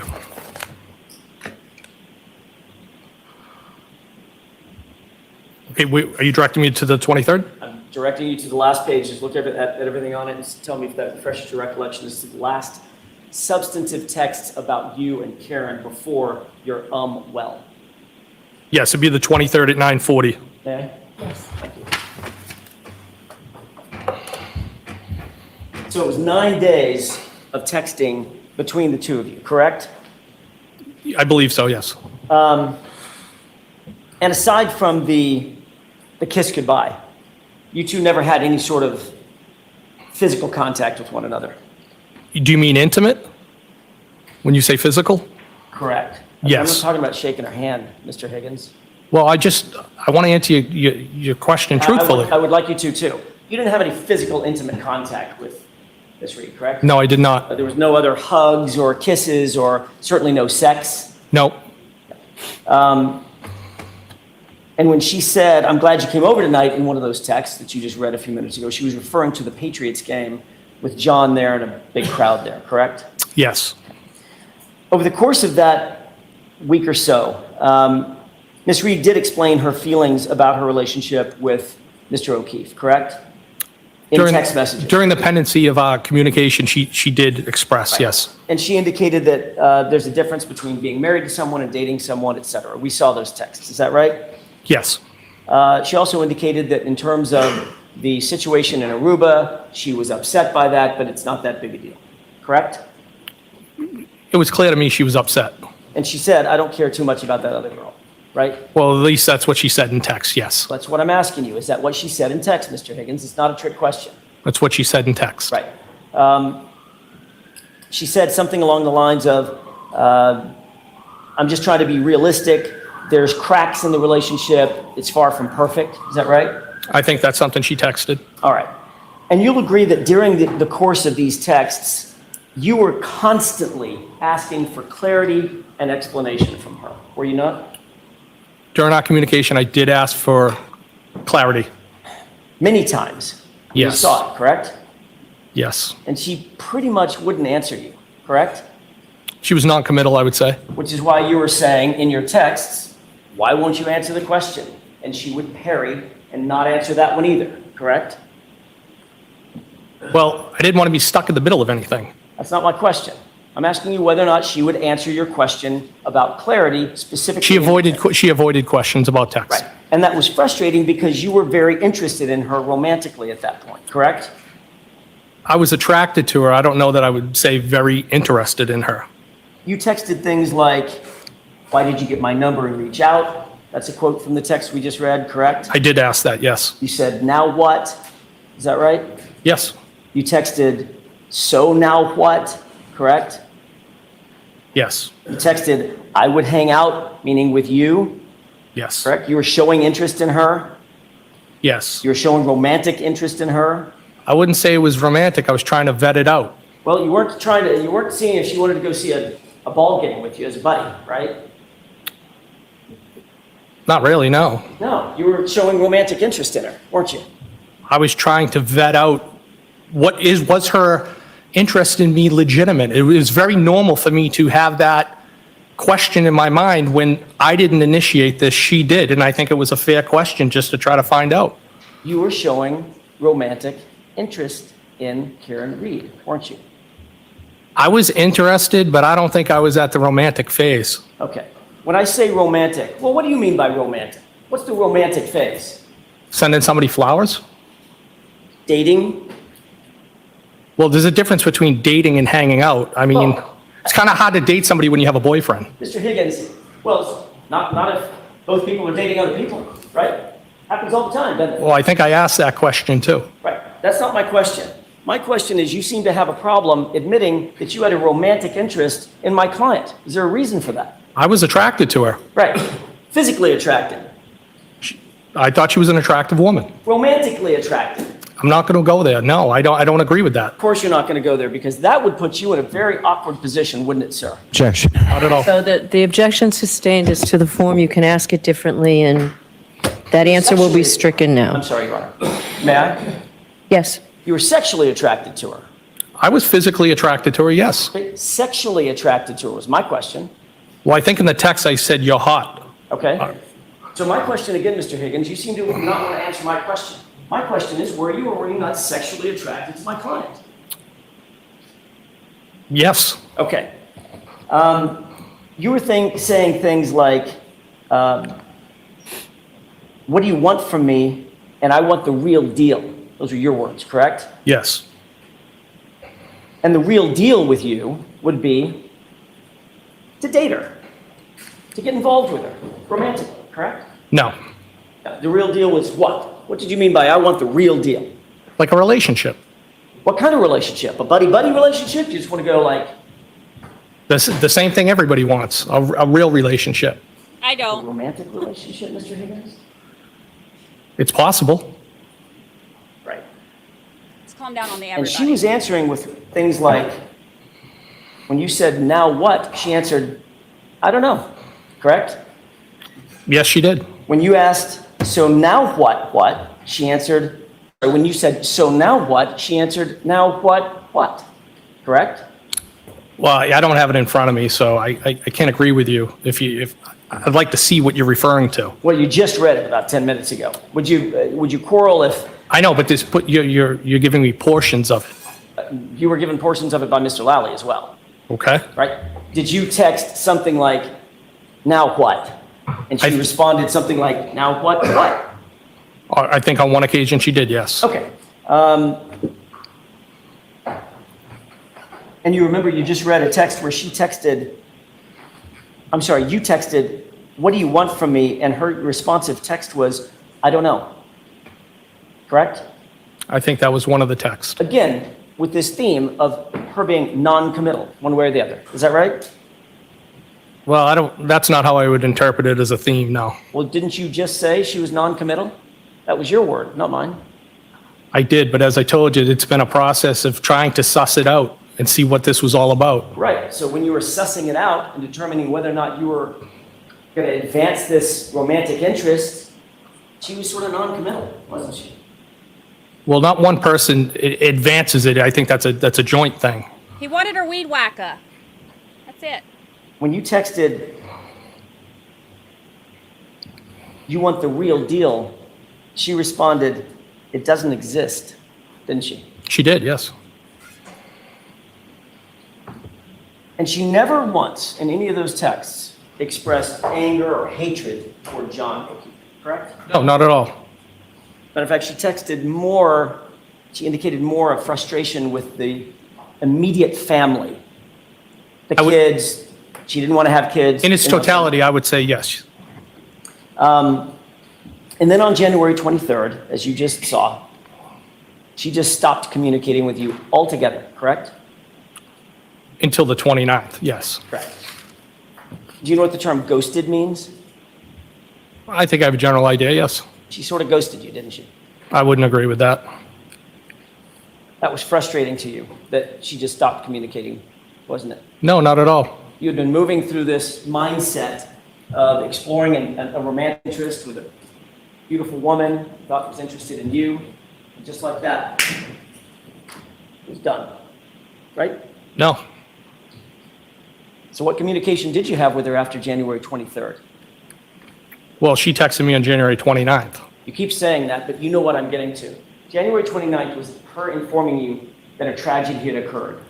John had died, right? I'm not talking about that, Mr. Higgins, so I don't want to keep playing games. All right, so that's what we talked about. No more of Sorry. that. After the 23rd, or up to the 23rd, Mom's mad. she had been texting back and forth with you pretty regularly. You just saw it, correct? She also sent me a text with arrows saying the phone works both ways. And as of the 23rd, she stopped, didn't she? The texts were sporadic over those 9 days. I don't know if they would have stopped or they would have kept going. Well, they didn't keep going, did they? Well, John passed away. You know they didn't keep going because from the 23rd onto the 24th, the 25th, the 26th, the 27th, the 28th, all the way to the 29th, she never texted you, right? I believe so. She didn't respond to any of your texts, correct? Well, she didn't respond to the text on the 28th, Friday. All right, why don't we take our lunch and recess, folks? And what I'm going to ask the jury to do is, can we do a 45-minute lunch instead of an hour's lunch today? And also, you don't have to answer me now, but maybe we'll go to 4:30 rather than 4 o'clock, if that works for you. If it doesn't work for any one of you, let the court officer know. Thank you. Jared is leaving your notebooks on your chairs. All right, follow me, hurry up.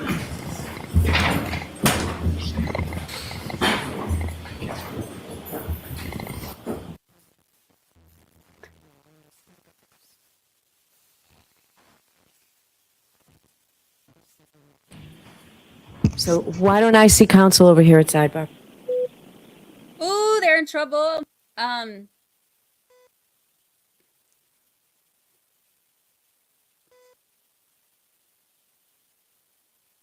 It's so awkward. He's like, I don't know what to tell you. I saw her with a weed whacker and it was love at first sight. So how are we feeling? What are we thinking? Do you think that this goes toward a motive for her?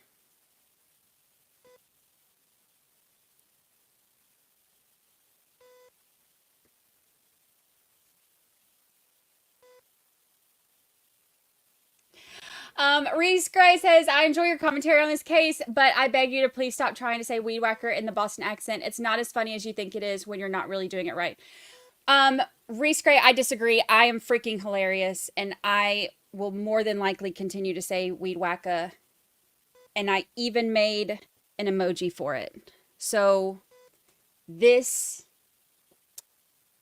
is how I make it through these long days, and I can pretty much guarantee it's not going to be the last time I say it. Patricia says this is more of a motive for Higgins. I've seen a few of y'all saying that this is more of a motive for Higgins.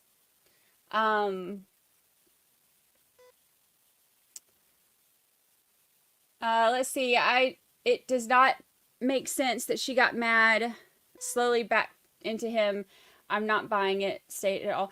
I mean, I think if there had been more communication between them and like this had escalated into something else, I could see it being part of a motive. I guess the whole, since they're bringing in the Aruba stuff, maybe but she mentioned the Aruba stuff in this too, where, you know, John hooked up with somebody, like they're trying to show a pattern of, you know, her being upset and angry. But I mean, if this had been some kind of like long drawn out affair and it was more than just some awkward 7th grade type texts, I could see it being more of a motive, but not really with it. Not really with it. A lot of y'all are saying more motive for him. What if you possible motive for a punch, not murder, but that is defense theory, a fight that got out of hand.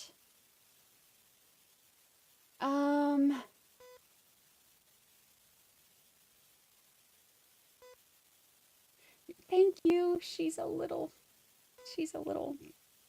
weirdo. She sleeps a lot. Lunch or sidebar? This is lunch. But they're only doing 45-minute lunch today. Bev's wanting to get as much of this in as we can today. Because remember, she said, not yesterday, what was the day before yesterday? She said that, that she wanted to try to get Higgins done all in one day, for multiple reasons. I don't know what those multiple reasons are, but she said that the other day. So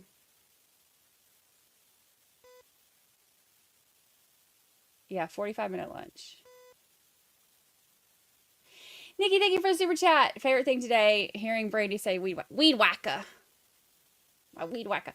The best part, thank you for the super chat. The best part of it, though, I have to repeat myself on this. The best part was him, like, yelling these flirty texts into the microphone. And then when he would have to, like, when he would say question mark, Or when he would, like when he said, guy throwing up emoji, that it was so, it felt like watching a Saturday Night Live skit. Honestly, that's how it felt. So awkward. So awkward. Bora says not a motive for Higgins for murder, but a motive for a possible negative interaction between John and Higgins that had a physical altercation. Tara says no, it was embarrassing and not good not good, but I don't think it was that bad with context of what she was going through with John. Heidi, it is funny, but your Southern accent does inhibit your ability to do the Boston accent. Look, I've been practicing, y'all. I've been practicing.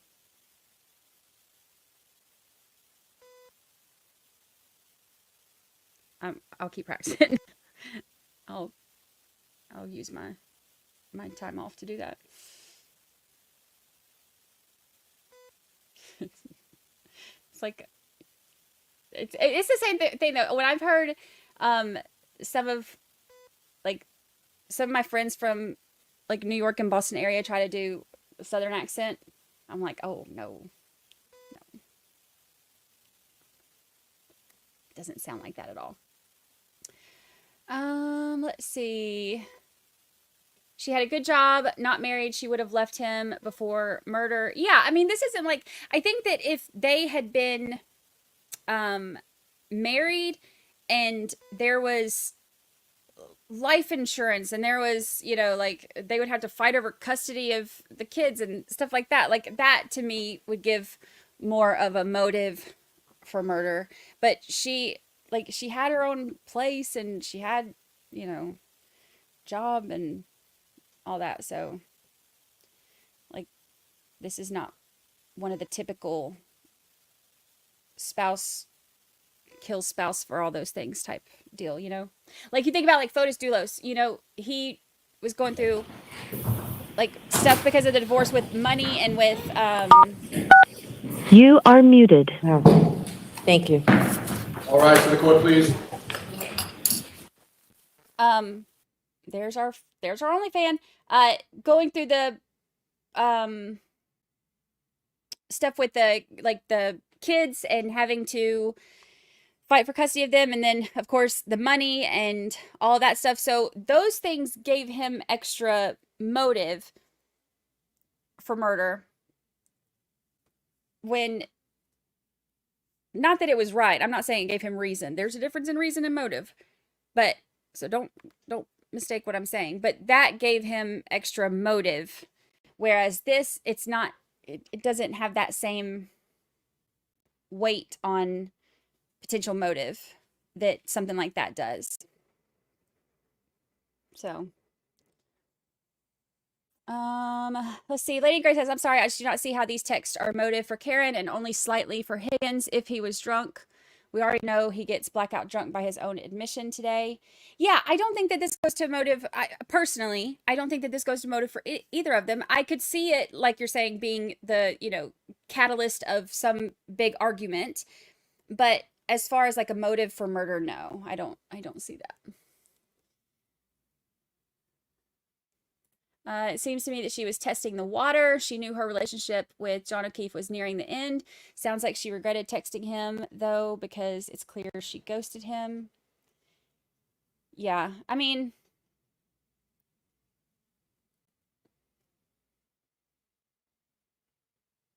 what was the date that she stopped texting him? The 23rd?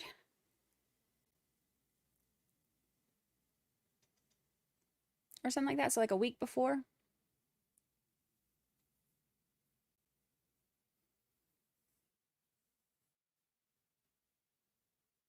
I would feel crappy if I were him too, because obviously she's going to feel crappy because she's on this, like she's the defendant in this. But even like from a witness standpoint, I would feel really bad about this, because think about how many people have gotten up here and talked about what an amazing man John was. So then to have this, like to have to get up there and read all of this in front of everybody and be like, yeah, here's this awesome man, and I was, who, liked me and was treating me as a friend, and I was like sending creepy flirt texts to his texts. That's the plural for texts. But that would be really uncomfortable. And like, I bet he does feel bad. I would feel bad about that. I bet he does feel bad about that. Or I hope he does. People make mistakes, and I get it. I'm not going to like sit here and drag him through the mud, but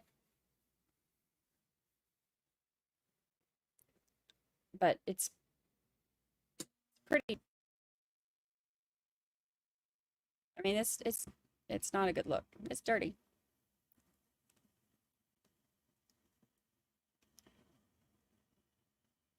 And also, I'm very like, I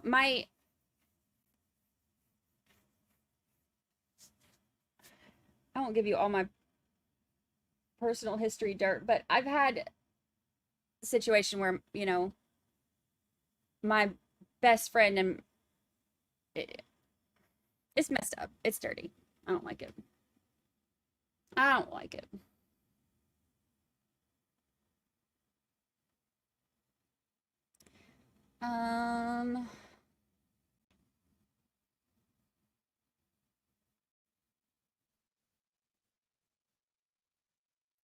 Let's see. She was pissed at John, and she was flirting with Higgins, but that noise he heard from the snowplow is questionable, in my opinion. The whole snowplow thing, and that was a weird detail too. Like, he heard the snowplow grinding, so he lifted it up, and then like 2 or 3 feet, and then drove off, and he was parked right there, but only people saw him. I'm still so confused about all that. I hope Jackson tries to help clear some of that up too. Michelle Marcus, welcome to the family. Welcome to the family. You look good in green.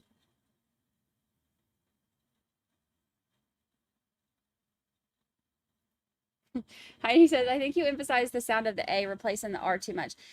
Try doing it more nonchalantly. Practice making it come out smoother. It's a weed whacker. Is that better? It's a weed whacker.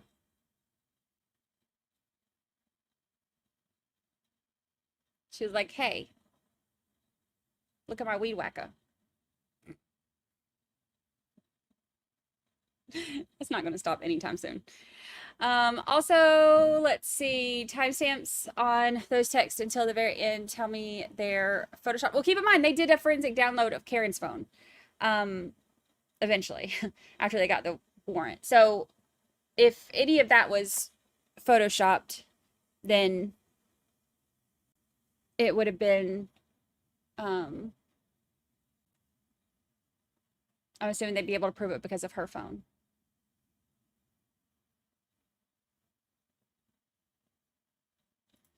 Let's see. Carly says she wasn't looking for marriage nor wanting kids. So yeah, after a while, she realized this relationship wasn't for her, in my opinion.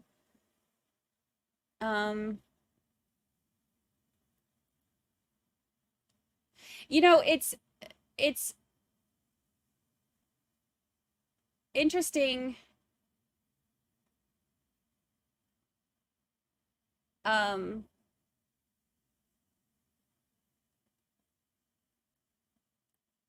It's interesting too, like hearing this stuff about the kids. I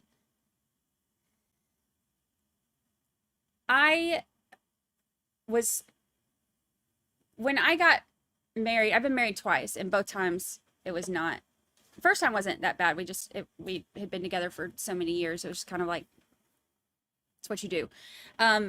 Second time was,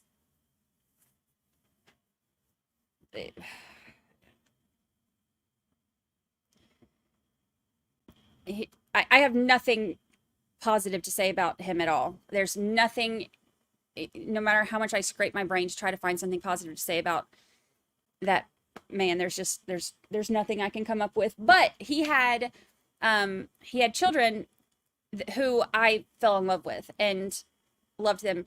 But when he and I met and got married, Jacob, my kid, was already much older, and he was like he was either like a teenager or about to be. I think he was either 12 or 13, something like that. But so I didn't want somebody with, young kids either. It's like I had put in my time. It's not something I was looking for. It happened though. I fell in love, with the kids, and it was any kind of relationship where you are coming in a bonus parent type of way, or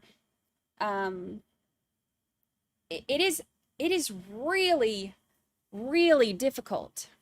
It's really difficult when you have all of the,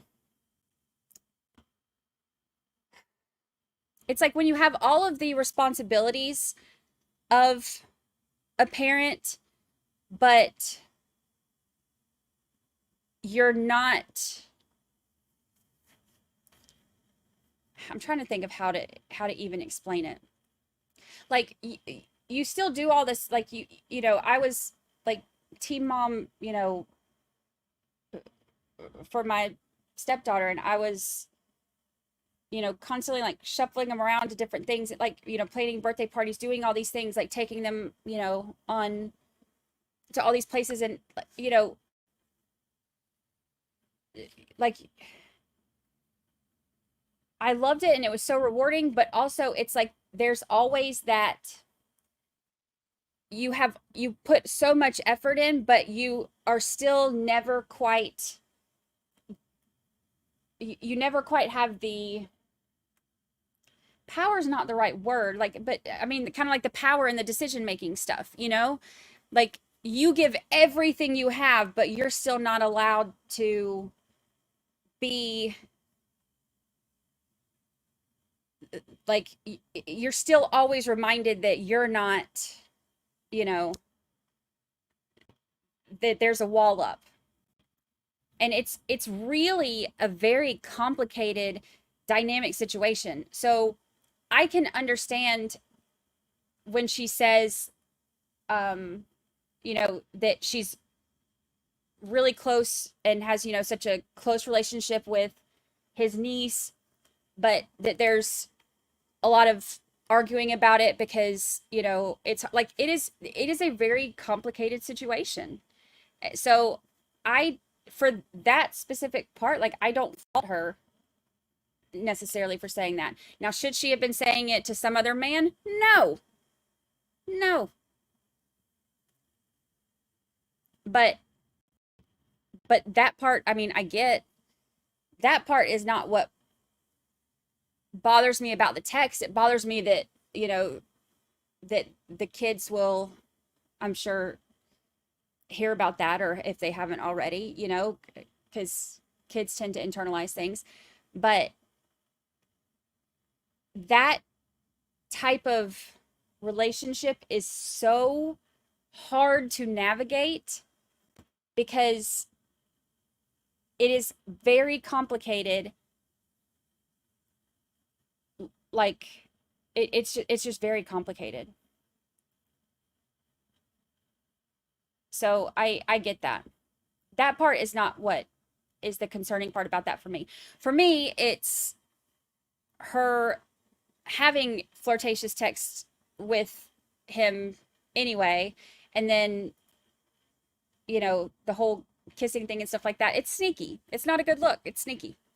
Michelle G, I'm a little behind, but I actually laugh out loud when you say weed whacker. The weed whacker.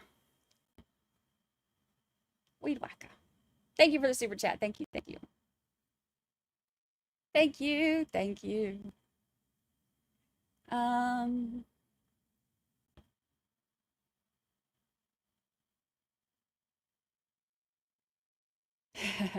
When I retire, I'm definitely opening a weed whacker store. Definitely. Definitely. I wasn't born with Thorn said, I think she just needed to vent and didn't want to involve the other woman with wagging tongues. I wouldn't want to. I mean, I didn't when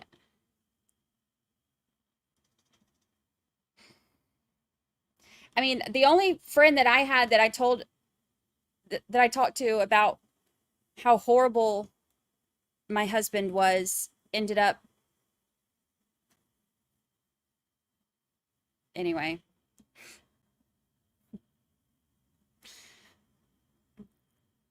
Let's just say they got close and I'm not close with either of them anymore. Let's see. Emily Suzanne says she was using Higgins, in my opinion, to get back at John for Aruba. Could be. Could be.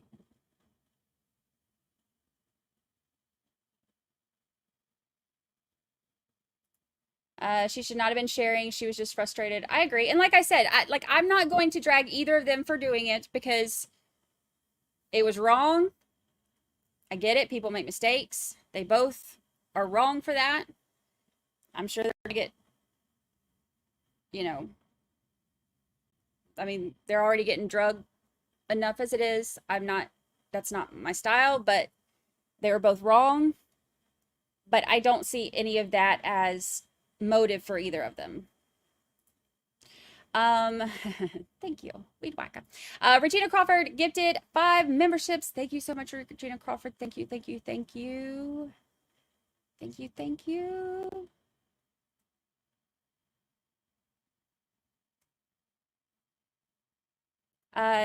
These witnesses have only made me empathize with Karen more. She couldn't trust those women either. I mean, for good reason. For good reason.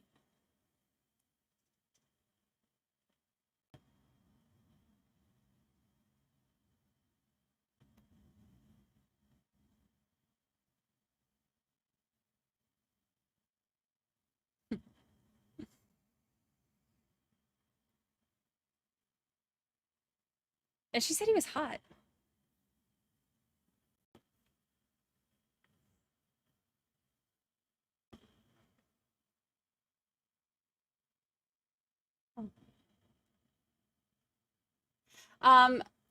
Oops.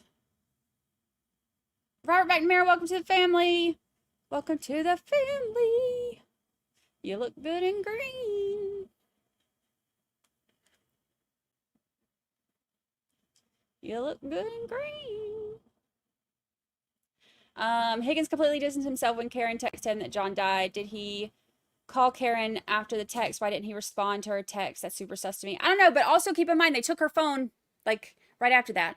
And he would know that because, you know, of all of his ties to everybody. So I honestly think that, you know, when Lally said, you know, oh, did you volunteer this or whatever, I think that in my head, I was thinking, well, yeah, because he knows that they're going to see it and it would be the smartest thing for him to volunteer it because think about how that would look if like, you know, people who like all your homies are investigating this, like these are all the people that he's like buddies with, you know, his hillside and waterfall drinking buddies, and they're investigating this. So of course he's going to need to turn it over because could you imagine if he didn't and then all of them come in and be like, bro, her weed whacker, really? Like, getting ahead of that is going to be like, okay, look, we were being inappropriate, you know. I can't imagine him not turning it over. Sinbad gifted 5 memberships. Thank you so much. Thank you. Thank you. Oh, and by the way, friends and family, did you see that today? Hold on, I'm pretty sure. Let me make sure I wasn't dreaming. Or drunk on Jameson and ginger. I'm pretty sure. Oops. Stop pressing buttons, Brandy. Yeah, we hit 22,000 today too. Yay! Woohoo! Woohoo! Love that. Here, I'll give you beach cam. Beach cam is a lot more relaxing than Only fan.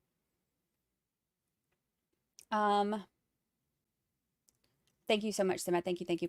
Robert McNamara, thank you so much for the super chat. Thank you, thank you. Thank you so much. Thank you so much. Does Karen's phone data back up these screenshots? I would assume so, because otherwise this would have been argued. Well, I mean, look, let me not assume anything in this case, because Lord knows this case ain't normal. Entering in screenshots as evidence. What even is this life? I don't even get it. Don't even get it. Let's see. I didn't take the comments as Karen Reed not loving the kids. I took it more as she wanted more alone time with John O'Keefe, and that it's hard to raise kids. And one of them was in a difficult period. Seems normal to me. Yeah, it definitely does. Like I said, like I get it. It's not like she was like, F these kids, you know. To me, it is different. I think that the problem is her saying it to another man. But then again, look how the women treat her. So, I mean, who can you really talk to about it? I don't know. And she said she talked to her parents about it, and her parents, you know, were saying like, you know, giving her advice and stuff. So, I don't know.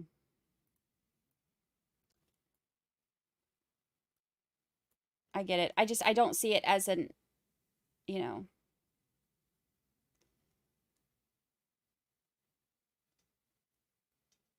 as anything with murder.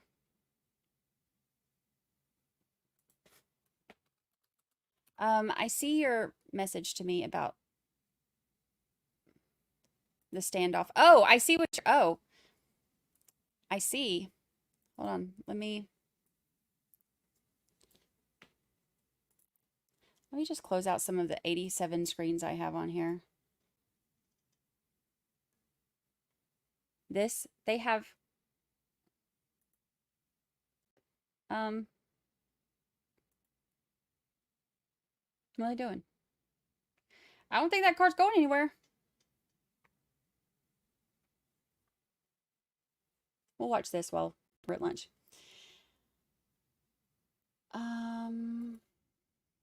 Thank you, Regina Crawford. We'll put it on. Just for you, Regina Crawford. BL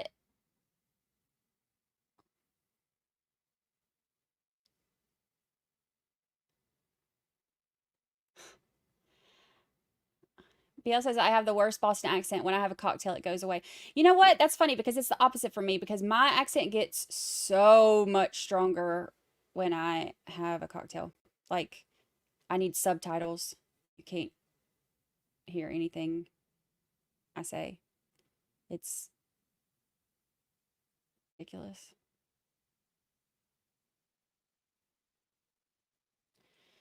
Detail Junkie, hello.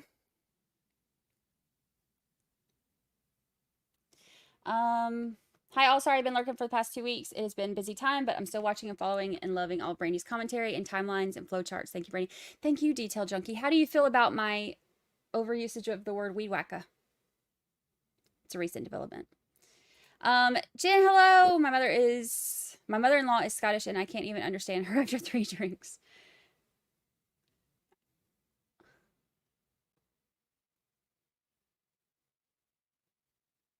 Look, wait, I don't get to get out much. I work too much, but look at all these. I mean, do they have any more officers available for this?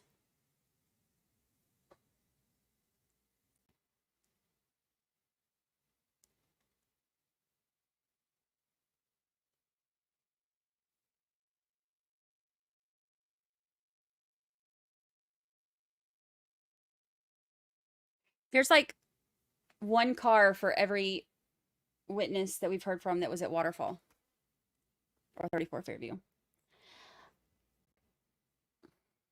Bearcat on the left side of your screen.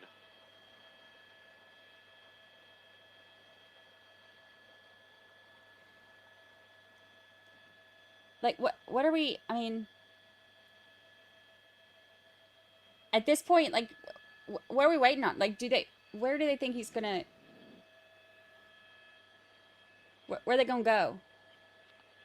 That's probably Lakeview, because I see Lakeview shut down northbound, but Santa Ana is open. Bring the meter maids. Back up. Okay. Oh, by the way, Donnie Doe, I finally went to I have not been to the post office box in a week or so. And I went yesterday, and we're taking a look at Lakeview Avenue, the bridge going over the 91. That bridge is shut down. You're not going to be able to get across the 91 freeway on Lakeview. So if that's a route that you use, that's off limits right now. If you use that to get to and I got this stuff. Thank you so elementary much. school here, that's off limits right now. And thank you for the treats. Once again, the elementary schools that we know are on lockdown are Crescent Elementary School and Crescent Primary School. And that's just because of the close proximity to the standoff scene itself. Those schools are just to the south of the freeway here.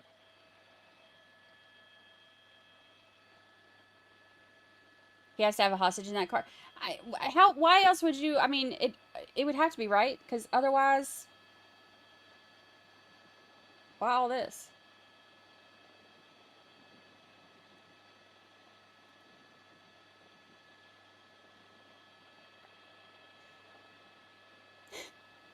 How many, if any, officers did not attend the police standoff? Anaheim?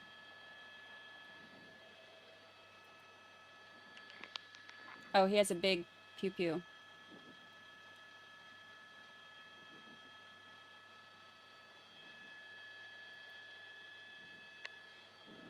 We're seeing a good chunk of this stuck traffic finally being able to turn around and exit the 91, going the wrong way, and then exiting on the wrong off-ramp onto Imperial Highway. But in this case, they're being told to do so by CHP because that's really the only way. So all the traffic that's stuck behind this standoff situation, they're turning around and they're getting off on Imperial Highway, which is a good sign because these poor folks here on the 91 that got stuck behind this pursuit, they've been stuck here for a little over an hour. And we see some people right behind the police line that are already out of their cars, just kind of walking around. An article 17 minutes ago Surely at this suspect, point, they've hopefully looked at their phones and... Let me mute him for a second. A suspect thought to be armed and dangerous was pursued by officers from the Corona Police Department after a domestic pursuit. The suspect then engaged in... Oh, hold on, let me find this second.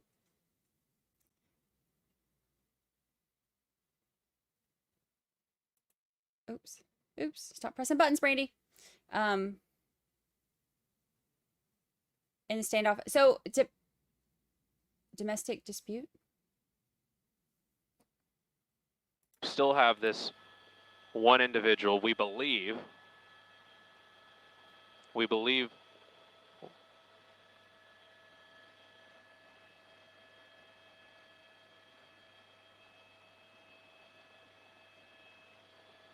And what are the names?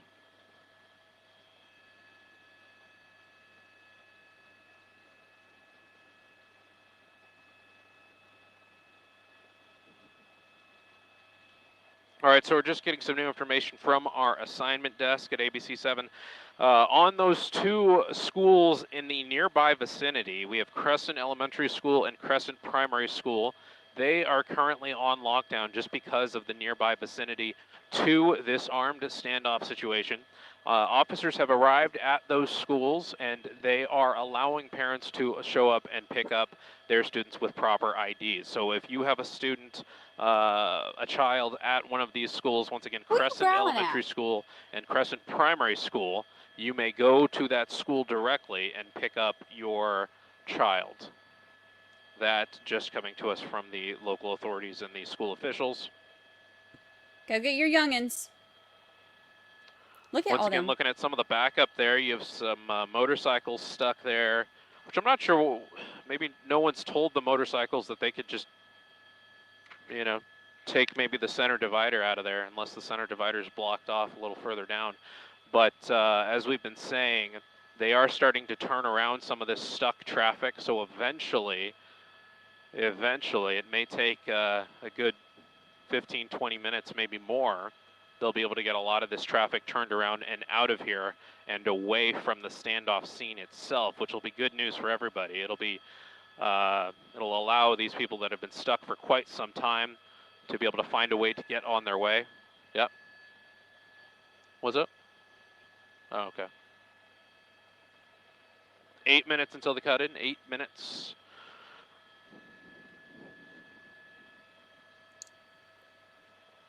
You can see.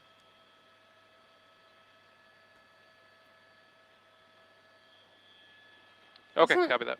Go knock on the window and be like, come on out. You're holding up traffic. Get out of there.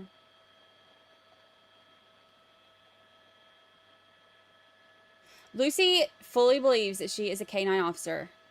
And anytime somebody is in the hallway, she's on it, doggone it. She's like... Are we out of Santiago for IFB?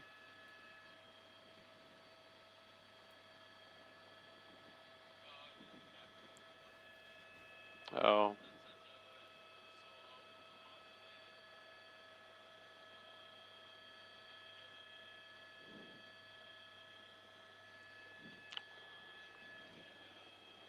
Would you? I believe so. Would you be able to do a little left pedal turn? A little left pedal turn? I'm just trying to see if it improves the IFB at all. A little left pedal turn. That's okay.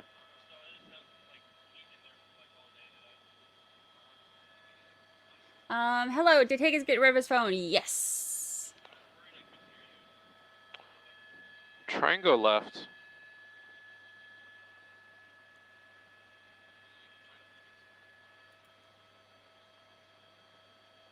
Like he you is want making... to try Wilson? He's making Friday traffic really bad.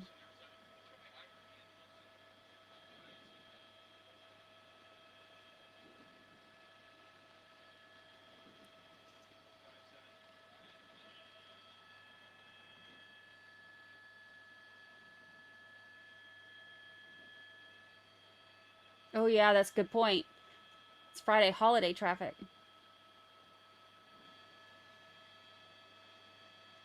This is in Anaheim. It's about the same.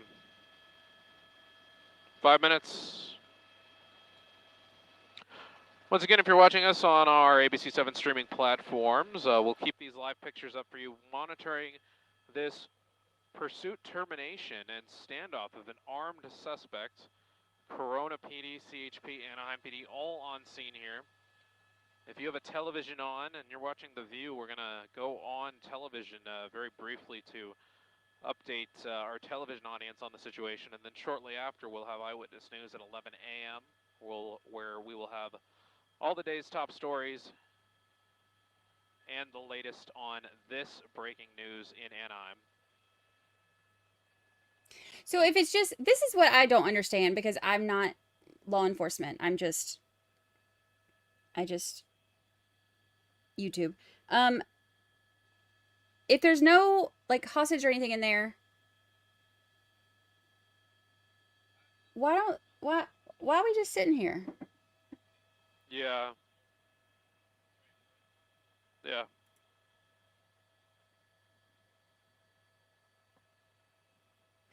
Yes. You're gonna try oat.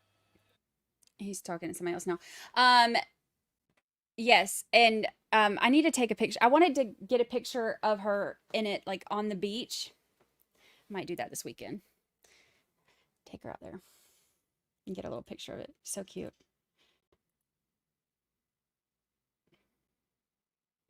You know I'm talking to you? Yeah. I would like for them to, like, I want to like, get him out there holding up traffic, acting a fool. Oh, he might be armed, but I mean, them tanks are too, aren't they?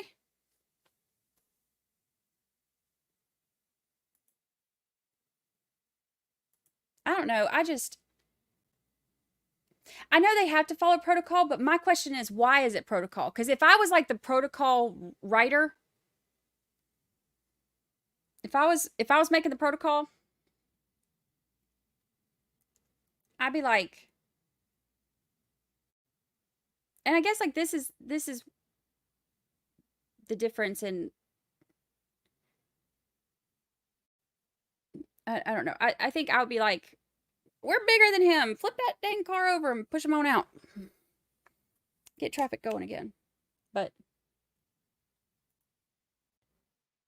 that's why I'm not in charge of protocol.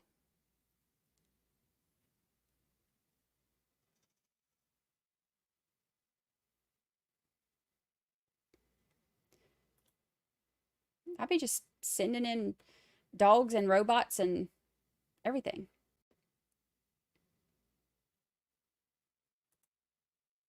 Just give him a ticket already. They've we got all this to try to let him know they've been trying to reach him about his extended car warranty. Honestly, my husband retired from Oakland Police Department and can't stand how soft the police departments have become. But maybe it's like the, you know, the action movie lover in me. But I'm like, send in the arm thing and flip him on over. He'll come scurrying out. Send the dog in. But like standing in the road, just waiting. It's not like he's going. I think that the chances of him being like, all right, I'm just gonna scooch on out now because y'all have waited long enough, and I respect you for that. I don't think that that's gonna happen. It could, but this is also why I don't do this. This is why I'm not in charge of these things.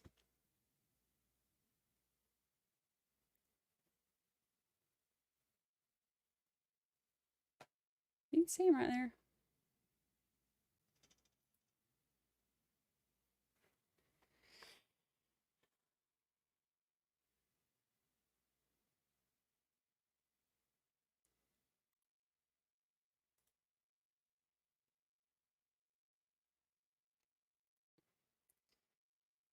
God, I'm not driving to the beach. Oh, could you imagine how mad they'd be? You're ruining my beach vacation. Get out of the way.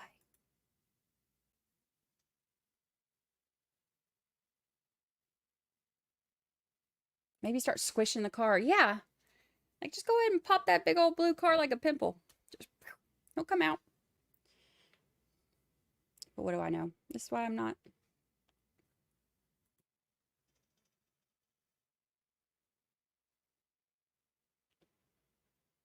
This is in Anaheim. This is live. Let me double check. Let me just make sure. Here, I'll just put it like, I'll do it like this so we can make sure that we don't miss our,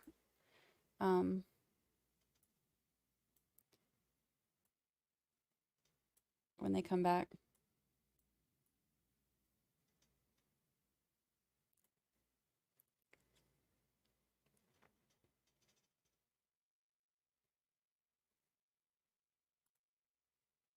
No one needs this on for. Anybody got time for this?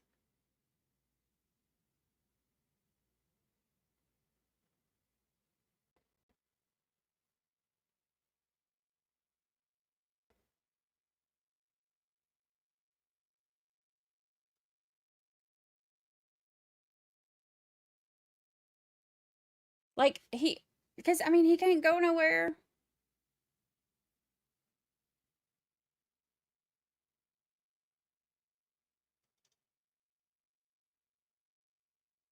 What was that one that we watched where they bust out the window and they were like, they threw in like the tear gas thingies, and then they had the rook go over there and start messing it all up?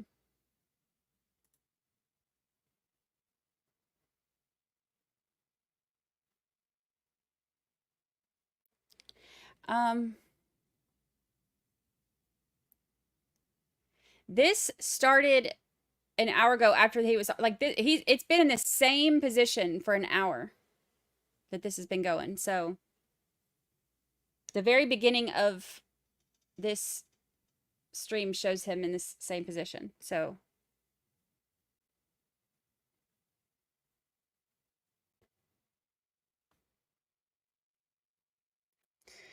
Chelsea says, I'm from that area. This is the busiest freeway too. Traffic is going to be worse than it already was for the weekend. That's crazy.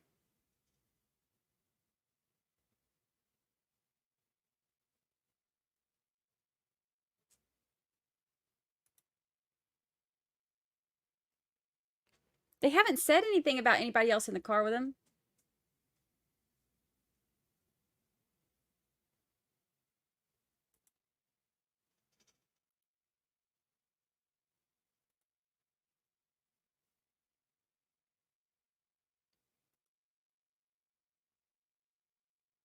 But like, this is the same, like, this is not the same, but this reminds me of, you remember we watched that one that I stayed up late with y'all and we watched in Vegas and stayed up real late watching that. And I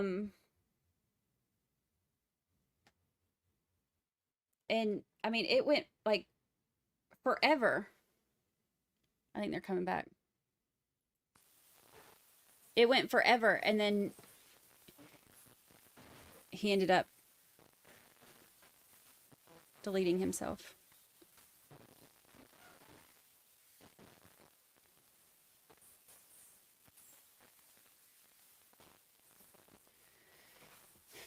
Channel 7 has a helicopter live feed. What channel are we on? 11? No, we're on. Oh, this is 7.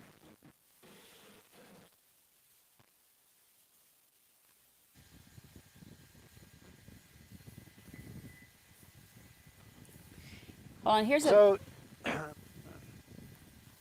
let's do this one.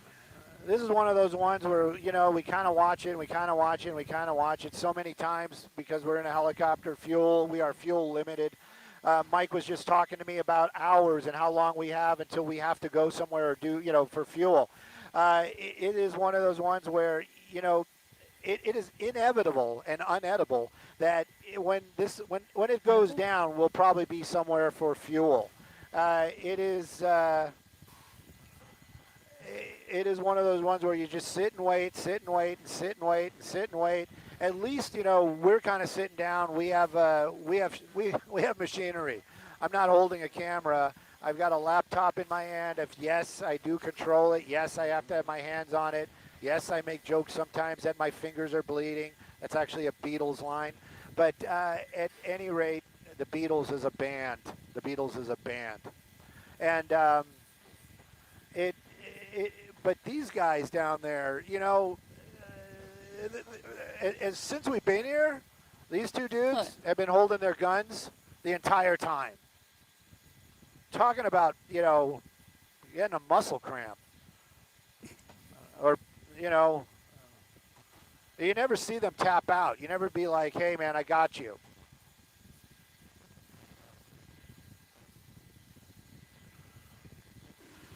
So you're telling me that's a cell phone that's in his hand, so there's two in this shot. Really? That is a gun pointed at him. Oh, dang.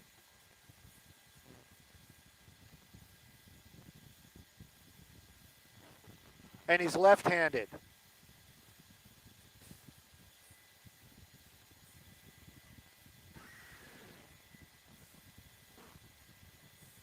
Oh, so then what are we doing? All right.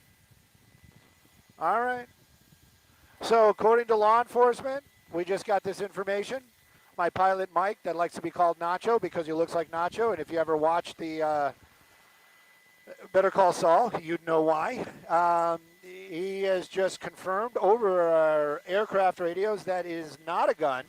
That is a cell phone in his hand. So if he doesn't have his gun in his hand, he's not brandishing a weapon, why don't they just bring this thing to an end? What are they doing? Yes, I don't want to be the guy to walk up to the car. There's no doubt about it. But, come on. We're here for another hour. When did you just text me? Oh, you just texted me that. We're here for another hour. We're here for another hour. Another hour. Another hour on station. Another hour on station. Oh, all right. I'll mute him.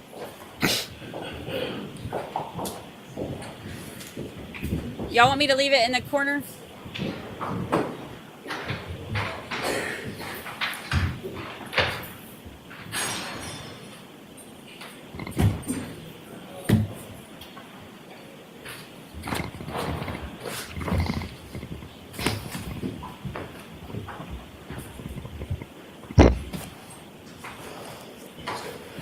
We're back in session. You may be seated.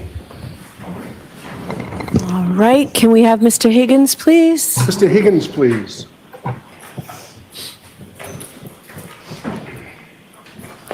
Oh.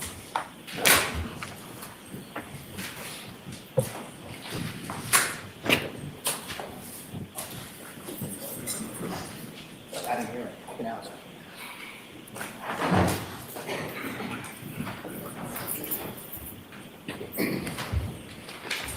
Step. And just a reminder, you're still on road.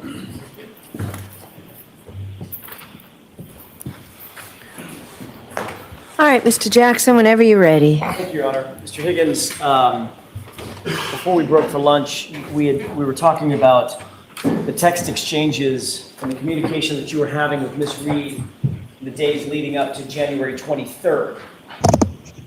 You recall that? Yes. It's fair to say that her text communications with you started to dwindle off in the days before the 23rd, correct? They lagged.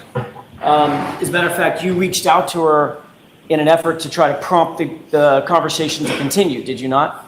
I reached out to her, but I wouldn't say that's what it was about. Well, you texted her, stranger, didn't you?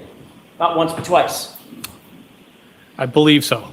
Take a look, if you don't mind, at, this is a page from what you've just seen. So he needs the. I'm sorry. I was thinking that was right in front of you. May I approach? Please. Thank you. I have just a second.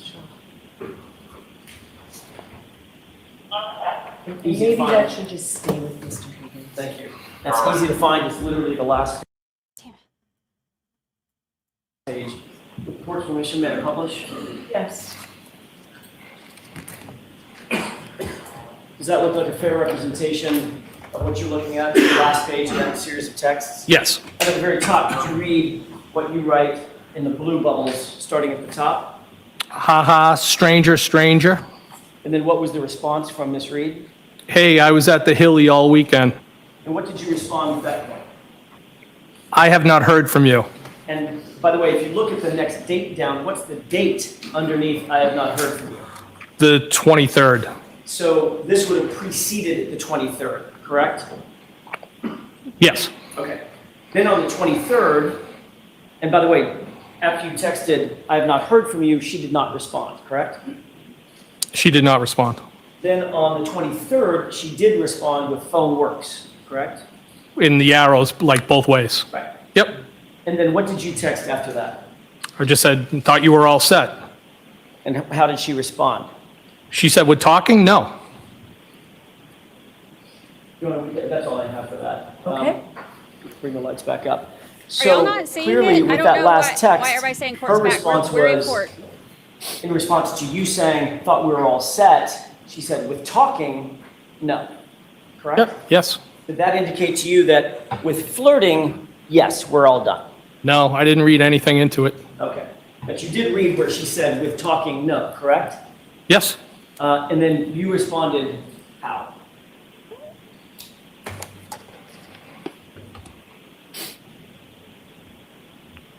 I said, are you sure? And did she respond? No. As a matter of fact, the next time you saw or communicated with her, she was walking into the Waterfall Bar on the 29th, late night hours of the 28th, going into the early morning of the 29th, with her boyfriend, John O'Keefe, correct? Yes. Now, you had discussed your flirtations, if I can use that word, that you had with Miss Reed with your friends, at least some of them, correct? I don't recall that, no. Do you recall that you openly shared the details of your interest in Miss Reed with your work supervisor at the DOJ? Well, that was after I shared what happened, that she kissed me. Yes, I did share that with her. And that was with... that was the first time. That was with a person by the name of Kate Dowd, is that right? That's correct. And that was before January 29th? Yes. And that's because your interest in Karen Reed, whether you call it romantic or sexual or whatever, your interest was something that was at least occupying your mind at that point, correct? No. It was occupying your mind enough to share it with your boss. No, what I shared with my boss was the fact that she kissed me. That was it. Did you discuss your flirtatious relationship with Karen Reed with Brian Albert at any point? No. Never? No. So you were on a 4-hour drive in a snowstorm back from New York with Mr. Albert, and your interest in Karen Reed never came up? No. Even though he's a good friend? Yes, just something I wouldn't talk about. You'd been drinking since about what time? What time? That's a bad way to ask it. What time did you start drinking? When are we at, Mr.? I'm sorry, on the 28th, when you got back from New York. When did you start drinking? Well, it wasn't until I swapped out vehicles and I went up to the hillside. Okay. That would have been, give me a time frame. 9-ish, 8-ish? It was dark. It was maybe in the area of 8 o'clock.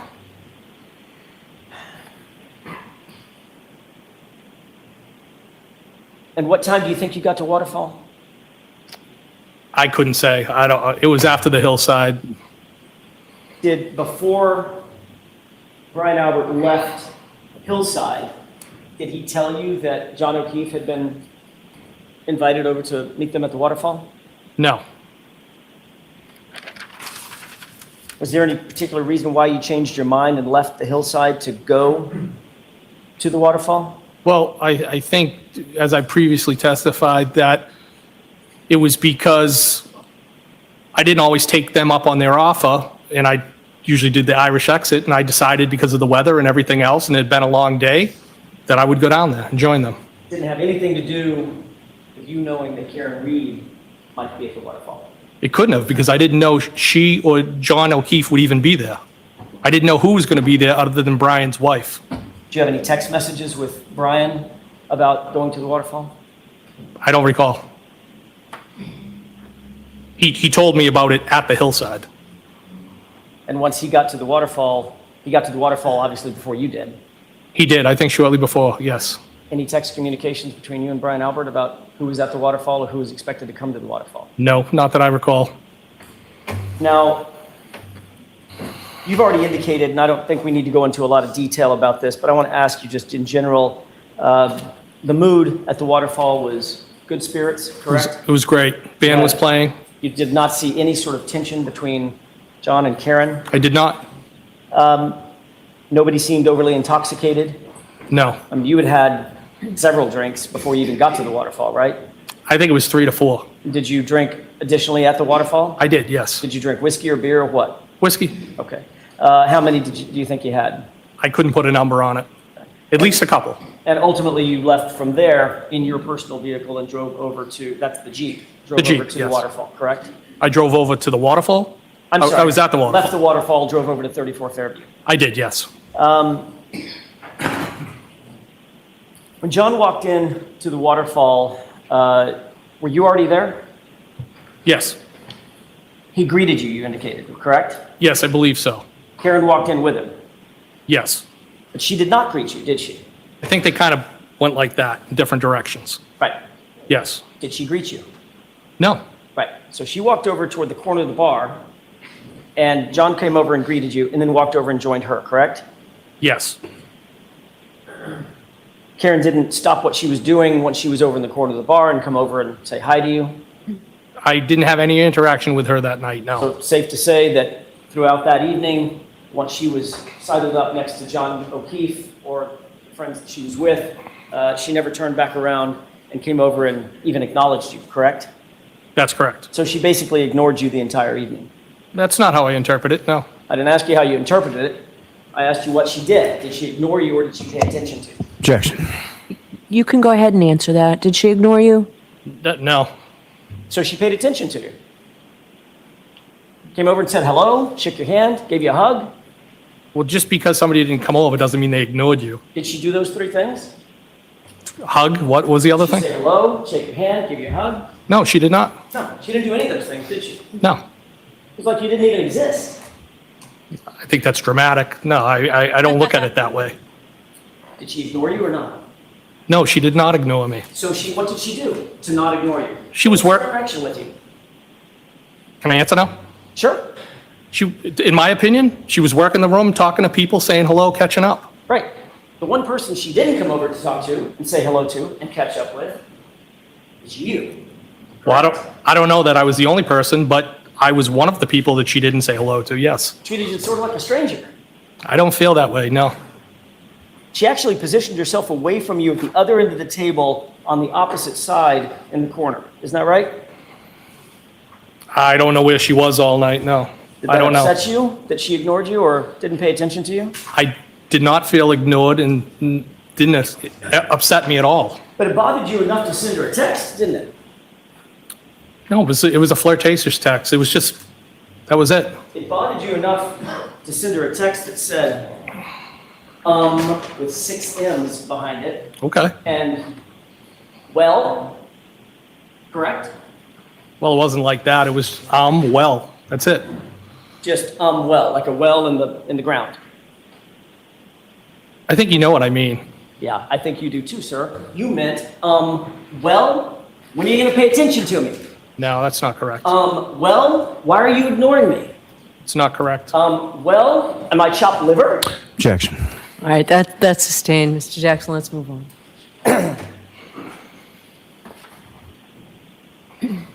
At the end of the night, the group basically discussed going back to Brian Albert's house. Is that right? There was discussion at the table of, like, were we going to go to the pizza shop or were we going to go somewhere else? And ultimately, it was 34 Fairview. Before you left, just so we're clear, when you texted, well, she ignored that text too, didn't she? Can you say that again? When you texted her, well, at Waterfall, she ignored that text too, correct? Well, that was the only text I sent that night to her, yes. Okay. She didn't respond. That wasn't my question. What, My question is she ignored the text, correct? well, I don't know if I don't know what her mindset was. If she purposely ignored the text or she didn't see it, I don't know. I didn't read into it. Did she ignore the text, Mr. Higgins? I don't know. Did she respond to the text? She did not respond. Got it. Did you see her roll her eyes? So when everybody was leaving, did you leave before they did, John and Karen, or did they leave before you did? I don't know. You said you were the first one back to Brian Albert's house, correct? Yes. Safe to say you were one of the first ones to leave. I was the first one to leave Waterfall. the waterfall. Probably. I mean, if you're if everybody's herding out and you're the first one to get there, you're probably among the first to leave, correct? Most likely. Okay. You never personally discussed going to 34 Fairview with, certainly not with Karen Reed, did you? No. And you never discussed it with John O'Keefe either, did you? No. You didn't say goodbye or walk over and give John a big hug or anything like that? An acknowledgement, did you? No. You just left? Well, that's what everybody was doing, just leaving. Okay. You too, correct? I did leave, yes. And all you knew at that point, all you knew was that you were going over to 34 Fairview. You did not know who else was invited over to 34 Fairview. My impression was that it was an open invitation, and I planned on heading over there. But you did not know who else was coming. I had no idea who was coming. And you didn't say goodbye to John, correct? I don't think I said goodbye to anybody. And you didn't talk to him about coming over to 34 Fairview. No. Yet at 2:20 in the morning, you texted John O'Keefe, you coming here, correct? At 2:20? Sorry, 12:20. I did. And that had 3 question marks behind it, correct? Yes. Did you text Karen about coming over to 34 Fairview? No. So at 12:20 a.m., after you left the waterfall and made your way over to 34 Fairview, you were more interested in getting John to come to 34 Fairview than you were to getting Karen to come to 34 Fairview. No, that's not how I would describe that. But you didn't text Karen, correct? No, I didn't. But you did text John. Yes.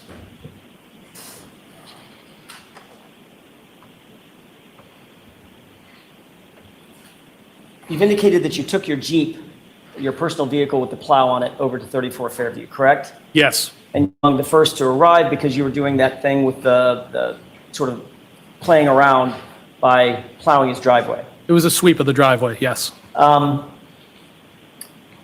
then you indicated that you parked in front of the house, correct? Yes. I did. I know you've been over this before, but I'm going to ask you one final time so that it's completely clear.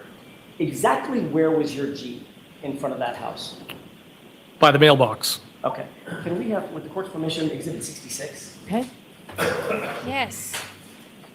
Bring the diagram. This is a graphic representation of 34 Fairview, not a photograph. Just to orient you, do you see what's depicted in Exhibit 66? Yes. Do you recognize it?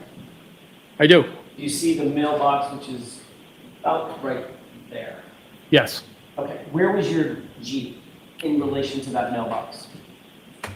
So the back end of the Jeep, the rear, would have been around equal with the mailbox, and I was not blocking the driveway. Okay, so you would have been about there, right? How?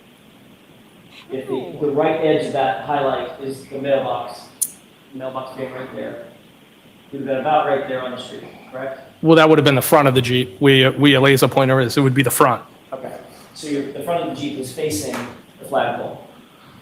Towards Chapman Street, correct. And the rear of the Jeep was basically even with the mailbox strut or stanchion. It was definitely past the driveway, yes. Okay.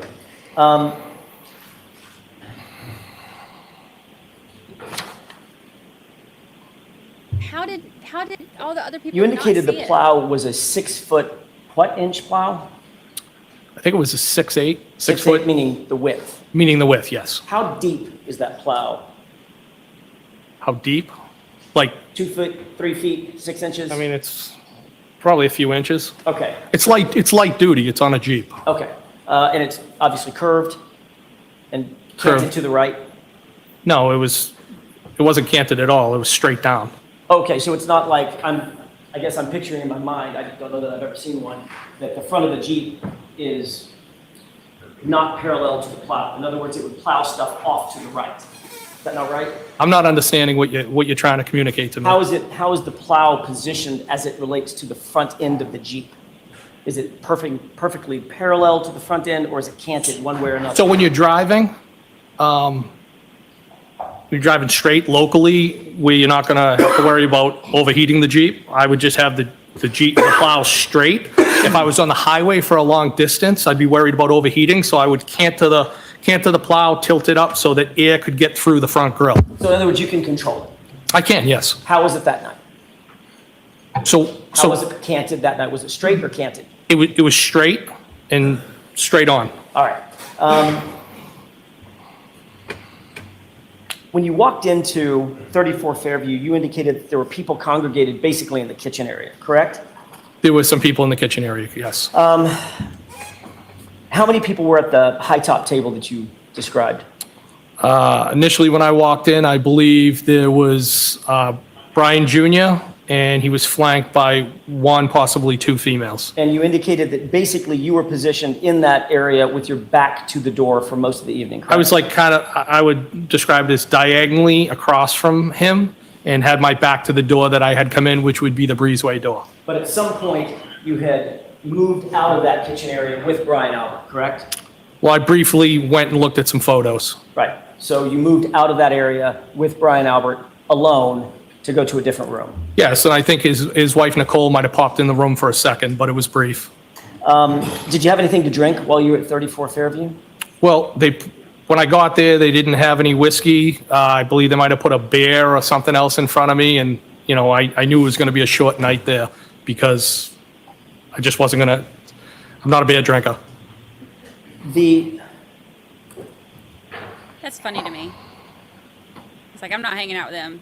You've indicated in a prior testimony that you've never been upstairs in Brian's house, correct? When you say upstairs, like you're talking like second floor? Correct. Yes. No. Okay. You testified to that in a prior hearing, is that right? Yes. In May of 2023. Yes. And you said specifically, quote, "I've never been upstairs." Is that Yes. right? All right. You understood when you gave that statement that you were under oath? Yes. You were telling the truth? Yes. Same oath that you took here today, correct? Yes. You indicated that the photos that you saw were on the first floor living room area. Is that right? I believe that's where they were, yes. So the only floor downstairs from the first floor would be what? The basement. And the only floor upstairs from the basement would be what? The first floor. So if someone were to describe going upstairs to look at the photos that you've described on the first floor, where would they have to be to go upstairs to look at those photos? Are you saying on the first floor? Correct. If the photos are on the first floor, Yeah. and someone said, we went upstairs to look at those photos, where would they have to be? I guess upstairs. The people would have to be upstairs? Well, the photos would be upstairs. Is that what you're saying? Where are the people? Where would the people have to be to go He's not making this clear. upstairs to the living room to look at the photos? I'm not understanding the question. If the photos are on the first floor, Mr. Higgins, Yes. the only floor beneath it is the basement, Okay. and someone says, we went upstairs to look at the photos, where would they have to be? Well, who said they went upstairs? All right, so Mr. Jackson, you can save this for argument. Next question, please. He's not following. If He doesn't. Brian Albert said you went upstairs to look at the photos, where would you have to be? Objection. Sustained. Now, Brian Albert had a weight room someplace in the house, right? Yes. And a gym. I guess he called it a home gym. Where was that? In the basement. Had you ever been down to that basement before? Yes, one time. When was that? That was during the twins' graduation party. Summertime. Summertime before? Summertime before, yes. Summer of 2021? Maybe. So if Brian Albert testified that Could you've never been in the basement, that would not be accurate. Objection. Sustained. Now, you do recall giving testimony at another proceeding on June 1st, 2023, correct? Yes. And of course, the same thing applied. You were under oath. Is that right? Yes. You knew that it was a crime to lie under oath Yes. in that proceeding.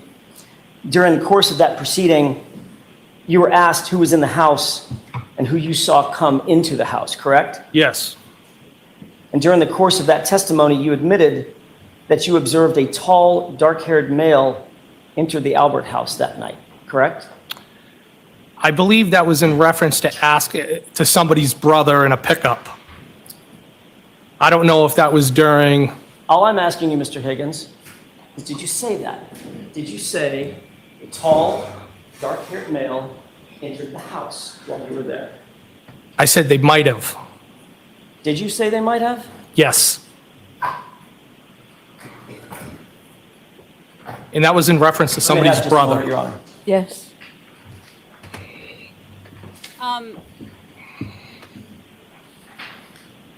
Whose brother, because Ryan Nagel didn't go inside.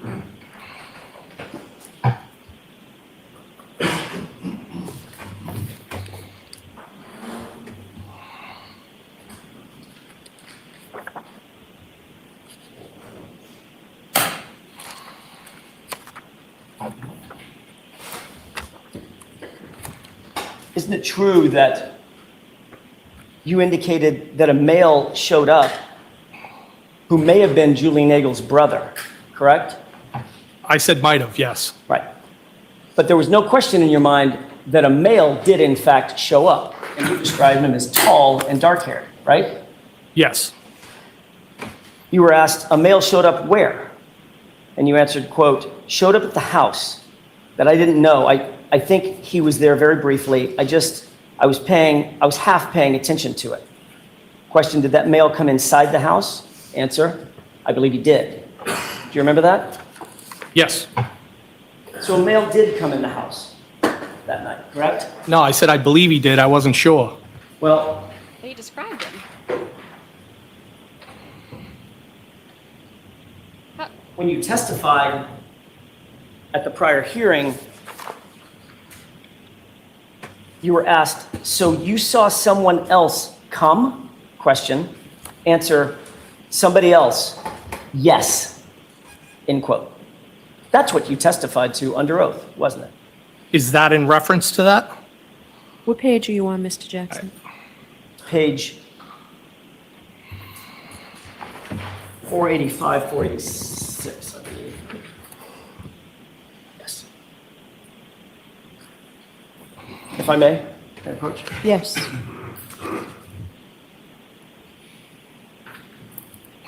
Thank you. Look at the top part. Oh, is he talking about Colin?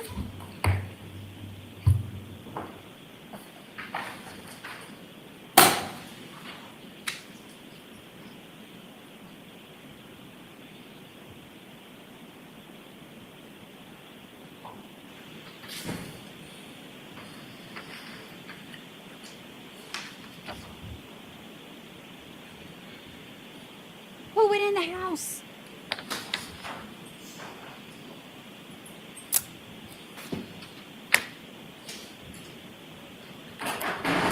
Yeah, Colin was already inside when they got there, but also, didn't he say that he didn't see Colin? Because that's one of the things I put in my notes, that he said he didn't see Mr. Colin. Higgins, do you have that in mind? I do. May I approach? Yes.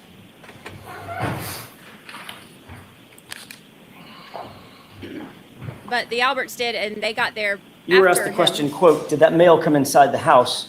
You answered, I believe he did. Question, so you saw someone else come? Answer, somebody else. Yes. Correct? Yes, but I also said that I wasn't paying Mr. Higgins, attention. I realize that you want to explain your answer. I've asked you a very simple question. Was that your testimony in front of another proceeding? Yes, it was. At another proceeding, which you were under oath? Yes, it was. Okay.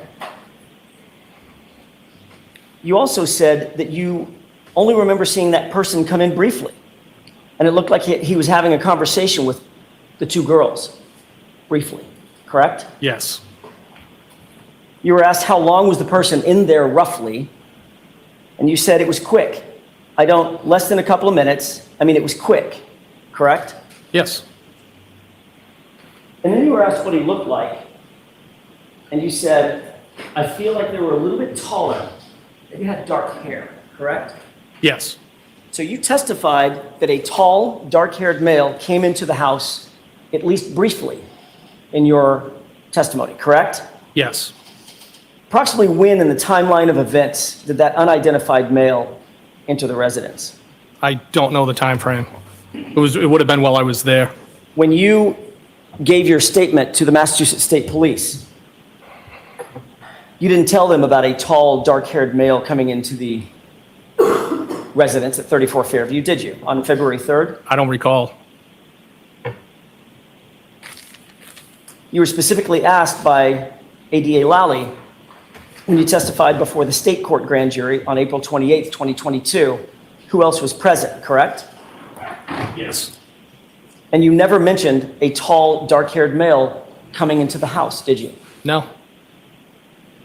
However, on June 1st, 2023, At this other proceeding, you were specifically instructed at the start of your testimony that it was a crime to give materially false statements in that proceeding, correct? Yes. And that's the proceeding in which you admitted that there was a tall, dark-haired male who came in the house. Yes or no? Yes or no? It was that proceeding. Can you answer that, yes or no? No, I can't, Your Honor. Next question, Mr. Jackson. The quotations that or the quotes that I just read you and that you just looked at? Yes. That was from the June 1, 2023 hearing, wasn't it? I don't know.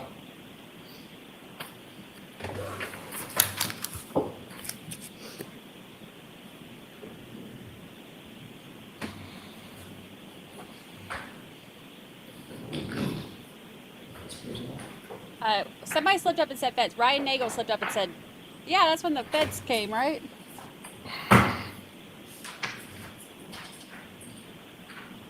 May I proceed? Yes. It's weird, though, to say That's what was just read, and that's... you don't know somebody came another in, but then page. give a Just take very look at specific that page. description. You see a date on it, the first page. I see it, yes. May I approach? Yes. What's the date, sir? June 1st? 2023? Yes. How long did you stay at the Albert residence in total? From the time you got there till the time you left? Maybe like a half hour, less than an hour. And what time did you leave? Say 12:30, you said? I think I said between 12:30 and 1 a.m. And you indicated that you pretty much didn't say goodbye to anybody, right? At the house? Correct. I just kind of left. I said, see you later, turn around, left. As a matter of fact, at that same hearing that we just looked at, your statement was, I made a beeline out of there, correct? I don't know if that's the verbiage I used, but I left. Why the rush? Why did you leave so quick? Because it was a long day and I just wanted to go home. Except you didn't go home, did you? No, I went back to Canton PD. Right. So it wasn't such a long day that you actually drove home. You went back to the Canton Police Department at 1 or 1:30 in the morning, correct? To move vehicles, correct. Well, let's talk about you leaving. You walked out the side breezeway door, correct? Yes. You walked down the driveway. Yes. There's nothing obstructing your view at that point of the lawn to your right, correct? I didn't look over there, but I would not think so. Between you and the flagpole, in other words, there wasn't some mound of dirt, something obstructing your view. You could see straight across if you wanted to, correct? If I wanted to, yes. It's just basically a flat, grassy lawn with a light dusting of white powder snow on it, right? I don't know how much snow was, but there was snow there. Yeah, you indicated that it wasn't even enough to stick to the pavement at that point. Well, that's when I got there, yes. Well, you only stayed less than an hour, right? That's correct. So I'm assuming it didn't dump 3 feet in an hour, correct? I think we can both agree that it's not it wouldn't have been 3 feet now. Right, so it would have been a light dusting of snow. More snow than there was there.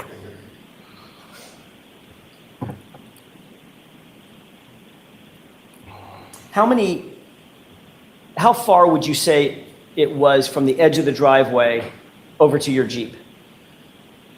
From where the back of my Jeep was parked? Correct. Maybe a foot or two, or couldn't even with the edge of the driveway? Oh, no, I'm sorry. It's probably a bad question on my part. When you left the house, as you started to walk down the driveway toward your Jeep, how long of a walk is that? Across the yard to down the driveway to get to your Jeep? Short. 30 feet?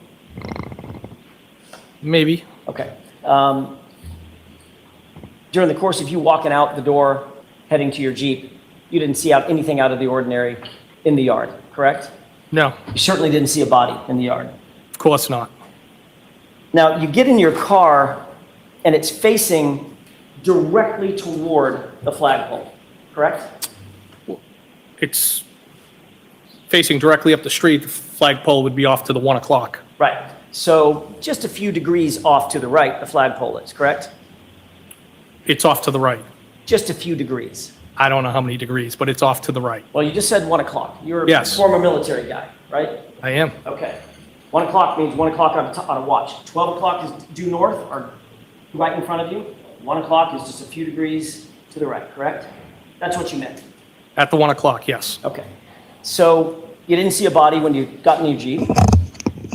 No, I did not. Then you turned the engine on, correct? And the wipers, yes. And the lights. Yes. And the lights lit up everything in front of you, correct? Yes. Still didn't see a body, did you? No, I did not. Sitting in the driver's seat, you put the car in gear and you begin to roll forward, right? Yes. But there was a plow on the ground that scraped for a foot, right? Yes. So you picked it back up, Yes. looked out the windshield to make sure the plow was situated, and continued to roll forward, correct? I knew it was up when I continued to drive. And as you continue to drive, you're looking ahead of you and probably to your left to make sure that there's no oncoming cars, right? Well, I knew there was no oncoming cars. I was just driving forward. Right. So your focus is directly in front of you. On the road, yes. And everything in your peripheral vision is right in front of you as well, correct? Yes. Nothing obstructing your view. I mean, other than snow on the car. Nothing obstructing your view outside toward the lawn. Wasn't another car parked there. No, I didn't. There was no vehicles in front of me, no. It was the roadway was relatively empty. There was no cars. And you didn't see a body then either, did you? I did not. And as you drive past that flagpole with everything lit up and everything in your peripheral vision, you still didn't see a body on that lawn, did you? I did not.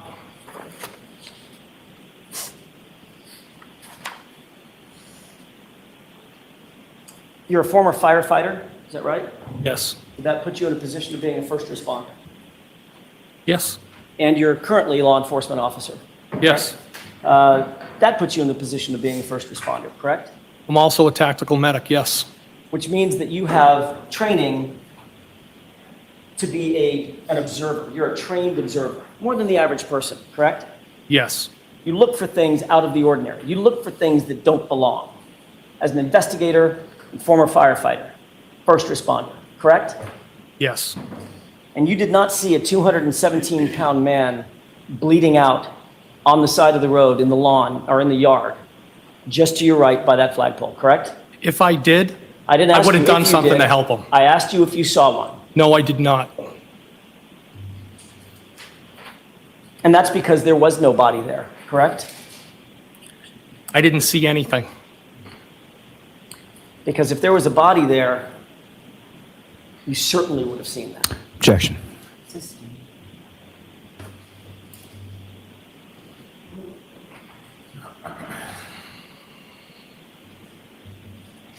Where exactly did you go when you left 34 Fairview? I went back to the Canton Police Station. When you were asked that on direct examination, you said you weren't sure where you went when you left 34 Fairview, either home or to Canton PD. No, that's not what I testified to. Did something jog your memory about where you went? That is not what I testified to. That was in relation to where did I go after I left 34 Fairview the next morning.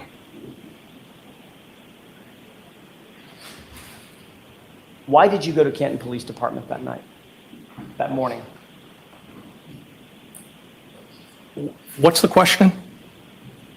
Why did you go to the Canton Police Department that morning? The morning when I left 34 Fairview, the Friday into Saturday, Correct. to move 2 vehicles. There's been quite an evolution of that story over the years, has there not? Yes. I don't understand the question. All right, let's talk about that for a second. You had an initial interview with Massachusetts State Police on February 3rd, 2022. Yes. Correct? And you indicated during the course of that interview, which was just a couple of days, 5 days, after the events in question, that you left Brian Albert's house, went to Canton PD to, quote, fulfill some administrative obligations, end quote, correct? You later said, when you testified in front of the grand jury on April 28th, that you went to Canton PD to do, quote, administrative work, correct? Yes. You never mentioned... I said administrative things. You said administrative work was your testimony in your transcript. I believe it was things, but okay. Okay. Can we agree, Mr. Higgins, that you didn't mention anything about moving cars around, correct? Well, that would be administrative. So when you say I went to Canton PD to do administrative work or administrative obligations, you meant moving your car, your personal vehicle? Yes. Okay. Although you didn't say that you were going there to move your personal vehicle, right? No, I said I didn't move my personal vehicle. I moved work vehicles. Or either one.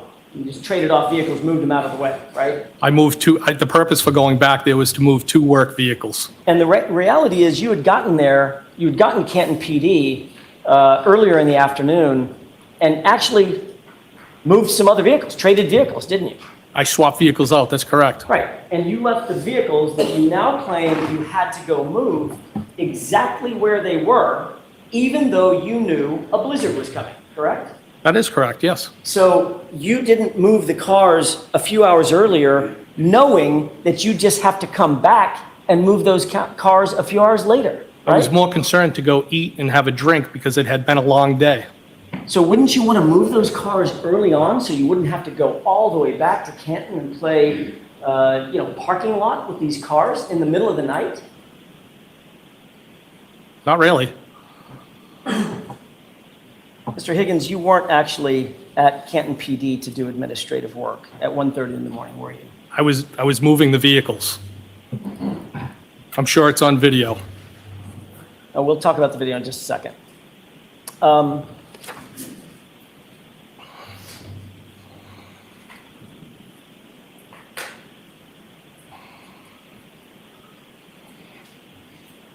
You entered the Canton Police Station through which door? I believe it was the door to the right of the Sally Port as you come in the main entrance. And you made note of who was on duty that night, correct? I didn't make note. I walked by, I saw somebody sitting in the control room and then just went about my business. So you immediately knew that your friend, Officer Good, was working dispatch, right? So do you need to hear something or? It's really hot over there. I'm sorry. So why don't we take a 5-minute recess? Court, all rise. We'll put everything up. Juror says it's getting hot in her. See? Can you just open the Nancy and just why it's hot over the window? Nancy, are you hot over here? Is there a fan?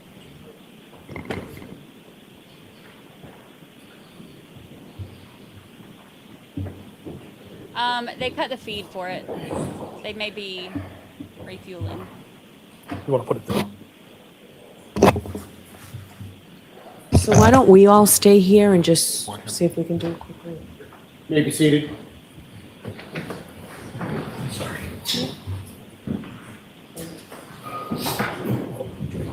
I'll pull it up on another feed in just a second. You gotta do this. If you don't mind. You know, I'll go over there too. Nancy, Paul will do it. Just sit there and make sure.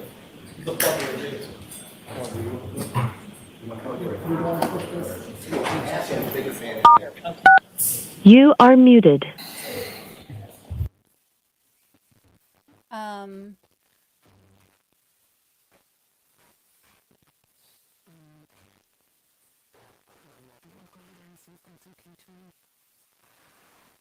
You can kind of hear her. It's like we get like a little bit of a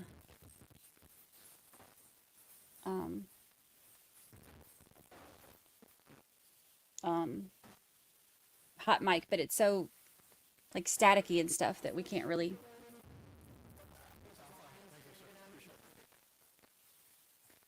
See? Yeah, a juror said it's hot. Excuse me?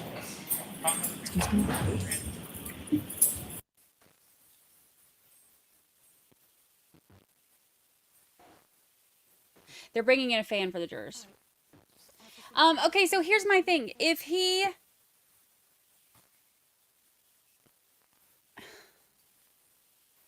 To say, like, I think, you know, somebody may have come into the house is one thing, but to say, like, I think somebody came into the house and talked to these 2 specific people and he was tall and had dark hair, that's very specific.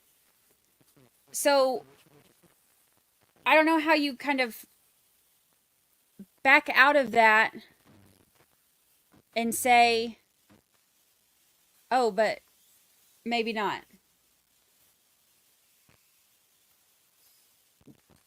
It's too specific to say Need to see how she's doing. All rise for the court, please. Uh-oh. Take a short recess and see how she's doing. Oh, here, let me pull up. That one feed ended. Let me see if there's another feed for that. Actually, I should probably take Lucy out while they're doing this.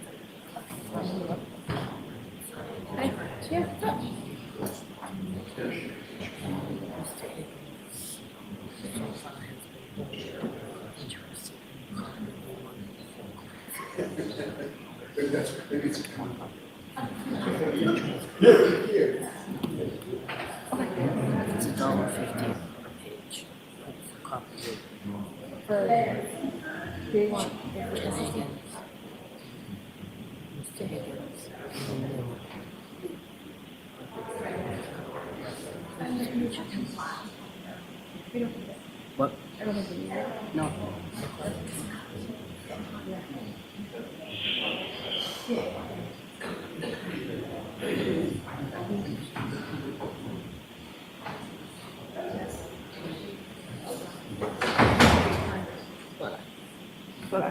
Okay, somebody knocked on the door. All right, I'm gonna take her out real quick while they're at break. I'm gonna leave it. I know you hate the fan, I know, but I'm gonna leave it on just in case they come back before I get back upstairs. So I'll leave this on for you to watch down here, so focus on that instead of the fan. Yeah. Okay. But I'm gonna take her out since I didn't take her out as much since we sat here and talked the whole time. I'll be right back. Okay.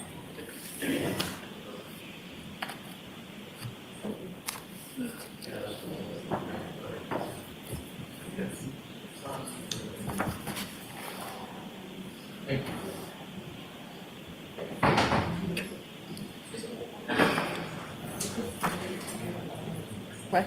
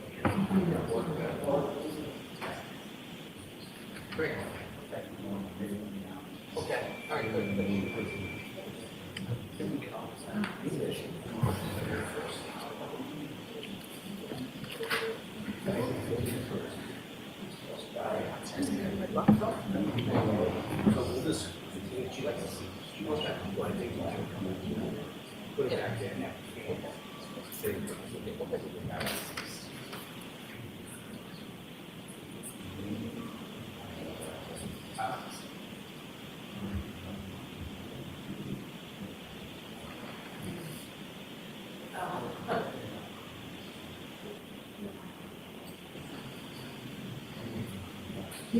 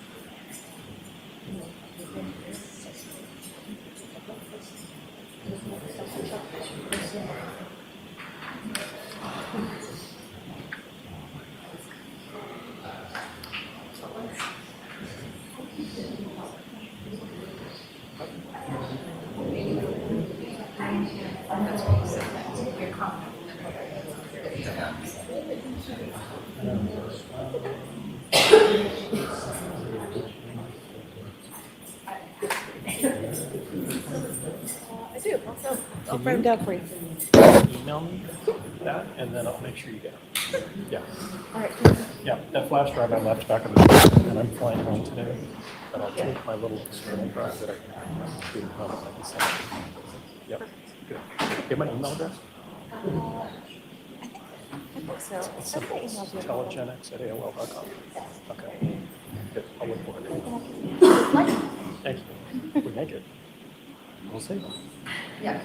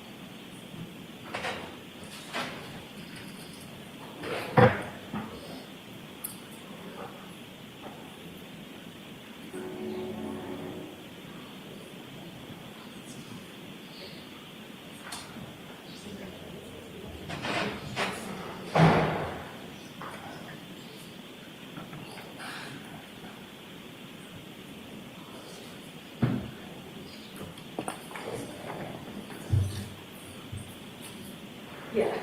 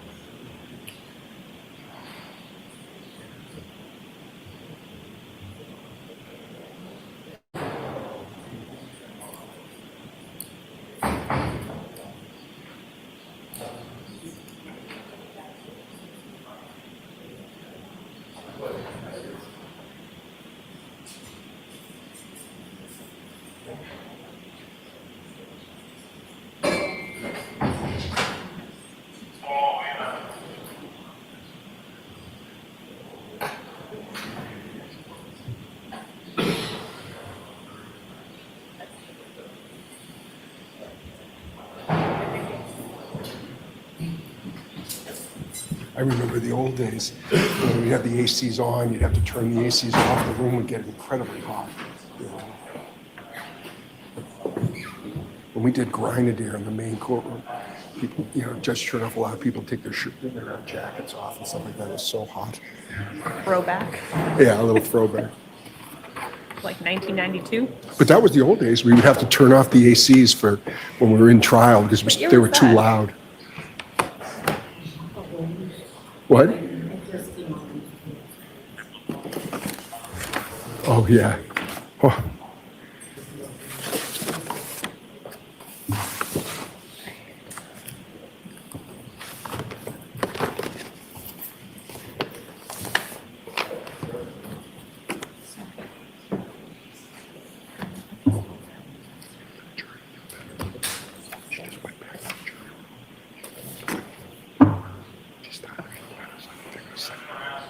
Maybe downstairs. So they might not be. I'll need 4-minute advance notice before you meet me. Beth McLaughlin is so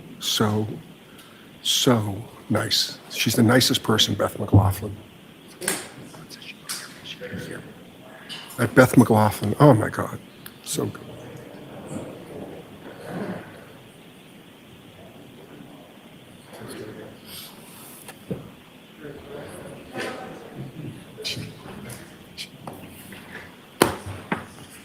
Lord, all rise to the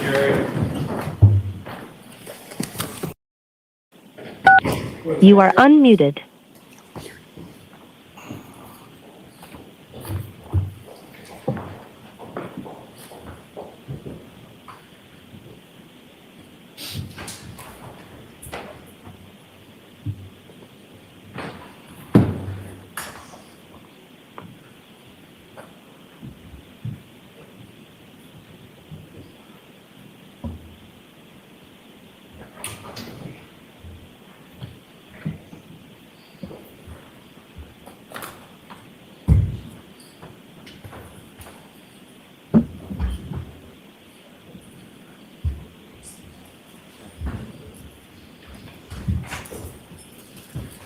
Court is back in session. Please be seated.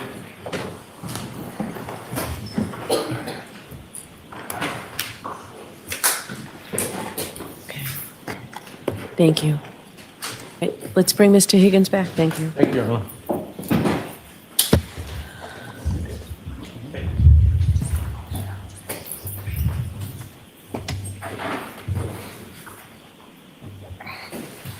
All right, Mr. Jackson. Thank you. Mr. Higgins, if you went back to Canton PD at 1 o'clock, 1:30 in the morning, you would certainly be in a position to monitor anything that was happening at Canton PD at the time that at least you were there, correct? No. I mean, you would be inside the building, correct? Yes. With access to dispatch and anything else that was happening around that floor, that area, correct? I did not go into dispatch. You would have access to the interior of the police station at that time if you went back to Canton PD at 1:30 in the morning, correct? I'd have access. You could see if there was any activity going on, any calls, any call-outs, things of that nature. I didn't have access to that and I wasn't looking for it. Not that you were looking for it, Mr. Higgins. My question is more simple than that. If you were there, you'd know what was going on inside the building. No. So if you walked in, you would just be completely oblivious to anything that was happening. For instance, if troopers started amassing to go out to a call, you wouldn't see that? Objection. The objection sustained. Ask it differently. You were able to monitor, you'd be in a position to monitor what was happening at the station around 1:30 in the morning when you were over there, correct? No. So, how long did it take you to get home from Canton PD? A little longer from after I moved the vehicles? Correct. I don't know. I mean, it could have been 15 minutes. It could have been 20 minutes. You live alone? I do. You did then? Yes. What did you do when you got home? I think I had something to eat, maybe a couple more drinks. Then you went to bed? Was either on the couch or in the bed watching the news. In any of the prior testimony that you've given in this case, have you ever indicated, ever, that you slept on the couch that night? I don't know. Well, you reviewed your testimony before you Well, testified. those would be the two options. Okay. I didn't ask you about your options. I asked you if you reviewed your testimony before you testified today. Yes. Okay. When you reviewed your testimony previous to coming in here today, did you ever testify that you slept on the couch that night? No, I slept in my bed, but I could have started somewhere else. Did you ever testify in the previous hearing that you started somewhere else? Not that I know. Did you ever mention a couch in any of your description about what you did when you went home that night? Not that I recall. As a matter of fact, what you did mention under questioning in a different hearing was that you may have gotten something to eat, you then went to bed, and put your stuff on the nightstand next to your bed, correct? That would be the routine, yes.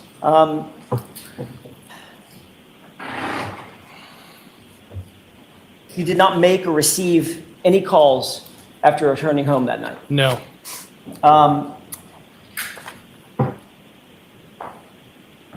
You were clear when you went to sleep in your prior testimony that you put both your work and your personal phone, you had two at the time, correct? Yes. A personal and a work cell phone, right? Yes. You put them both on your bedside table because that's what you do every night. Is that right? Most often, yes. As a matter of fact, you were asked whether or not you have a charging station, and you said, yeah, it's right on my bedside. I don't know that I don't have a charging station. Right, you said no, bedside. In other words, you keep your phone by your bedside, on your bedside table. Usually. You also testified that you did not use your phone that night to go on social media, correct? That's correct. You indicated that you don't go on, you didn't go on social media because you don't have social media. You don't use it that much. I don't. You said, I don't have the gram. I'm guessing that means Instagram, correct? That is correct. And you don't use Snapchat, and you, quote, don't do those things, correct? That's correct. All right, so you testified that the first call you received after returning home on the 29th was a call from Chief Berkowitz just before 7 a.m., which woke you up. Is that right? It was around 6:30-ish, I think. Okay. Your testimony previously was at some point before 7 a.m., that call was the one that woke you up. Yes. And it turns out, Mr. Higgins, that was a lie, wasn't it? No, it wasn't a lie. When you were asked that question at a previous hearing, you didn't know that the person questioning you had your phone records, did you? I assume they did. And you were thereafter confronted with those phone records, correct? I was asked about them, yes.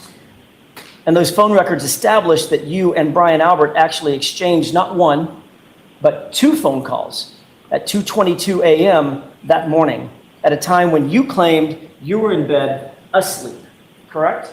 I have no recollection of any phone calls. May I approach you, Your Honor? Yes.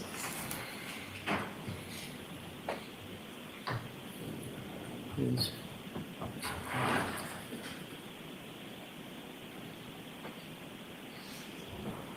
May I approach you? Yes. Thank you. Take a look at those two documents and tell me if you recognize at least the top one.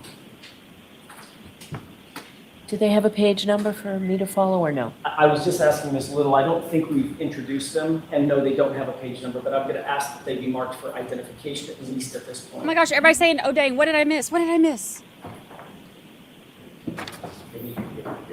So I can't mark them.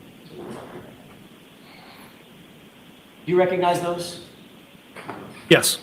May I approach? Yes. These are, you know what, I'm going to, if it's okay with the court, may the witness maintain those documents? Sure.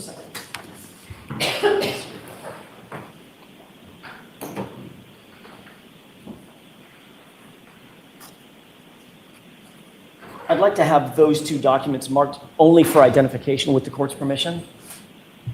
Okay. As one exhibit? We can do it as one exhibit, that's fine. Okay. Could you please hand those to Madam Clerk? Yes, Your Honor. Oh my gosh, everything's happening at once. SWAT's getting him out. Texts are coming in.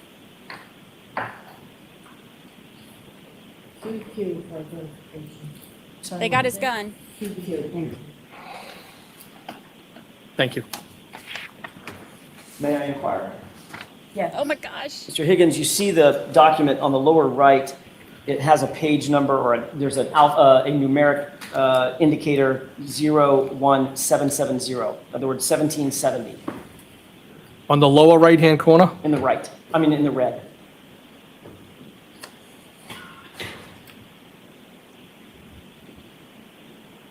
It says 01771. Look at the next page. I think they're just out of order.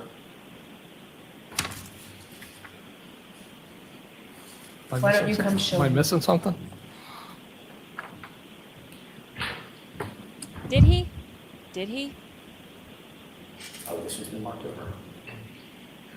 It's right over the top. That's the protocol. It's okay, it's okay.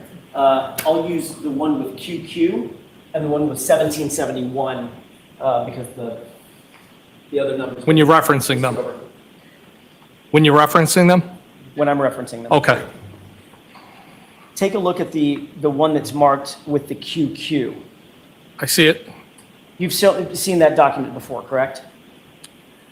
I think I've seen it maybe on a screen, not in my hand. That was these were the records that were shown to you at a prior hearing? Yes. And you acknowledge that at least the one marked QQ is a record of your calls, correct? It has my name, my telephone number, correct? And it indicates that on January 29th, 2022, at 2:22 and 35 seconds, you received a call from Brian Albert, duration of 1 second, correct?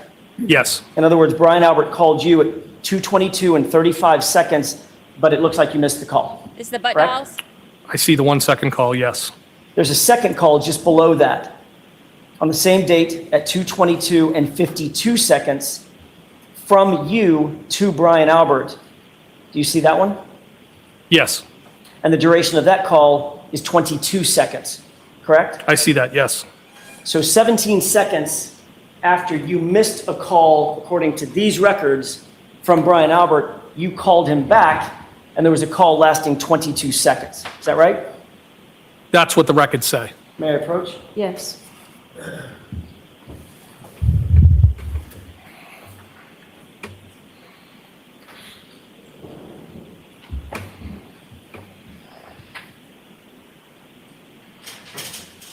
So the fact is, you were speaking to Brian Albert in the middle of the night, approximately 3 hours before Mr. O'Keefe's body was found in his yard, correct? No, that's not correct.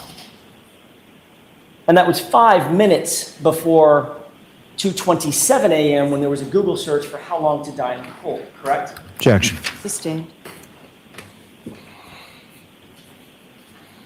Yeah, then, of that course, was you the lied 2:22 about was that the under phone call. oath in that prior proceeding by saying, I don't remember this phone call. Objection. Sustained. Did you, in fact, tell the truth at the prior proceeding when you said, I don't remember that phone call? I always tell the truth. Did you lie under oath, sir? No, I did not. Would you tell us if you did? Objection, Your Honor. Sustained. You acknowledge that there's a 22-second phone call in your phone records, correct? That's what's reflected by the record. And 22 seconds is quite an amount of time. Would you agree? It's 22 seconds. As a matter of fact, it's about this long, with the court's permission. The court does not give permission. That's argument, Mr. Jackson. If we were to count off 22 seconds, that's an uncomfortably long time, is it not? No, It's long enough to have a conversation, isn't it?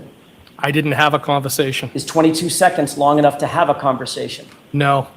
A human being can't have a conversation in 22 seconds? Sure they could. I don't think it's anything of substance. Okay, so that's my question. Is it 22 seconds long enough to have a conversation? I don't agree with it, no.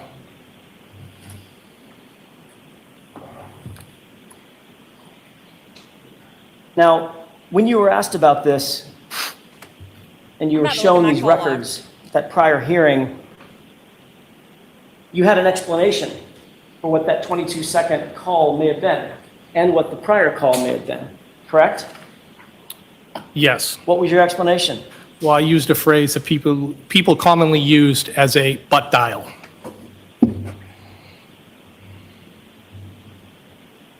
So you think it's possible that you may have butt dialed Brian Albert for a 22-second call that you're not aware of? I think it's possible that he could have been inadvertently called back, but I have no recollection of that, nor did I have any conversation with anybody. But you admitted that you lived alone, correct, Mr. Higgins? That's correct. You have an iPhone at the time.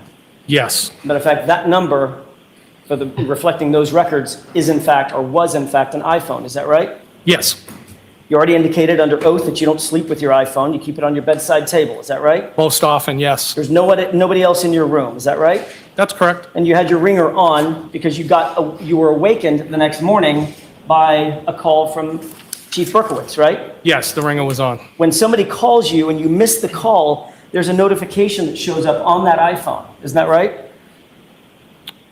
I don't know how mine's set up at the time. I don't know. If you open up your phone app and you go to recents, it shows all the missed calls, correct?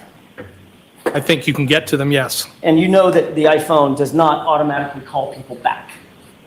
That is not a thing, right? You miss a call from someone, it's not just going to automatically re-ring them. Yes, I think we both know that, yes. So to call somebody back, you have to go on your iPhone, open it up from a locked position, navigate to a phone application, then navigate to a contact, and then make a call, correct? Objection. Sustained. You can break it down. Sure. In order to call somebody back, if you've missed a call, you first have to unlock your iPhone. You would have to, yes. You can do that either through Face ID or through a 4 or 6 digit passcode, right? Yes. Don't tell me the code, but did you have a 4 or a 6 digit passcode locking your iPhone at the time? I don't know if it was a digit code or Face ID. Well, if you have a Face ID, you have to have a digit code as well, right? I guess so. Okay. Did you open your phone with your Face ID or a multi-digit code? I have no recollection of answering the phone or calling anybody back. You also have to navigate, once the phone is unlocked, you have to navigate to the phone app, correct?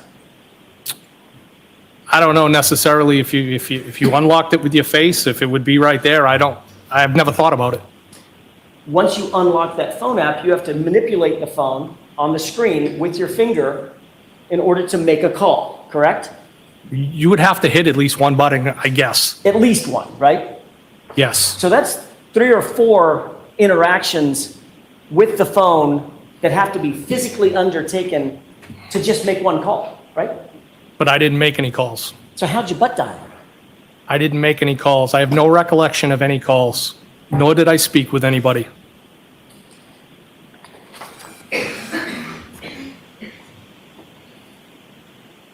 After you were shown these phone records at that prior hearing, in that hearing at least, you finally admitted that you did in fact call Brian Albert back, but this time you claimed the two of you just sort of sat in silence. Isn't that right? Objection. So I'm going to sustain it in that form. You can ask it appropriately, Mr. Jackson. Did you ever previously testify that you did in fact make the call, but you did not have a conversation during the course of the call? What I think I testified was something must have happened, but I didn't have any phone call. Do you remember being asked, quote, did you call him back, end quote, and you answered, yes. And then there was a question. There was a series of questions there. That's only a fragment of what I said. I'm not done yet, Mr. Higgins. Can you answer my question? Yes. To the question, did you call him back? Your answer was yes, correct? I think it was kind of, I must have. Then you were asked, well, the answer was yes, and then there was a colloquy back and forth where you spoke over each other's words, right? It was dialogue back and forth about this whole thing, yes. May I approach? Yes.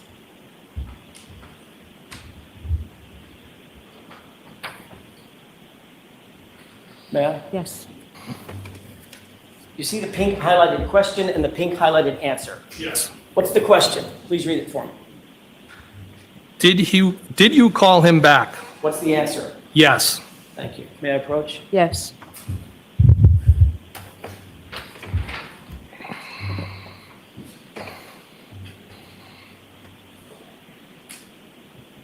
You then said a little bit further in that same conversation, I did not have a conversation, correct? I did not have a conversation with anybody. And the question following that was, you just listened to the phone, what someone was telling you? Answer, it's possible that the phone picked up on the other end and nobody said anything, and then I terminated the call, end quote. That's what you said at the other hearing under oath, correct? Yes or no? Can I see it? Sure.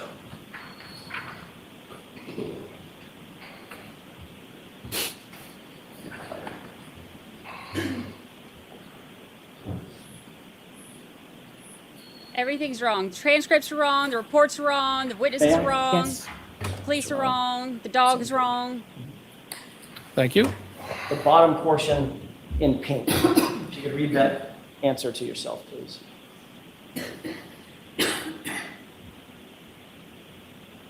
You have that in mind, sir? No, can I have a minute, please? Can I have a moment, please? If you could get me a Jameson and ginger while I read.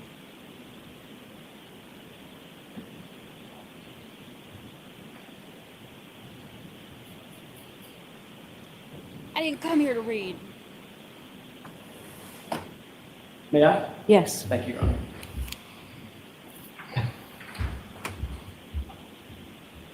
Does that refresh your recollection about how you answered that question? Yes.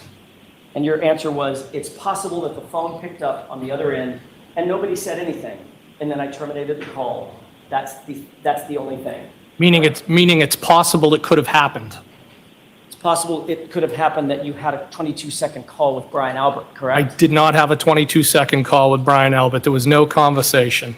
You've had some time to think about this 2:22 a.m. call, correct? Since that last testimony. Some time to think about it? Yeah. I haven't really thought about it, no. So for over a year, you haven't even considered the fact that you were caught with a phone record lying about not having a conversation with Brian Albert at 2:22 in the morning. Objection.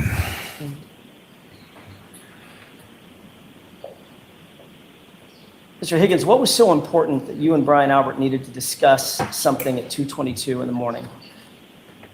There was no discussion. I never talked to Brian Albert. Then why the 22-second phone call, sir? Objection. Sustained.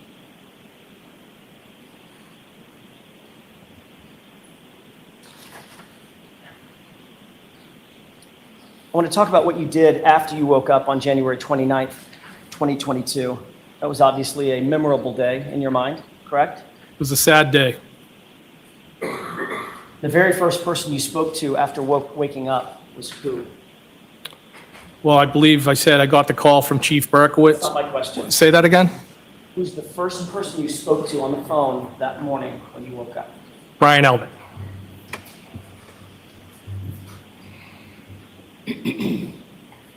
Whose idea was it for you to drive to Brian Albert's house that morning? It was my idea. Was it important to you to speak with Brian Albert in person rather than over text or phone call? No, it was important to support the people that were there. So, of course, you drove over to his house, you had an opportunity to speak to him in person without any law enforcement presence, correct?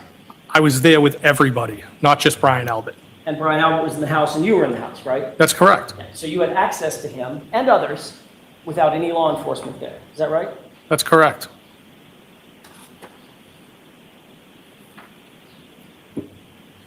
As soon as you got off the phone with Brian Albert that morning, who did you call? At 7:22 a.m., if you recall. I think I might have called Chief Berkowitz back. So as soon as you got off the phone with Brian Albert, first thing in the morning, the next call you made was to Chief Berkowitz. Is that right? Yes, because he had called me first. Yes, I called him back. Did you request from Chief Berkowitz any information that he may have had concerning the investigation surrounding John O'Keefe being found at 34 Fairview that morning? No. Were you trying to see how much law enforcement knew right away? Absolutely. I didn't even know what happened. Were you trying to gather information about what happened so that you would know what happened? Objection. I'll allow it. No. What you were trying to do? No, Your Honor. What did Chief Berkowitz tell you about his knowledge of John O'Keefe's body being found just after 6 a.m.? Objection. Sustained. Did you tell Chief Berkowitz that you had been with John O'Keefe and you were at the crime scene the night before? Objection. Sustained. You can ask that differently.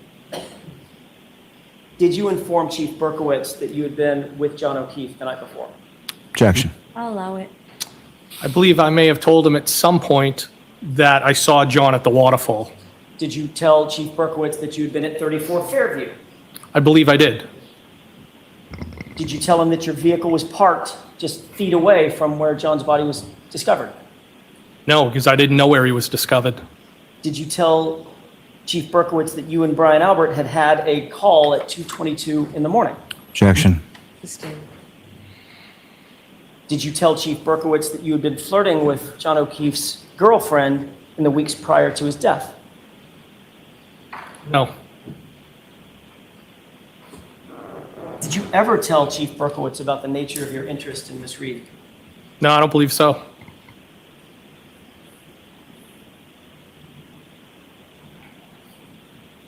Did you tell Chief Berkowitz that you had seen Mr. O'Keefe and Miss Reed the night before, and that Miss Reed had ignored you? Objection. Sustained. You can break that down, Mr. Jackson. Thank you, Your Honor. If I may have just a moment.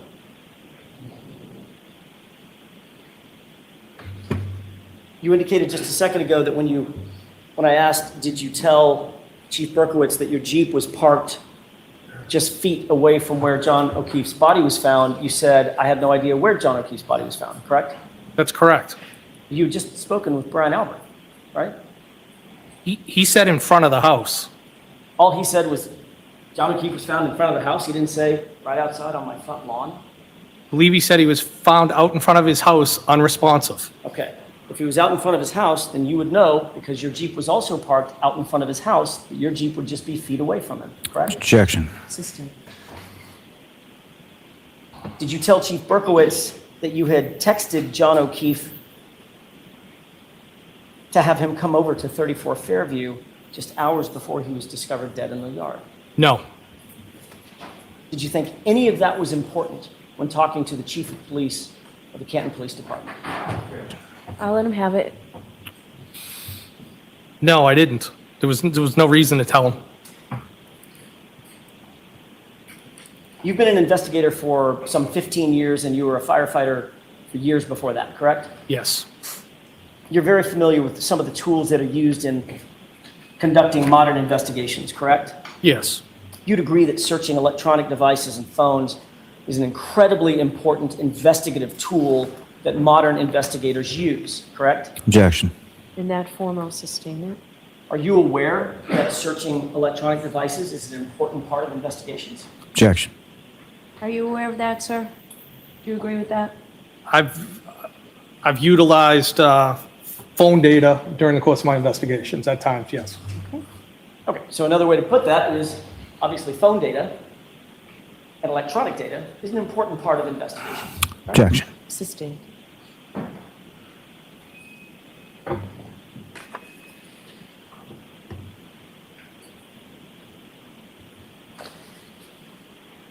What time do you believe you got to Brian Albert's house that morning after you received the phone calls and woke up? What time did you make your way back over to Brian Albert's house? Maybe around 7:15 in that area. Was there any law enforcement presence there when you arrived? I can't recall specifically. There could have been one police car. I'm not positive. Did any officer ever ask you to take a look at your vehicle? At what time? That time. But actually at any time. No, not to my knowledge, nobody from law enforcement associated with the investigation had ever asked to take a look at my vehicle. So they certainly didn't ask that day, correct? On the 20. What I'm saying is, to my knowledge, nobody has ever asked me that. Right. So that's my point. I'm just trying to break it down. You want to tell me every instance when somebody could have asked me? Correct. Okay. On the 29th, where you asked whether or not your vehicle could be searched. Searched or inspected? What do you mean? Either one. Well, I would consider a search the inside of the vehicle more so than the outside. I would consider the outside more of an inspection. I would have been happy to show them it. I'm sure you would have. I'm asking, did they ask? No. They didn't ask to search it, they didn't ask to inspect it. No. When you met with troopers, who was it that you met with on the 3rd of February? Trooper Proctor and Trooper Buchanan. Did either Trooper Proctor or Trooper Buchanan ask to inspect your vehicle, otherwise search it? Not to my recollection. And to this day, nobody from Massachusetts State Police has ever indicated that they want to inspect your vehicle? No.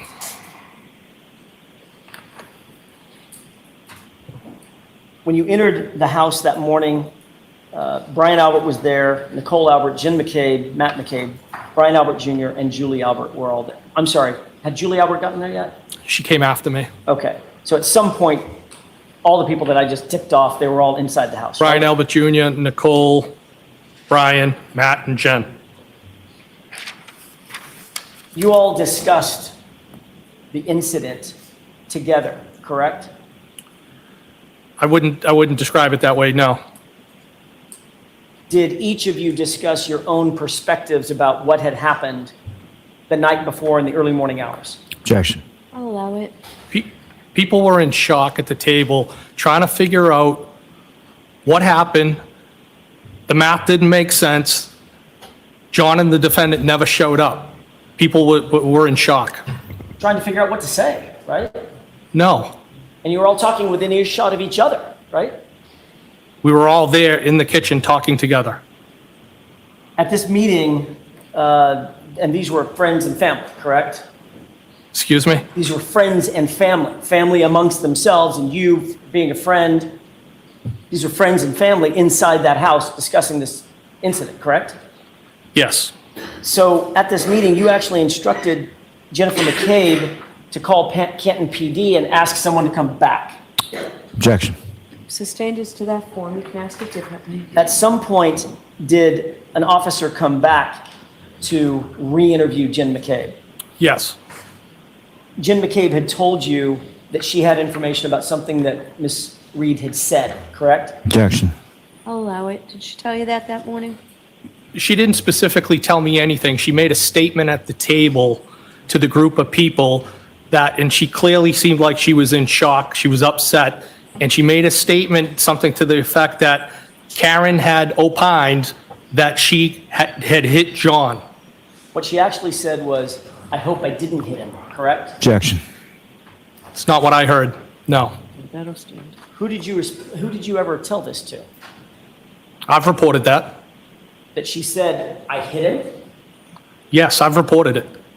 What you reported was she said, Karen said, I hope I didn't hit him, and you said, oh, you need to tell Canton PD that. Isn't that right? No, I don't think that's what I said. No. You're as sure about that as you are about that 222 call, right? Objection. Sustained. Mr. Higgins, what time did you leave Brian Albert's house?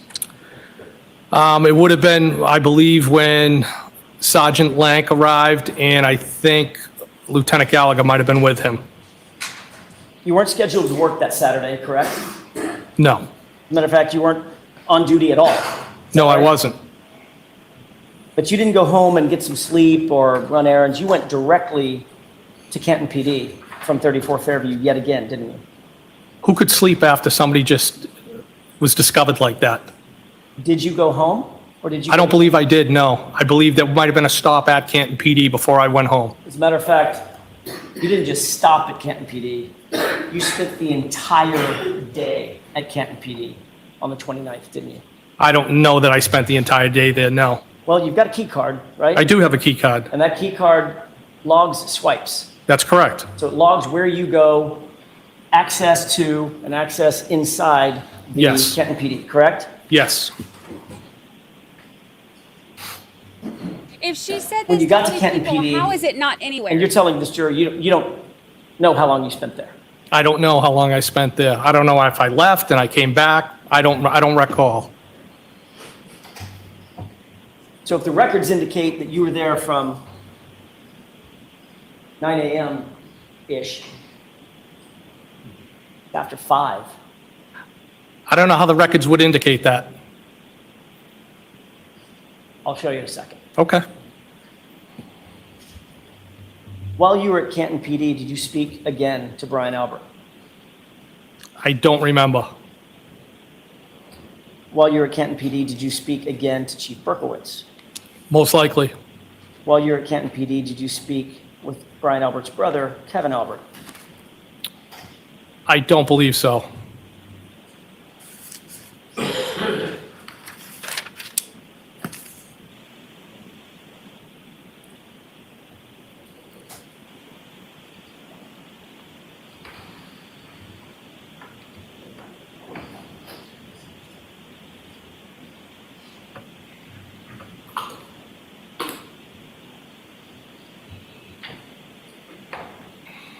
Your Honor, may I approach briefly? Yes. Key swipes. Yeah, there's a particular area, but I just want to see if you recognize it. May I approach? Yes. Thank you. That's a It's whole lot of papers. 167-page document. Just take a glance through. Obviously, don't read the whole thing. Just glance through it and tell me if you recognize what that is.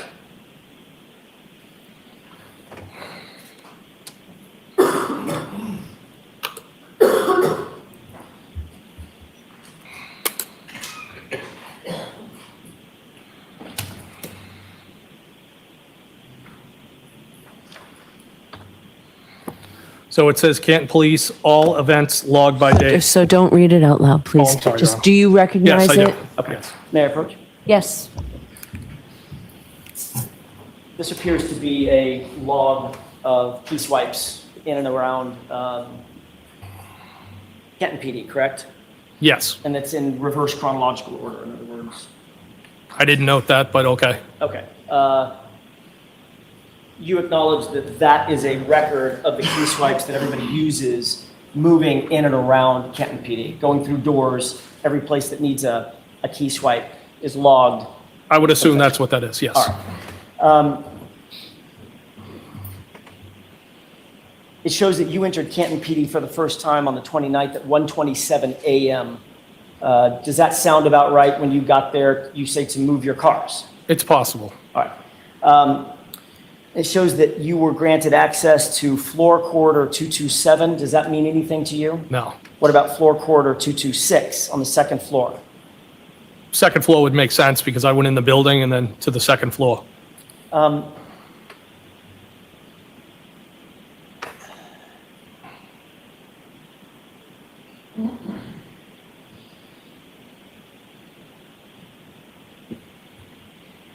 me have just a moment, Your Honor. Sure. Yeah, that's a whole heap of papers.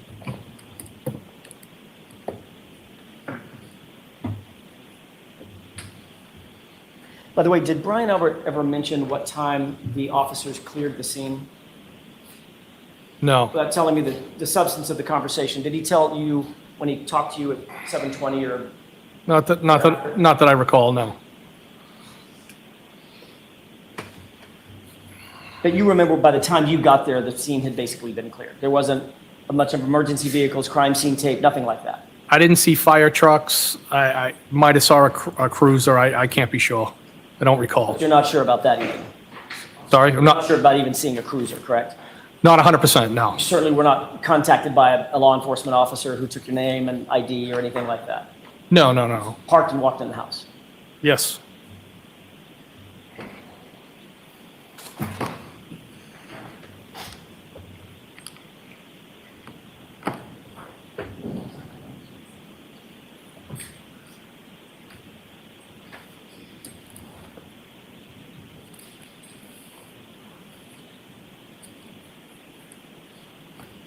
Your Honor, may I approach one more time? Yes. Same thing. I'd like to have that document marked as next in order Bates pages. It represents Bates pages 2850 to 3016. All right, so marked for identification. Is there an agreement this is coming in, Mr. Lally? There is not, no. All right, so that's marked for identification, not next in order.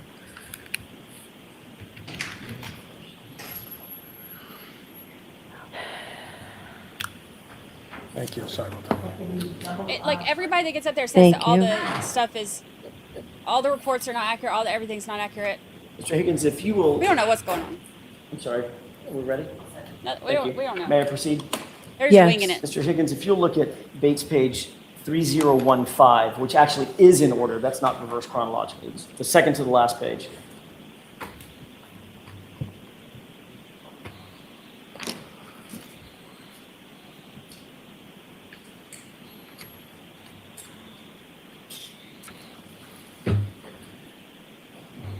I have it. Just give me one quick second.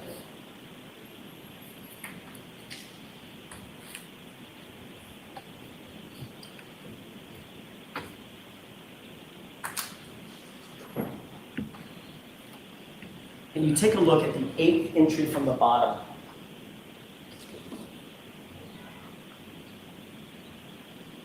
I see it. Does that indicate that this all occurred on 1/29/22? This entry at least? Well, I mean, I only, on that 8th entry, I see that that's associated with my name. I don't know what the other ones are associated with. Right. It would be other individuals in Canton PD. I mean, this is the entire log for 129, right? Okay, but what all I'm saying is that just my name is next to that. I don't see any other names, so. Right. Okay. So on 1/29/2022, I'm just trying to orient you. At 127 and 52 seconds,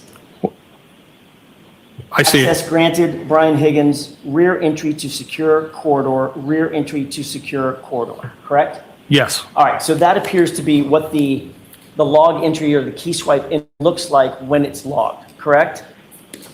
Yes.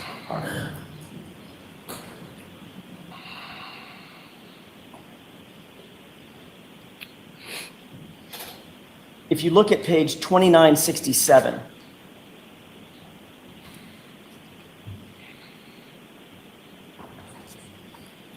I'm sorry, I said it backwards, 2976.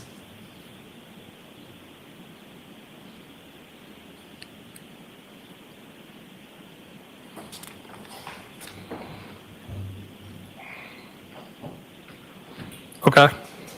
Take a look at. So you said time- 2976? That's Bates page 2976. That's the bottom right-hand. I see it, yes.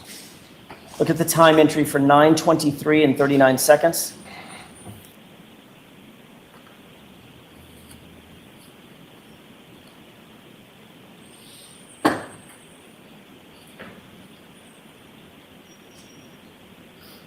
$923 and what?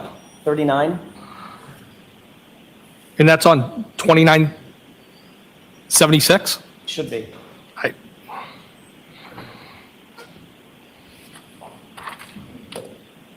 Give me the time again, please. Why don't we do it this way? May I approach? Yes. This is an exact copy? Yeah, this time's all over the place. My apologies. That's Okay, fine. all right, thank you. Like pulling teeth. At 9:23:39, I'm sorry, if you got that in mind? I do, I see it. It's highlighted. At 9:23:39, that shows that you were granted access to the Sally Port to front exit, front entry to Sally Port, correct? Yes. There's only one Sally Port at Canton PD, correct? Yes, and there's a door on each side of the Sally Port. Two Yes. bay doors, right? 2 bay doors on each side, And yes. then there's a Pass through, personal pass-through door as well. yes. May I approach, Your Honor? Yes.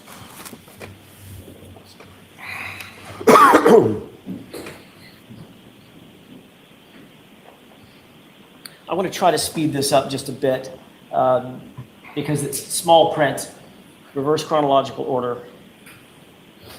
On page 2976, there's also an entry, same page, should be right above that, 92350, showing that you were granted access from booking to Sally Port as well, correct?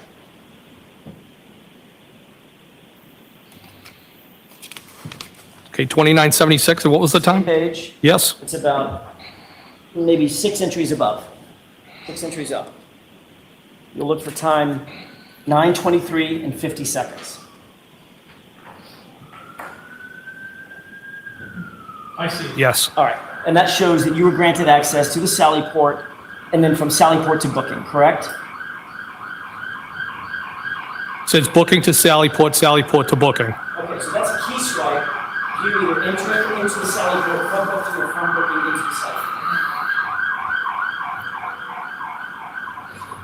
Yes. Could you repeat the question? Of course, of course.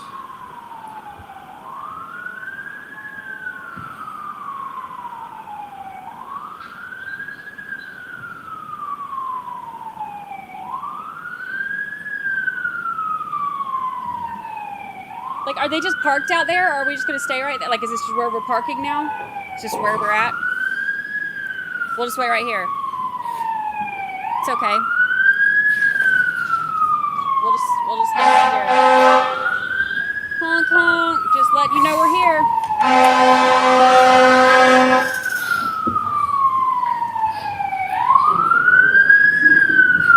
Might be a little aggressive.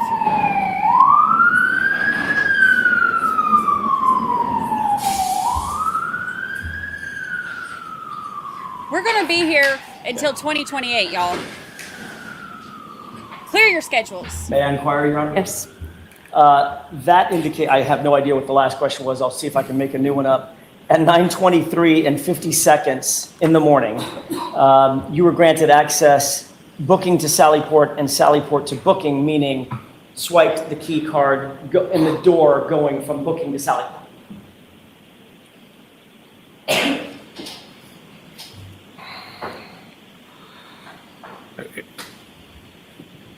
Yes. Okay. I don't want to belabor this because we could get bogged down into it all day long. Would you have any quarrel if those logs indicated that you were moving in and around Canton PD at 9:28, 9:53, 9:53, 9:54, 9:54, 11:40, etc.? We can look at every one of them if you want to. Well, That doesn't refresh your recollection. it would not be uncommon for me to move around Canton PD at various times or dates, Right. middle of the night, during the day. But just because I swiped in somewhere and then you have a swipe at the end of the day doesn't mean I was there the whole day. I could have left, I could have come back, and I truly don't have a recollection, but I'm pretty sure I wasn't there all day. Fair enough. If we moved from 11:40 to 11:44, 11:45, 11:47, 11:51, 11:52, and then jump to 2:05, would that be an explanation where you might have gone out for lunch, 11:52? Could have. Okay, come back. If Yes. there's a 2:05 and 56 entry, then obviously you're there, right? If the card was swiped, I was there. I mean, you're not giving that card to anybody else. No, I'm not. No way, right? Let's just look at 2905, because I want you to be comfortable. Page 2905, and let's look at that 2:05 and 56 entry.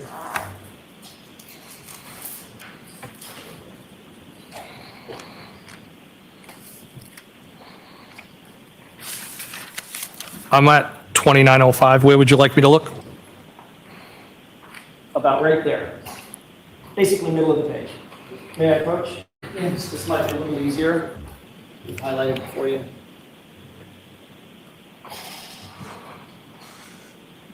I see it. Okay. So that would indicate that you were back at Canton PD at least 2:05:56, and you were granted access Sallyport to front door, correct? That's what it says, yes. Okay.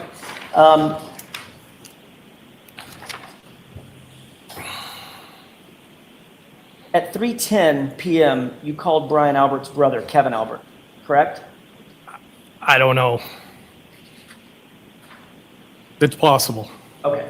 I don't remember every phone call I made that day. Understood. Do you remember talking to Kevin Albert? I don't. So you don't remember what you discussed with him? No. Do you remember that it was a 12-minute phone call? No, I don't remember having any phone call, but I'm sure it's possible that we spoke. Do you remember Kevin Albert providing you any information about the ongoing investigation into John O'Keefe's death? No. Did you ask him about additional information concerning John O'Keefe's death? No. Were you providing details back to Brian Albert that you were receiving while at Canton PD? Absolutely not, no. Do you recall that 2 minutes after you cleared the call with Kevin Albert, you then called Brian Albert? It's possible. So I think the question was, do you remember? Do you remember that? Your Honor, there was a lot of phone calls made that day. It was an upsetting day. I spoke to multiple people at multiple times. I don't have a recollection. I'm sorry. Okay.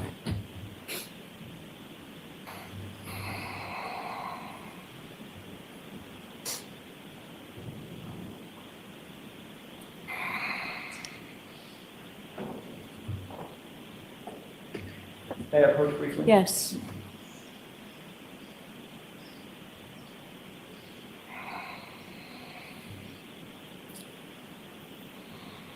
I'll work on that. I say it all the time.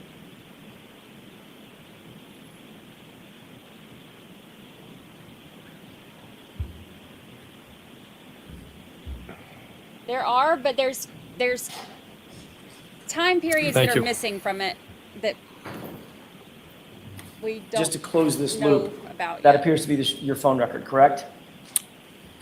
Yes. And it appears that you made a call at 3:10 for 12 minutes with Kevin Albert, correct? Yes.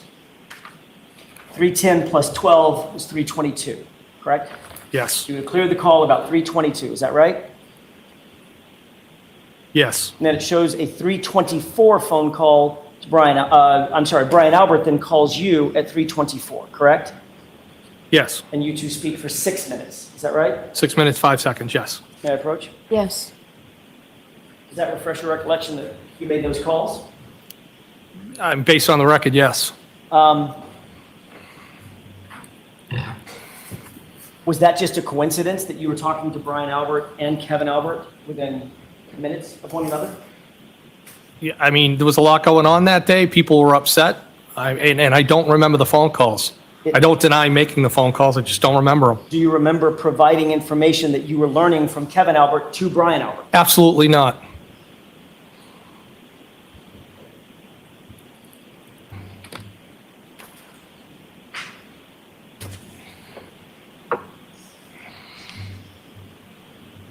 And then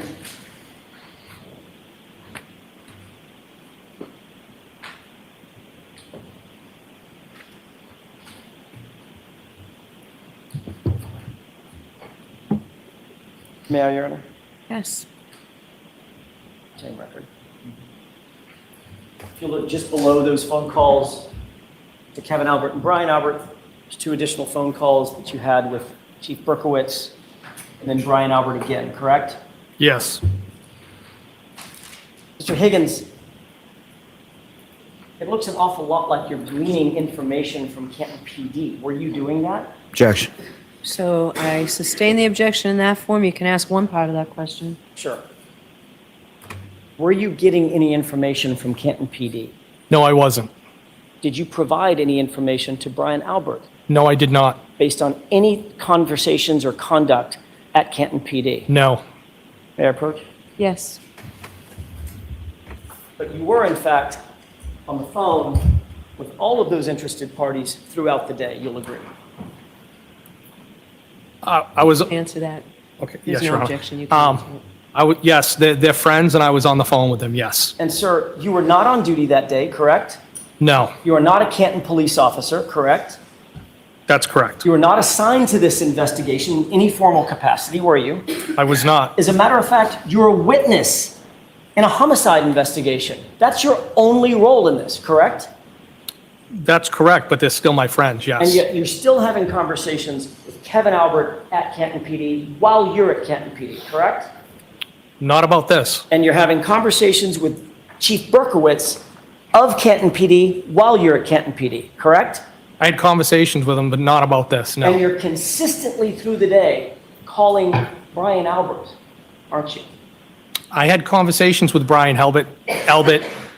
John was found on his lawn. Yes, of course, I had phone conversations with him. I want to take you back for a second to a couple of other entries, including one at 3:57, one at 3:58, and one at 4:07. I'm going to draw your attention to 2885 and 2886.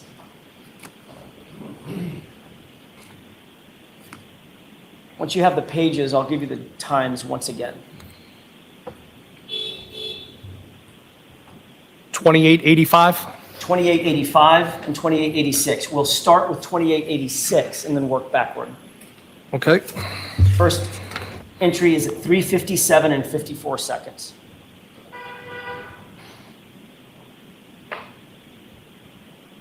$3:57 and 54 seconds. I see it. Brian Higgins booking to Sallyport, correct? It says Brian Higgins, communication to pedestrian Sallyport, communication to pedestrian Sallyport. Look at the one just above it. That's 3:58:24. Look at 3:57:54. Or the one, it probably is going to be just below it because it's reversed. You said 3:57:54, correct? Correct. That's what I just read.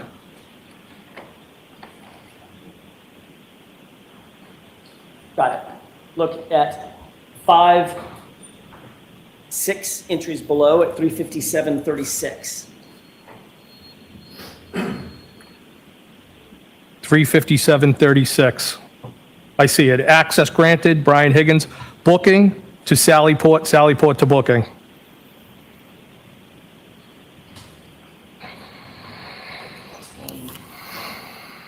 Then there's one more on page 2885. Look for 40747.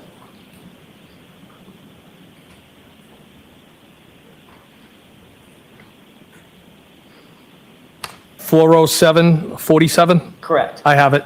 Access granted, Brian Higgins. Booking to Sallyport, booking to Sallyport.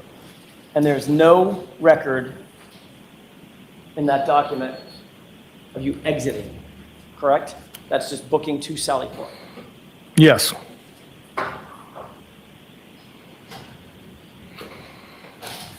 I don't, yeah, there's no record. I don't know if it That's all- records you that's all going that- up. you That's answered my fine. question. There's no record of it, correct?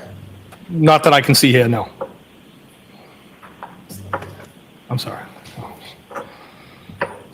And you're aware that that's about 90 minutes before Karen Reed's SUV was delivered to that Sallyport, correct? No, I'm not aware of that. You're aware that her car ended up in that Sallyport where you were at 5:36? I'm aware her car ended up there, yes. Are you aware that there was other evidence that was also being held in the Sallyport? Objection. Sustained. Did you see any other evidence in the Sallyport related to this case? No. Did you see a bag, a grocery bag with 6 solo cups there? Objection. Did you see anything that seemed out of the ordinary there? All I would do is use that as a cut through. I did not see anything.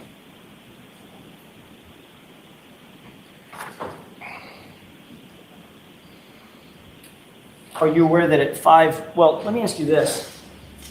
You and Chief Berkowitz were moving in and through, at least in some parts of the day, in and through Canton PD together, correct? At some points, we might have been together. I'm not, I mean, we weren't together all day. Matter of fact, he was also in the Sallyport around the same time you were, correct? I don't recall that, no. But the records would reflect that, right? The records that are in front of you? Objection. Sustained.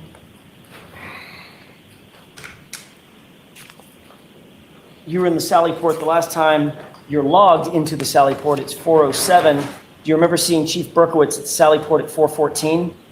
No, and if that says that I'm logged, that could be me cutting Mr. through. Higgins, all I'm asking you, I'm not asking you what you did. I'm asking you where you were. I don't know where I was at that specific time. Well, you walked into the Sallyport, we know that, If I walked in, I correct? cutting through, yes. Right. Was Chief Berkowitz in the Sallyport at 4:14? Not that I recall, no. Was he there at 4:30? I don't remember ever seeing him in the Sallyport, no. Was he there at 4:33? I don't remember ever seeing Chief Berkowitz in the Sallyport. At 4:50? Objection. Sustained. Let's move through this, please. Finally, was he there at 5:36 and 37 seconds at the same time Karen Reed's vehicle was delivered? I don't remember.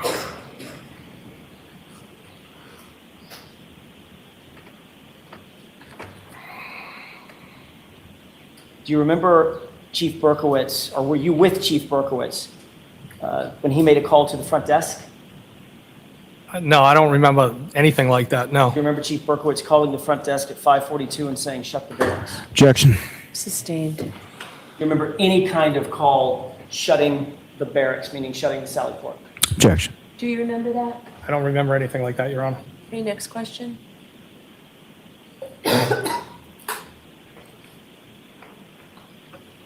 You didn't leave Canton PD until close to 6 p.m., isn't that right?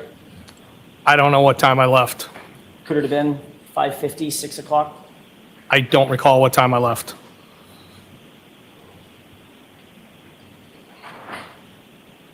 You're aware that there's video surveillance feeds in the Sallyport garage, correct? That's correct, yes. Around the building. Were you in the Sallyport at 5:36 when the car was delivered? I don't have any recollection of that, no. It's one thing to say I don't remember, it's another thing to say, no, I was not there. I don't remember being there, no. Is it possible that you could have been there when that car was delivered? I don't believe I was, no. You don't believe you were? or I you don't weren't? believe I was, no. you're aware that the video surveillance feed from the Sallyport garage at or around 5:36, the precise time when the car was delivered, it's just missing, right? Objection. Sustained. Ooh.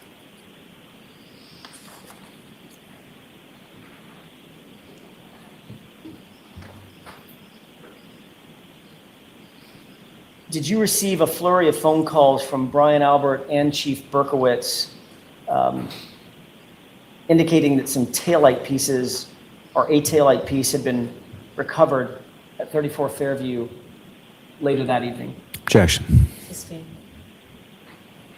Did you receive a call at all, without telling me what the conversation consisted of, around 6:12 p.m.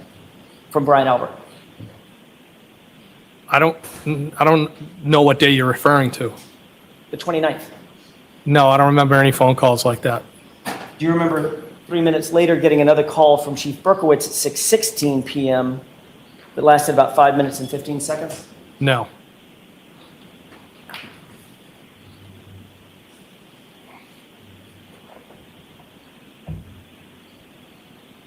May I approach? Yes.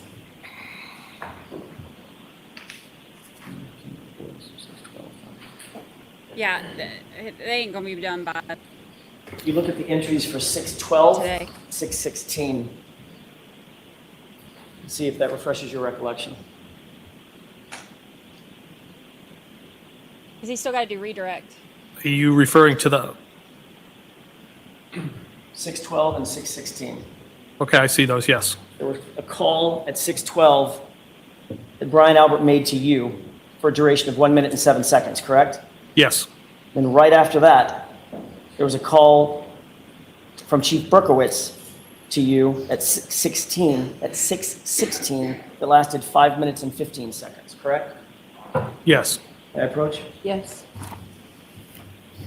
They telling you that taillight pieces had been found at the location. Objection. Sustained. Your Honor, may we approach briefly? Okay.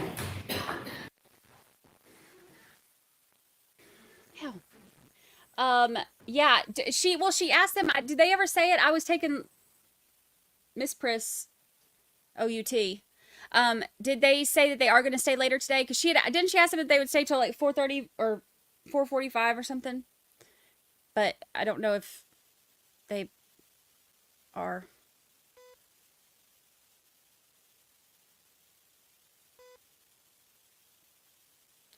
All these calls and not even on duty. So I think that some of it is going to be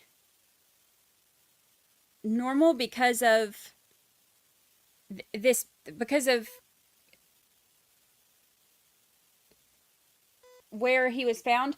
But this is exactly why Canton PD should have been completely uninvolved in everything with it. This is the whole reason for them being, recused out of this.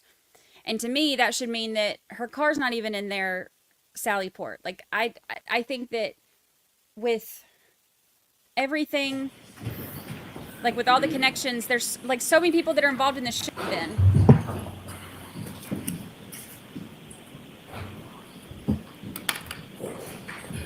So, may I inquire? Yes. Your testimony is that you don't recall the substance of those conversations at 6:12 and 6:16. I don't, no. Isn't it true that you were asked about those phone calls at another hearing?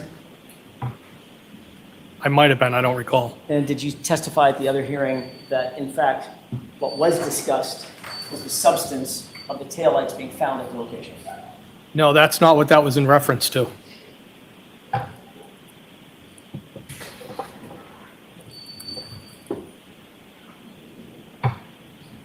Were you being provided information from your friend, Chief Berkowitz, about the progress of the investigation?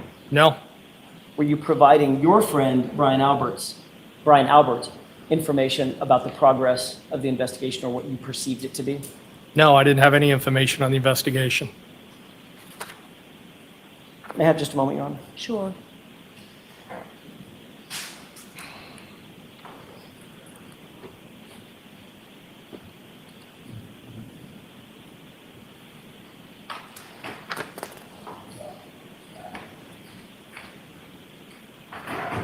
You were not interviewed about this case in any formal capacity until 5 days later, correct? That sounds about right. February 1st, Trooper Proctor? I'm not exactly sure the date, but it was several days after, yes. I'm sorry, I said February 1st, maybe it's I don't- February 3rd. I don't know the date, but we were into February. Where did that interview take place? Sharon, Mass. I'm sorry? Sharon, Mass. At what location? Sorry? What location? Objection. Yeah, Berkowitz is on the list. Counsel, very quickly at sidebar.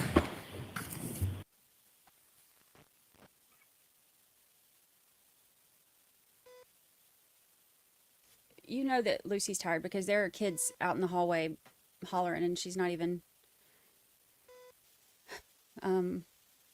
getting up. Berkowitz is on the witness list, yes.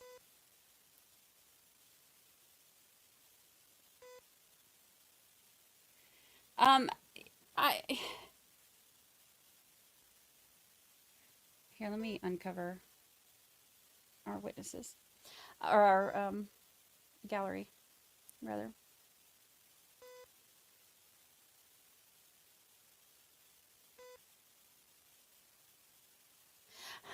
Can you imagine being Jackson's child coming home late one evening? Where were you? Who did you call? Who, if anyone, did you call? Well, the phone records, GPS, and Apple Health data say something else. Go to your room. Yes. Berkowitz found pieces of the taillight at the house. Yes, he's the one who was driving by a scene that's not his on February 4th and saw pieces from the road and stopped and called somebody else from Canton PD. I can't remember who it is. It's in the notes, but called somebody else from Canton PD and then called state police out there. So it's like, hey, this isn't my scene, but I'm going to scooch on over here and look for pieces of broken taillight and then call somebody else who is also recused from this and bring them on over and then call the person who actually is in charge of the scene. Totally makes sense. Totally makes sense. Yeah. Okay. The interview was not at the police station. It was not, no. Thanks, Mildred. Yeah, we are. By the time you interviewed with Trooper Proctor, you had already had numerous conversations with Brian Albert. Is that safe to say? Well, the interview was with both Trooper Proctor, Sergeant Buchanan, and of course I've talked to Brian Albert because of what took place. Higgins, that was a yes or no question. Yeah, of course I've talked to him, yes. Okay, and the answer is yes, right? Can we agree? The answer is yes. Thank you. By the time you spoke with Trooper Proctor and Trooper Buchanan, you had already had numerous conversations with Chief Berkowitz, correct? Yes. You had already had numerous conversations with Kevin Albert. Yes. You had already had this meeting with the Alberts and the McCabe's over at 34 Fairview. Is that right? I went to the house. And discussed this case, as you earlier described in your testimony. I discussed what we were trying to figure out what happened. You discussed this case, Mr. Higgins. Well, at that point, it wasn't a case. Okay, I'm not parsing words about what a case is versus a matter versus an issue. You understood my question, didn't you? Yes. Is there a reason you don't want to answer that question? I don't have a problem. Objection, Your Honor. No, is there a reason, or why don't you go ahead and explain? Well, I feel you're trying to make it sound like something it wasn't. I'm not trying to make it sound like anything, sir. I'm asking a question. Had you discussed this case or the issues surrounding this case with those folks? I did discuss things when I went back to the house, yes. And that was before you met with Trooper Proctor and Trooper Buchanan, correct? Yes, that's correct. You had already spent an enormous amount of time at Canton PD. We've just gone through those records. Is that right? I have been at Canton PD, yes. And you had been able to talk to, you had access at least to all the officers, correct? What do you mean by, can you Anybody that was coming and going at Canton PD. access for what purpose? Just to walk by them, to hear what they were saying, see what they were doing. Yeah, it's not what I was doing, no. I'm not accusing you of doing anything. I'm saying you had access to the individuals within the Canton PD, correct? To interact if needed, yes. And very obviously, you had access to the Sally Port. At Access, yes, and that's a cut-through I used all the time. And anything that was in it. Correct? I wouldn't need anything in it. It was only after all that that Michael Proctor thought that you were worthy of a conversation. Objection. I'll rephrase it. It was only after all of that that you were interviewed by Michael Proctor and Trooper Buchnick, correct? I wasn't interviewed to the following days, that's correct.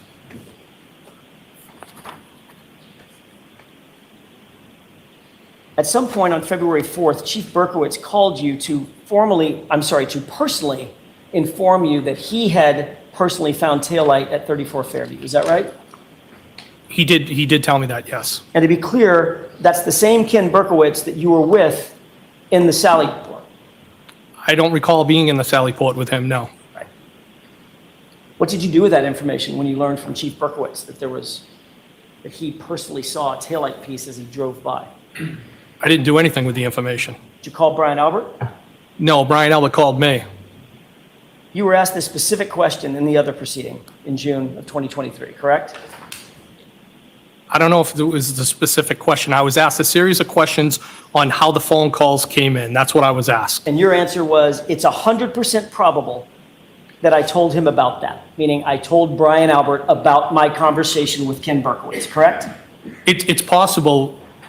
Was that your statement or not? It was my statement then, but I've thought about it, yes. And you've changed your statement somehow? I don't know if I changed my statement, but I think the way the phone calls came in is Brian Albert told me, you're not going to believe what was found on the front lawn. And then I believe Ken Berkowitz told me he found the taillight, and I'm referring to the taillight from the both of them. I didn't provide any information to anybody. Well, information was provided to me. What you actually said was, it's 100% probable that I told him about that. Yes, 100%. I'm not hiding that fact, but you're asking me if I recollect specifically. I know I called him after that. Objection, Your Honor. All right, so too many facts. Go slowly. Sure. You said, yes, 100%, correct? In that testimony, I did, yes. And then in that testimony, you went on to say, I'm not hiding that fact, but you're asking me if I recollect specifically, correct? Well, I don't have it in front of me. That's what you're telling me. You went on to say, I know I called him after that phone call, correct? I don't know. And you went on to say, if that's when Chief Berkowitz told me listen, I didn't do anything wrong in this, end quote. That was your statement. Objection. Prior hearing, correct? So I'm going to strike the end part. Your Honor, may I? Yes. You said you don't recall that entire testimony, right? Not that portion, but I know I was asked about how the phone calls came in and what was said. Do you think it would refresh your recollection to see a transcript of your answer? Is this it right here? That's it. I'm going to read it.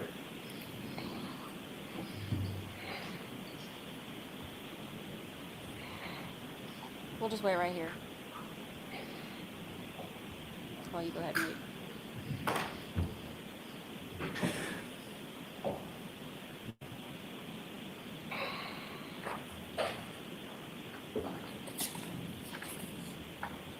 The problem is everything. Oh, let me shut up. 'Cause there's so many problems. There's so many problems. There's so many problems.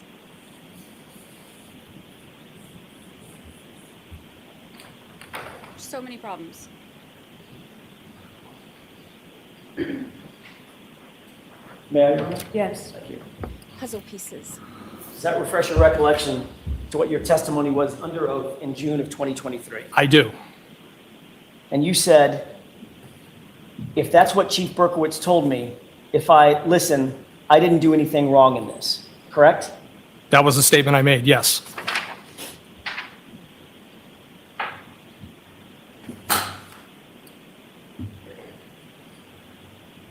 Why did you say, listen, I didn't do anything wrong in this? Objection. Why'd you say that?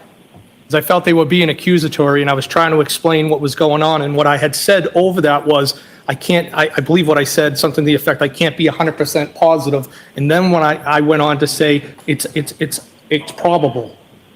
But I felt like they were being accusatory, and I was trying to explain how the phone calls came in. I've had time to reflect about it after that, since that testimony. And that information about the taillight that was found was provided by each person. I didn't provide any information to anybody. Next question. Thank you. You said, look, I didn't do anything wrong in this because it looks like you and Ken Berkowitz were colluding to provide information to Brian Albert, correct? Objection. Is that correct? Absolutely not correct. That's And wrong. you knew that was going to look like collusion, which is why you said, look, I didn't do anything wrong in this. Objection. Objection sustained. Mr. Higgins, if you wanted to get rid of, and you've dealt with cell phones and electronic devices in your career many, many times, correct? Over my career, yes. You've probably even written search warrants for them, things of that nature, right? Yes. If you wanted to destroy evidence on your cell phone, what kind of steps might you take to do that? Objection. If you wanted to just get rid of information on your cell phone that would be unrecoverable, what steps might you take? Objection. Sustained. Do you know how to get rid of information on your cell phone? Objection. That's allowed. You can answer that. Do I know how to get rid of information? I mean, I think there's different ways. You could wipe your phone. Anything else? Get rid of it. You could wipe your phone. Good. Factory reset. Factory reset might be one, wiping your phone, taking the SIM card out. I don't know that the SIM card's going to take information that's on the phone out. So that might be one avenue. You could break the SIM card in half or snap it, correct? It could, yes. You know that the SIM card stores an enormous amount of data that the phone's just a brick, right? No, I don't know that. Okay. You could also, if you take the SIM card out, you just get rid of the phone somehow, right? Just destroy it. Yes. Might even consult with some kind of an expert to help learn how to permanently erase things from a phone. Uh-oh. Like a forensics expert, for instance. Objection. Sustained. On Saturday, January 29th, you spent much of the morning at Brian Albert's house, and then the rest of the day variously at Canton PD. You would agree with that, correct? No, you said I spent much of the morning at Brian Albert's house? Correct. In other words, you went over there at whatever it was, 7:50, 8 o'clock, something like that, and then until about 9 o'clock. No, I got over there around 7 o'clock, and I was there less than an hour. I wasn't there most of the day. Okay, I never fair went back there. So you spent time at Brian Albert's house, then much of the rest of the day at Canton PD, correct? Yes. And then the very next day, that Sunday, you called a friend of yours, a guy named Matt Kelch, didn't you? Uh-oh. Yeah, he's my best friend, yes. And he's a special agent with the FBI, isn't he? No, he's not. Was he then? He's never been a special agent with FBI. He's a special agent with ATF. My mistake. I thought he was with the FBI. He's a He- federal special agent, He's a coworker of mine, yes. which makes him a federal special agent, right? An ATF agent, yes. And does he work for or have access to the Regional Computer Forensics Lab?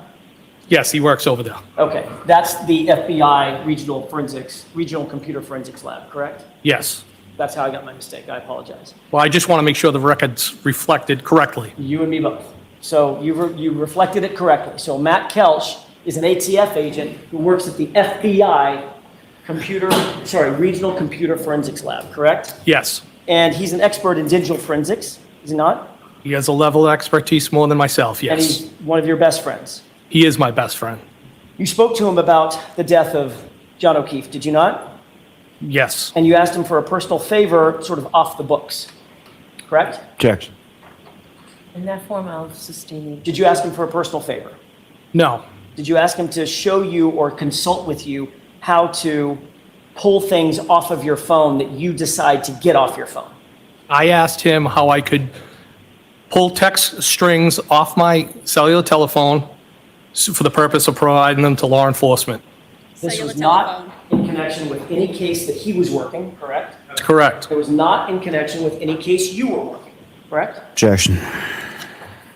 Objection sustained, but you already answered. I'll strike that answer. Second question you can answer. A cellular Is this in telephone. connection to any case you? No, Your Honor. Next question. But you asked your friend to utilize his resources to teach you how to extract certain information off your phone? Is that what you did? I asked him if it was possible to get this off, if there was a method to get this off my phone so I could provide it to law enforcement. And that information was selected by you, correct? Two particular text threads, yes. Right. In other words, there was nobody else that was picking and choosing what to get off your phone. That was just you. It was me, yes. And the reason you did that, Mr. Higgins, is that you wanted to control and limit the amount of information that was pulled off your phone, right? Objection. Is that why you did it?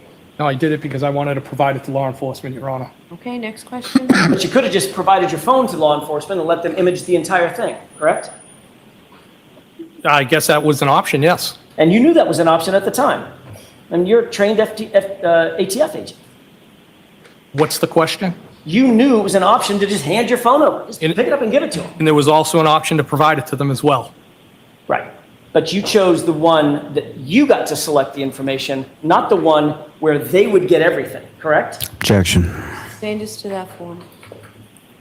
Did you actually go to the FBI computer forensics lab? Yes. Let me correct that.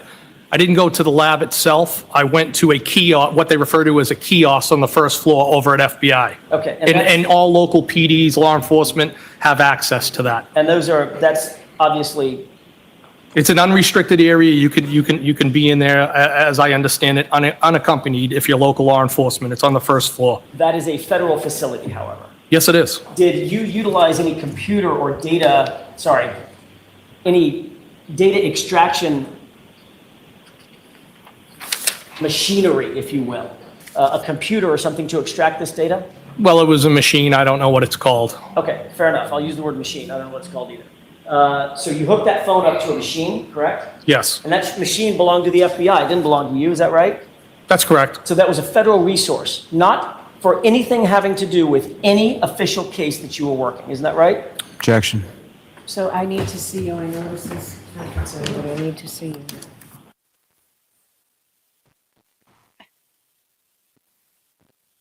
Not happy.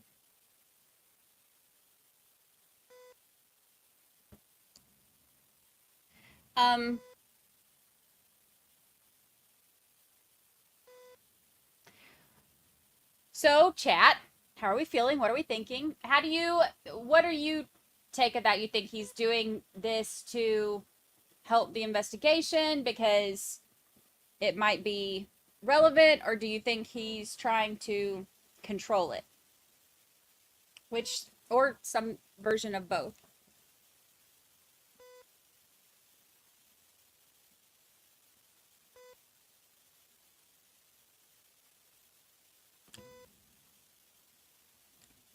That's kind of what I picture with a kiosk too. Like the things where like you can make your own dog collar and put their name on it and stuff. Just run over and do this in the FBI kiosk. Put your quarter in and get your phone extraction. Oh, they say to the jury out?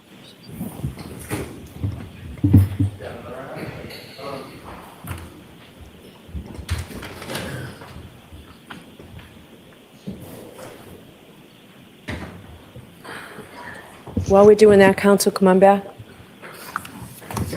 Yes. Thank you.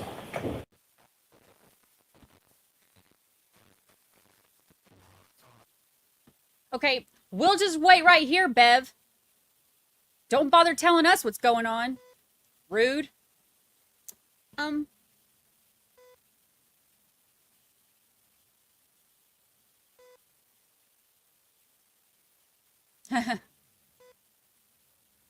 Just Debbie said, I have no info on this witness except for flirty text. This is yikes.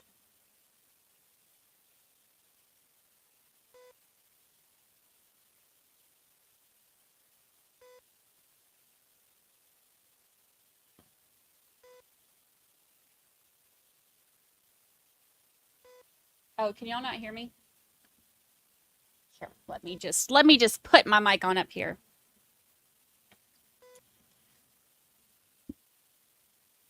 I move it away because I always feel like I'm yelling. Karen.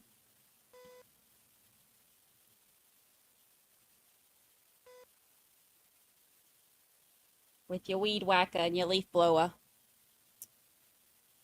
Let's see if the reporters in the house, see what they're saying.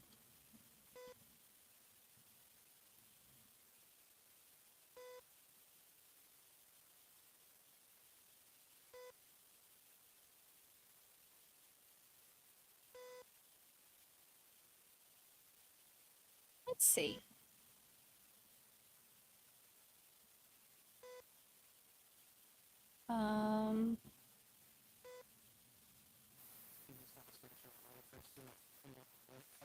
Lawn's not to the left. May I ask the advocate to? Thank you. I was trying to figure out how we do I don't that. know. Ask the Is that in advocate. reference to the keys one? She's in our chat. Yeah, I don't know.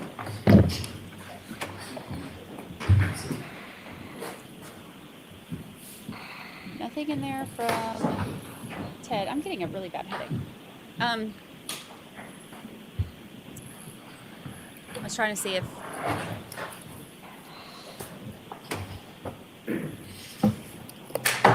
Ted Daniel had posted anything. Evangeline Light been for 12 months. Happy anniversary.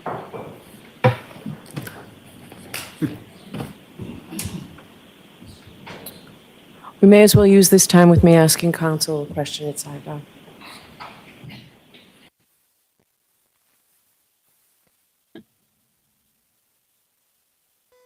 May as well use this time.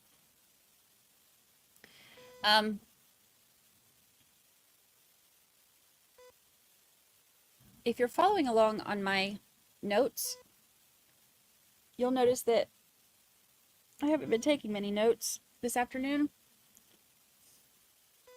I think I'm too tired and my medicine is worn off. Let me look and see who's the other, what's his name?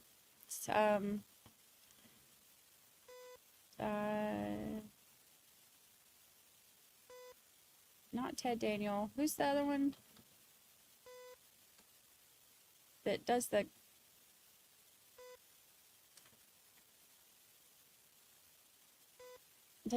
updates from inside?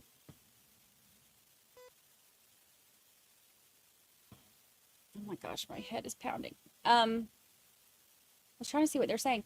Virginia Little member for 10 whole months. It's been longer. At first, I just lurked. Love me some Brandy. We love you too, Virginia Little. I'm glad you were here. I'm glad you were here.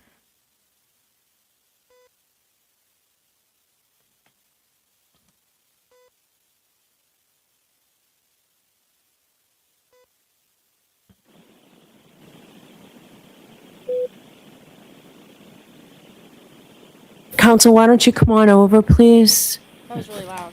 Mr. Conley? If you just go and just stand next to your client, Mr.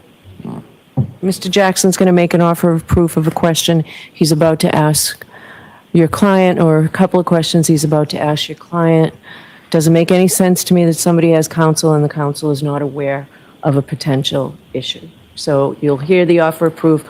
I'll let you speak to Mr. Higgins before this actually They happens. brought his before the judge. attorney in.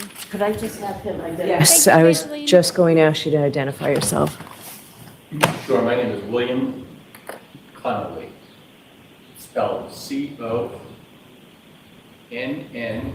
They brought his attorney in. All right. May I, Your Honor? Yes. The witness has indicated that he utilized federal resources for personal gain. The specifics of that testimony have been as follows. He indicated that he contacted Matt Kelch, a federal agent.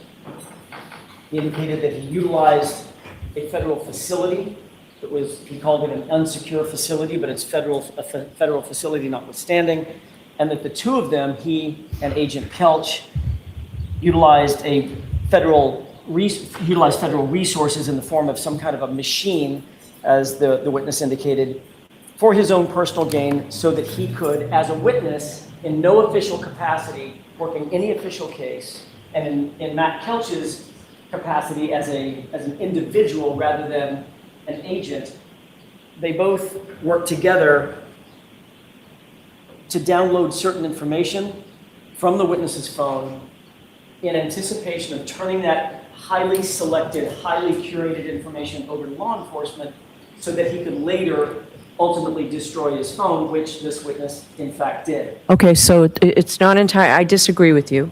I don't think it's reached that level. His testimony was that he went to a kiosk on the first floor where all local police departments can go. It's unrestricted, it's on the first floor. And we just got to the part about a machine in the kiosk when you mentioned an FBI resource. So what is your question? What questions do you intend to ask this witness now? Whether he's aware that under 5 CFR 2635.702, it is a federal offense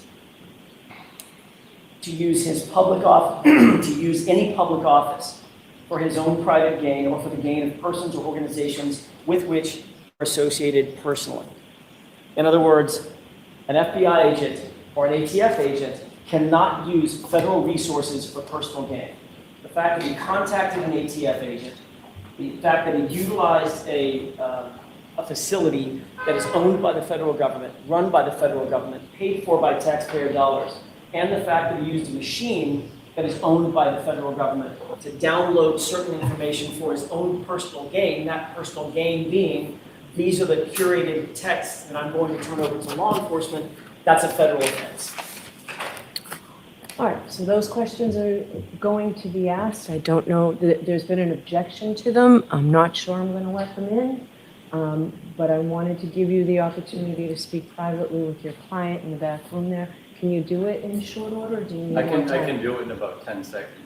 Okay, Sure. all right. If you feel the need. So why don't you go back and talk to him? I'll stop bringing the jury, or getting the jury lined up to come back, Thank you, okay? Your Honor. Oh my goodness.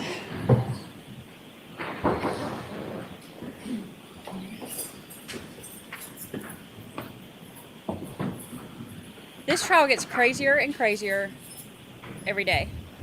Every day.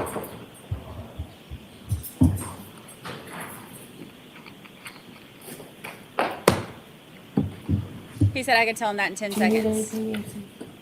No, I'm just going to grab the spelling while I have time.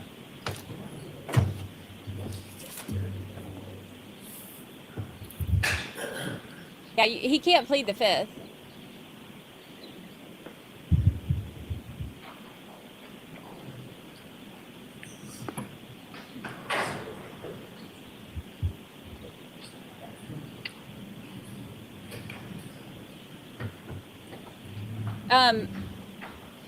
Because you can't, he's already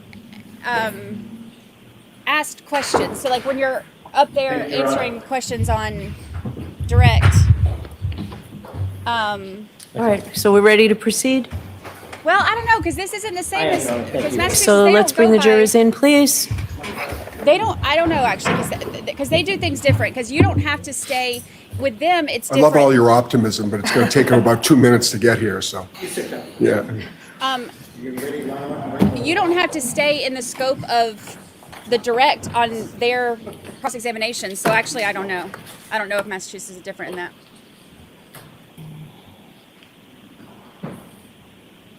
Because they do everything different.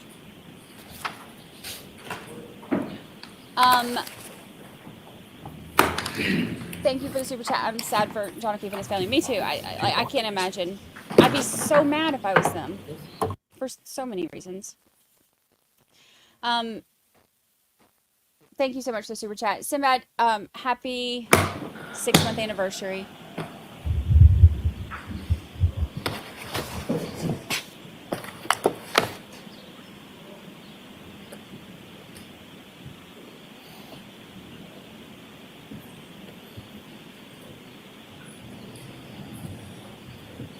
See, with states that aren't like, that like limit their cross-examination to the stuff that was brought up during direct, you can't say like, oh, I'm going to answer questions for this attorney, but then when you're questioned on cross, plead the fifth. But with them, it's different because they can bring up things that weren't brought up in direct. So I don't know. But I know normally you can't.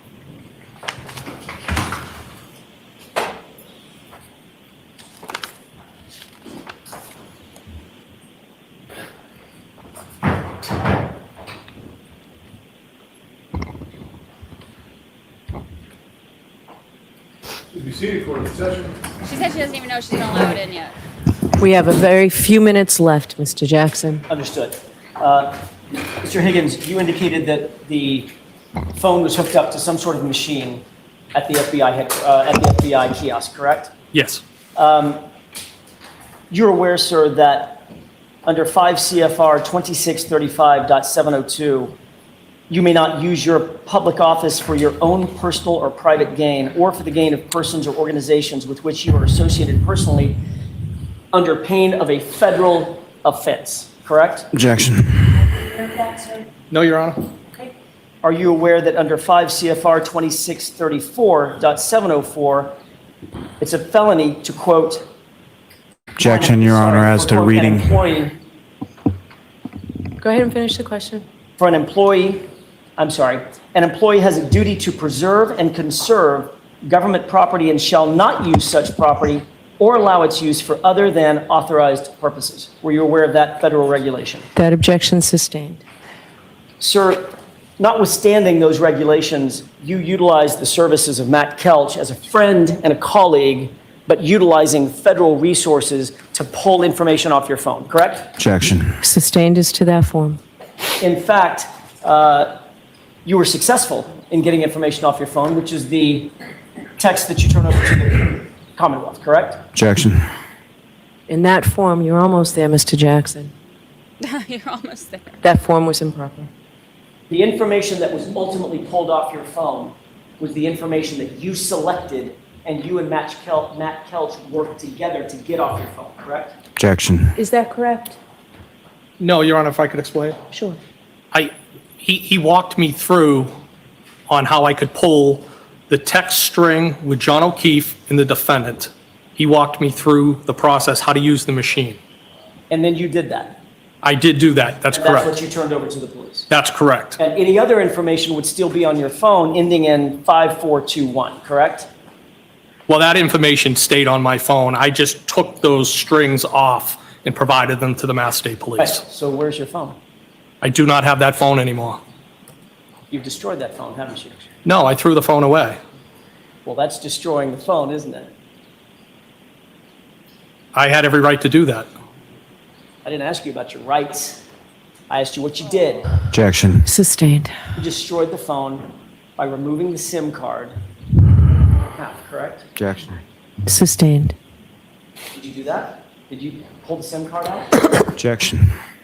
Did you pull the SIM card out of your phone? Your Honor, to the best of my recollection, if I did take the SIM card out, I would when I threw it away, if I was going to take it out, I would break it or cut it. But I did not wipe the phone. I did not take anything else off it. But if I was going to throw the phone away, that's what I would have done. Okay. You know, as an ATF agent with electronic data experience, when you pull the SIM card out and break it, and then throw the phone away and the SIM card away, you don't need to wipe the phone. Objection. Sustained. Mr. Jackson, that's it. Your Honor. One more question. I can do this in 30 seconds, I think. You were aware that there was a court order that you not alter, delete, or destroy, or in any way manipulate your phone or the electronic data associated with it, correct? Objection. As to what date? As of September 30th, 2022. Objection. Okay. I don't believe that's what the court order was.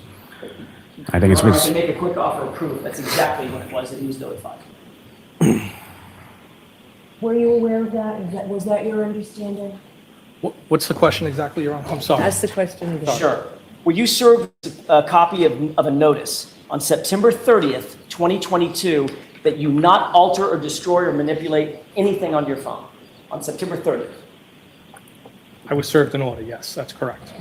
And isn't it true, in another hearing, you explained that on September 29th, the day before you claim you got that notice, you changed phone carriers and changed phone numbers? And I maintained the phone. Until you didn't, when you destroyed it a month later by pulling the SIM card out and throwing it away, correct? Objection. Sustained. Did you do that in October? Did you destroy that phone? Objection. Sustained. Did you pull the SIM card out of your phone, Mr. Higgins? Did you? It's possible that I did. I believe that's how I've testified, yes. You testified It's at a previous- possible that if I took it out, that it was either cut or broken. It's not just possible. So that, And that would have been after the date the order was already denied. Mr. Higgins, I have one question left. One question. Did you, Mr. Lally already standing. I haven't even started. have a seat, Mr. Lally. Go ahead. Last question, Mr. Jackson. Quiet, please, quiet. Mr. Higgins, very simply, and then we're done. Did you remove the SIM card for that phone, drive onto a military base, throw the SIM card in one dumpster and the phone in a different dumpster? That is not correct. Did you testify that? That was your one question, Mr. Jackson. All right. Folks, that's it for today. We will see you Tuesday. Have a great long weekend. Please, it's very important. Do not discuss this case with anyone. Don't do any independent research or investigation into this case. If you happen to see, hear, or read anything about this case, please disregard it and let us know. We will see you on Tuesday. Tuesday will be a full day. Sure, leave your notebook on the chair. All rise. Hurry up, follow me, please. And you can follow the numbers. You have to come back Tuesday. Goodbye. When she does that, when she cuts it off, like, I'm like, wait, we're already on the subject. Just let him ask. So we don't have to go back through all follow of this them, Tuesday yes. morning.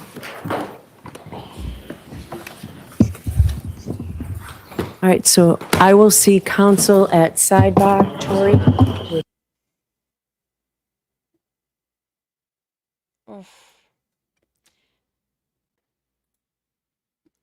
Oh my gosh.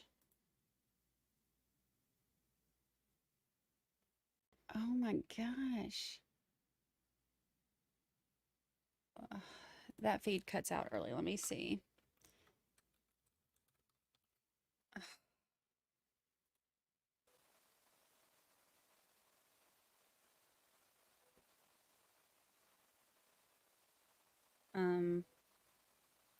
Let me put it on.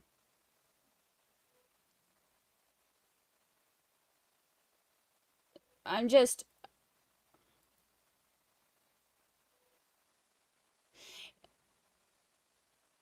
Yeah, Brian Higgins will be back on Tuesday.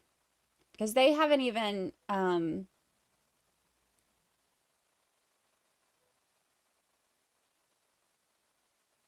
he hasn't even finished the cross, and then they've still got to do redirect. Oh my goodness.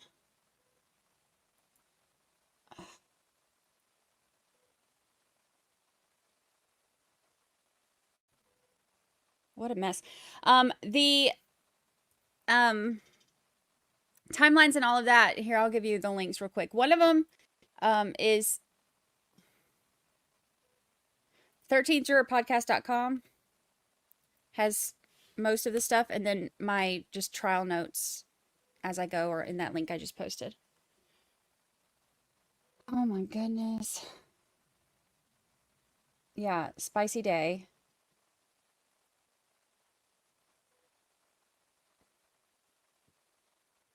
You can't go dumpster diving on federal property. That's the thing. Like these are, there's no way. And that was one of the things that made this so, when they first mentioned it in the hearing, that's why it was so like, wait, what? Because when you just hear that piece like of information outside of any of his explanations for it or what explanations he could have for it or whatever, I mean, it makes it sound bad. Like here we are with another phone that's being destroyed, and it was done on federal property, and he took his SIM card out and broke it and put it in one dumpster and then put the phone in another one on federal property. So it makes it look like,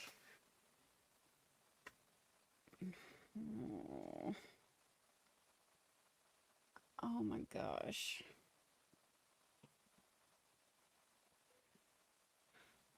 Oh my gosh.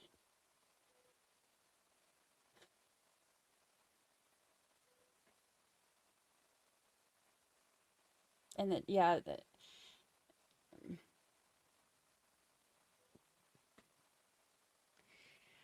Marie Moss with our official stats. 1 witness, 14 sidebars, 93 objections. That's crazy. 93 objections. 46 if any's. Total to date, 1,159. I don't recall, 23. I'll allow it, 16. 1 proffer. And the music of the day, Ain't No Sunshine. I thought that my mood music made a difference. And Got Hot in Her. It's getting hot in her.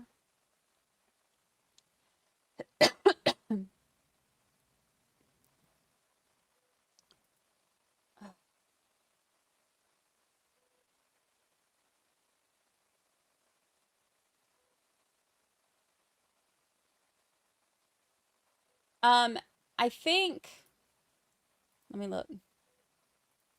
I think,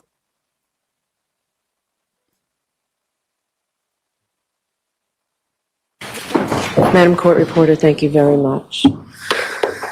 All right. Thank you, everybody.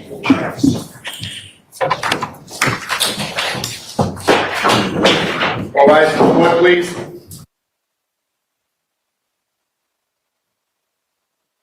oh my goodness. All right. So Lord mercy.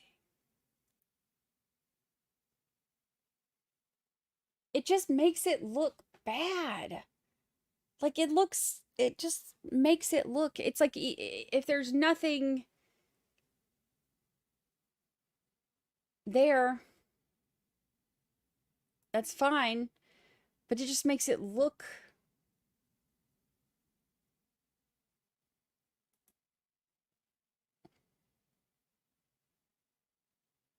poll for what? Poll for what? What poll? What poll do you want? We can do one before we take off. I'm going to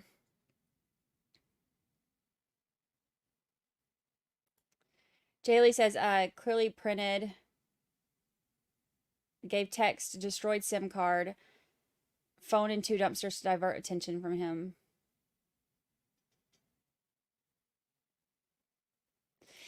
I think when he was testifying to the grand jury, in one of the hearings, he tested. I think that's how they know. I think it was the federal grand jury. I think that's how we know that that's what happened. Nikki, thank you for the super chat. Brady, thank you so much for all the hard work you put into bringing us all this. Thank you so much. Thank you. I appreciate it. It is my pleasure. It is my pleasure. Do the feds have video of this? Not that I know of, but I don't know much of anything anymore, to be perfectly honest with you. I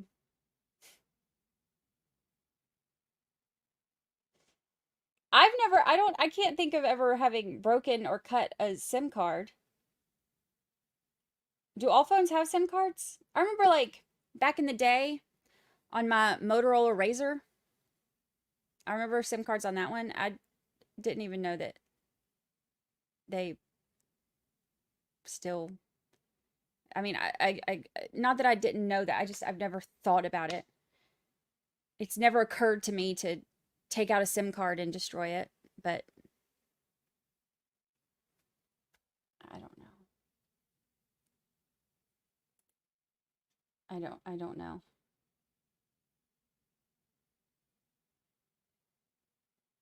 I haven't thought about it since non-iPhone phone have SIM cards? Do iPhones? I don't know. I don't think about it.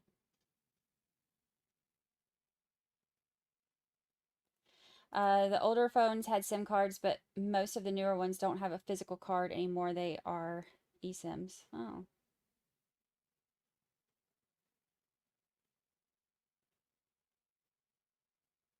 Oh, and see, some people are saying all day. I don't know. I don't know. I've never had to destroy one, so I don't really know. All right.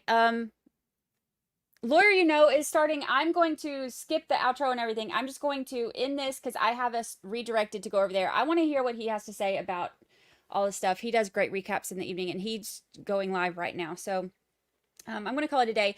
I will see you Tuesday. I will see you over here if you want to hear his take on it. I've got a headache, so I want to get these headphones off my head.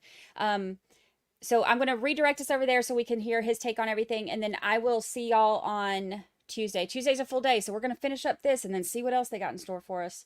So I am going to portal you. I will see y'all over there.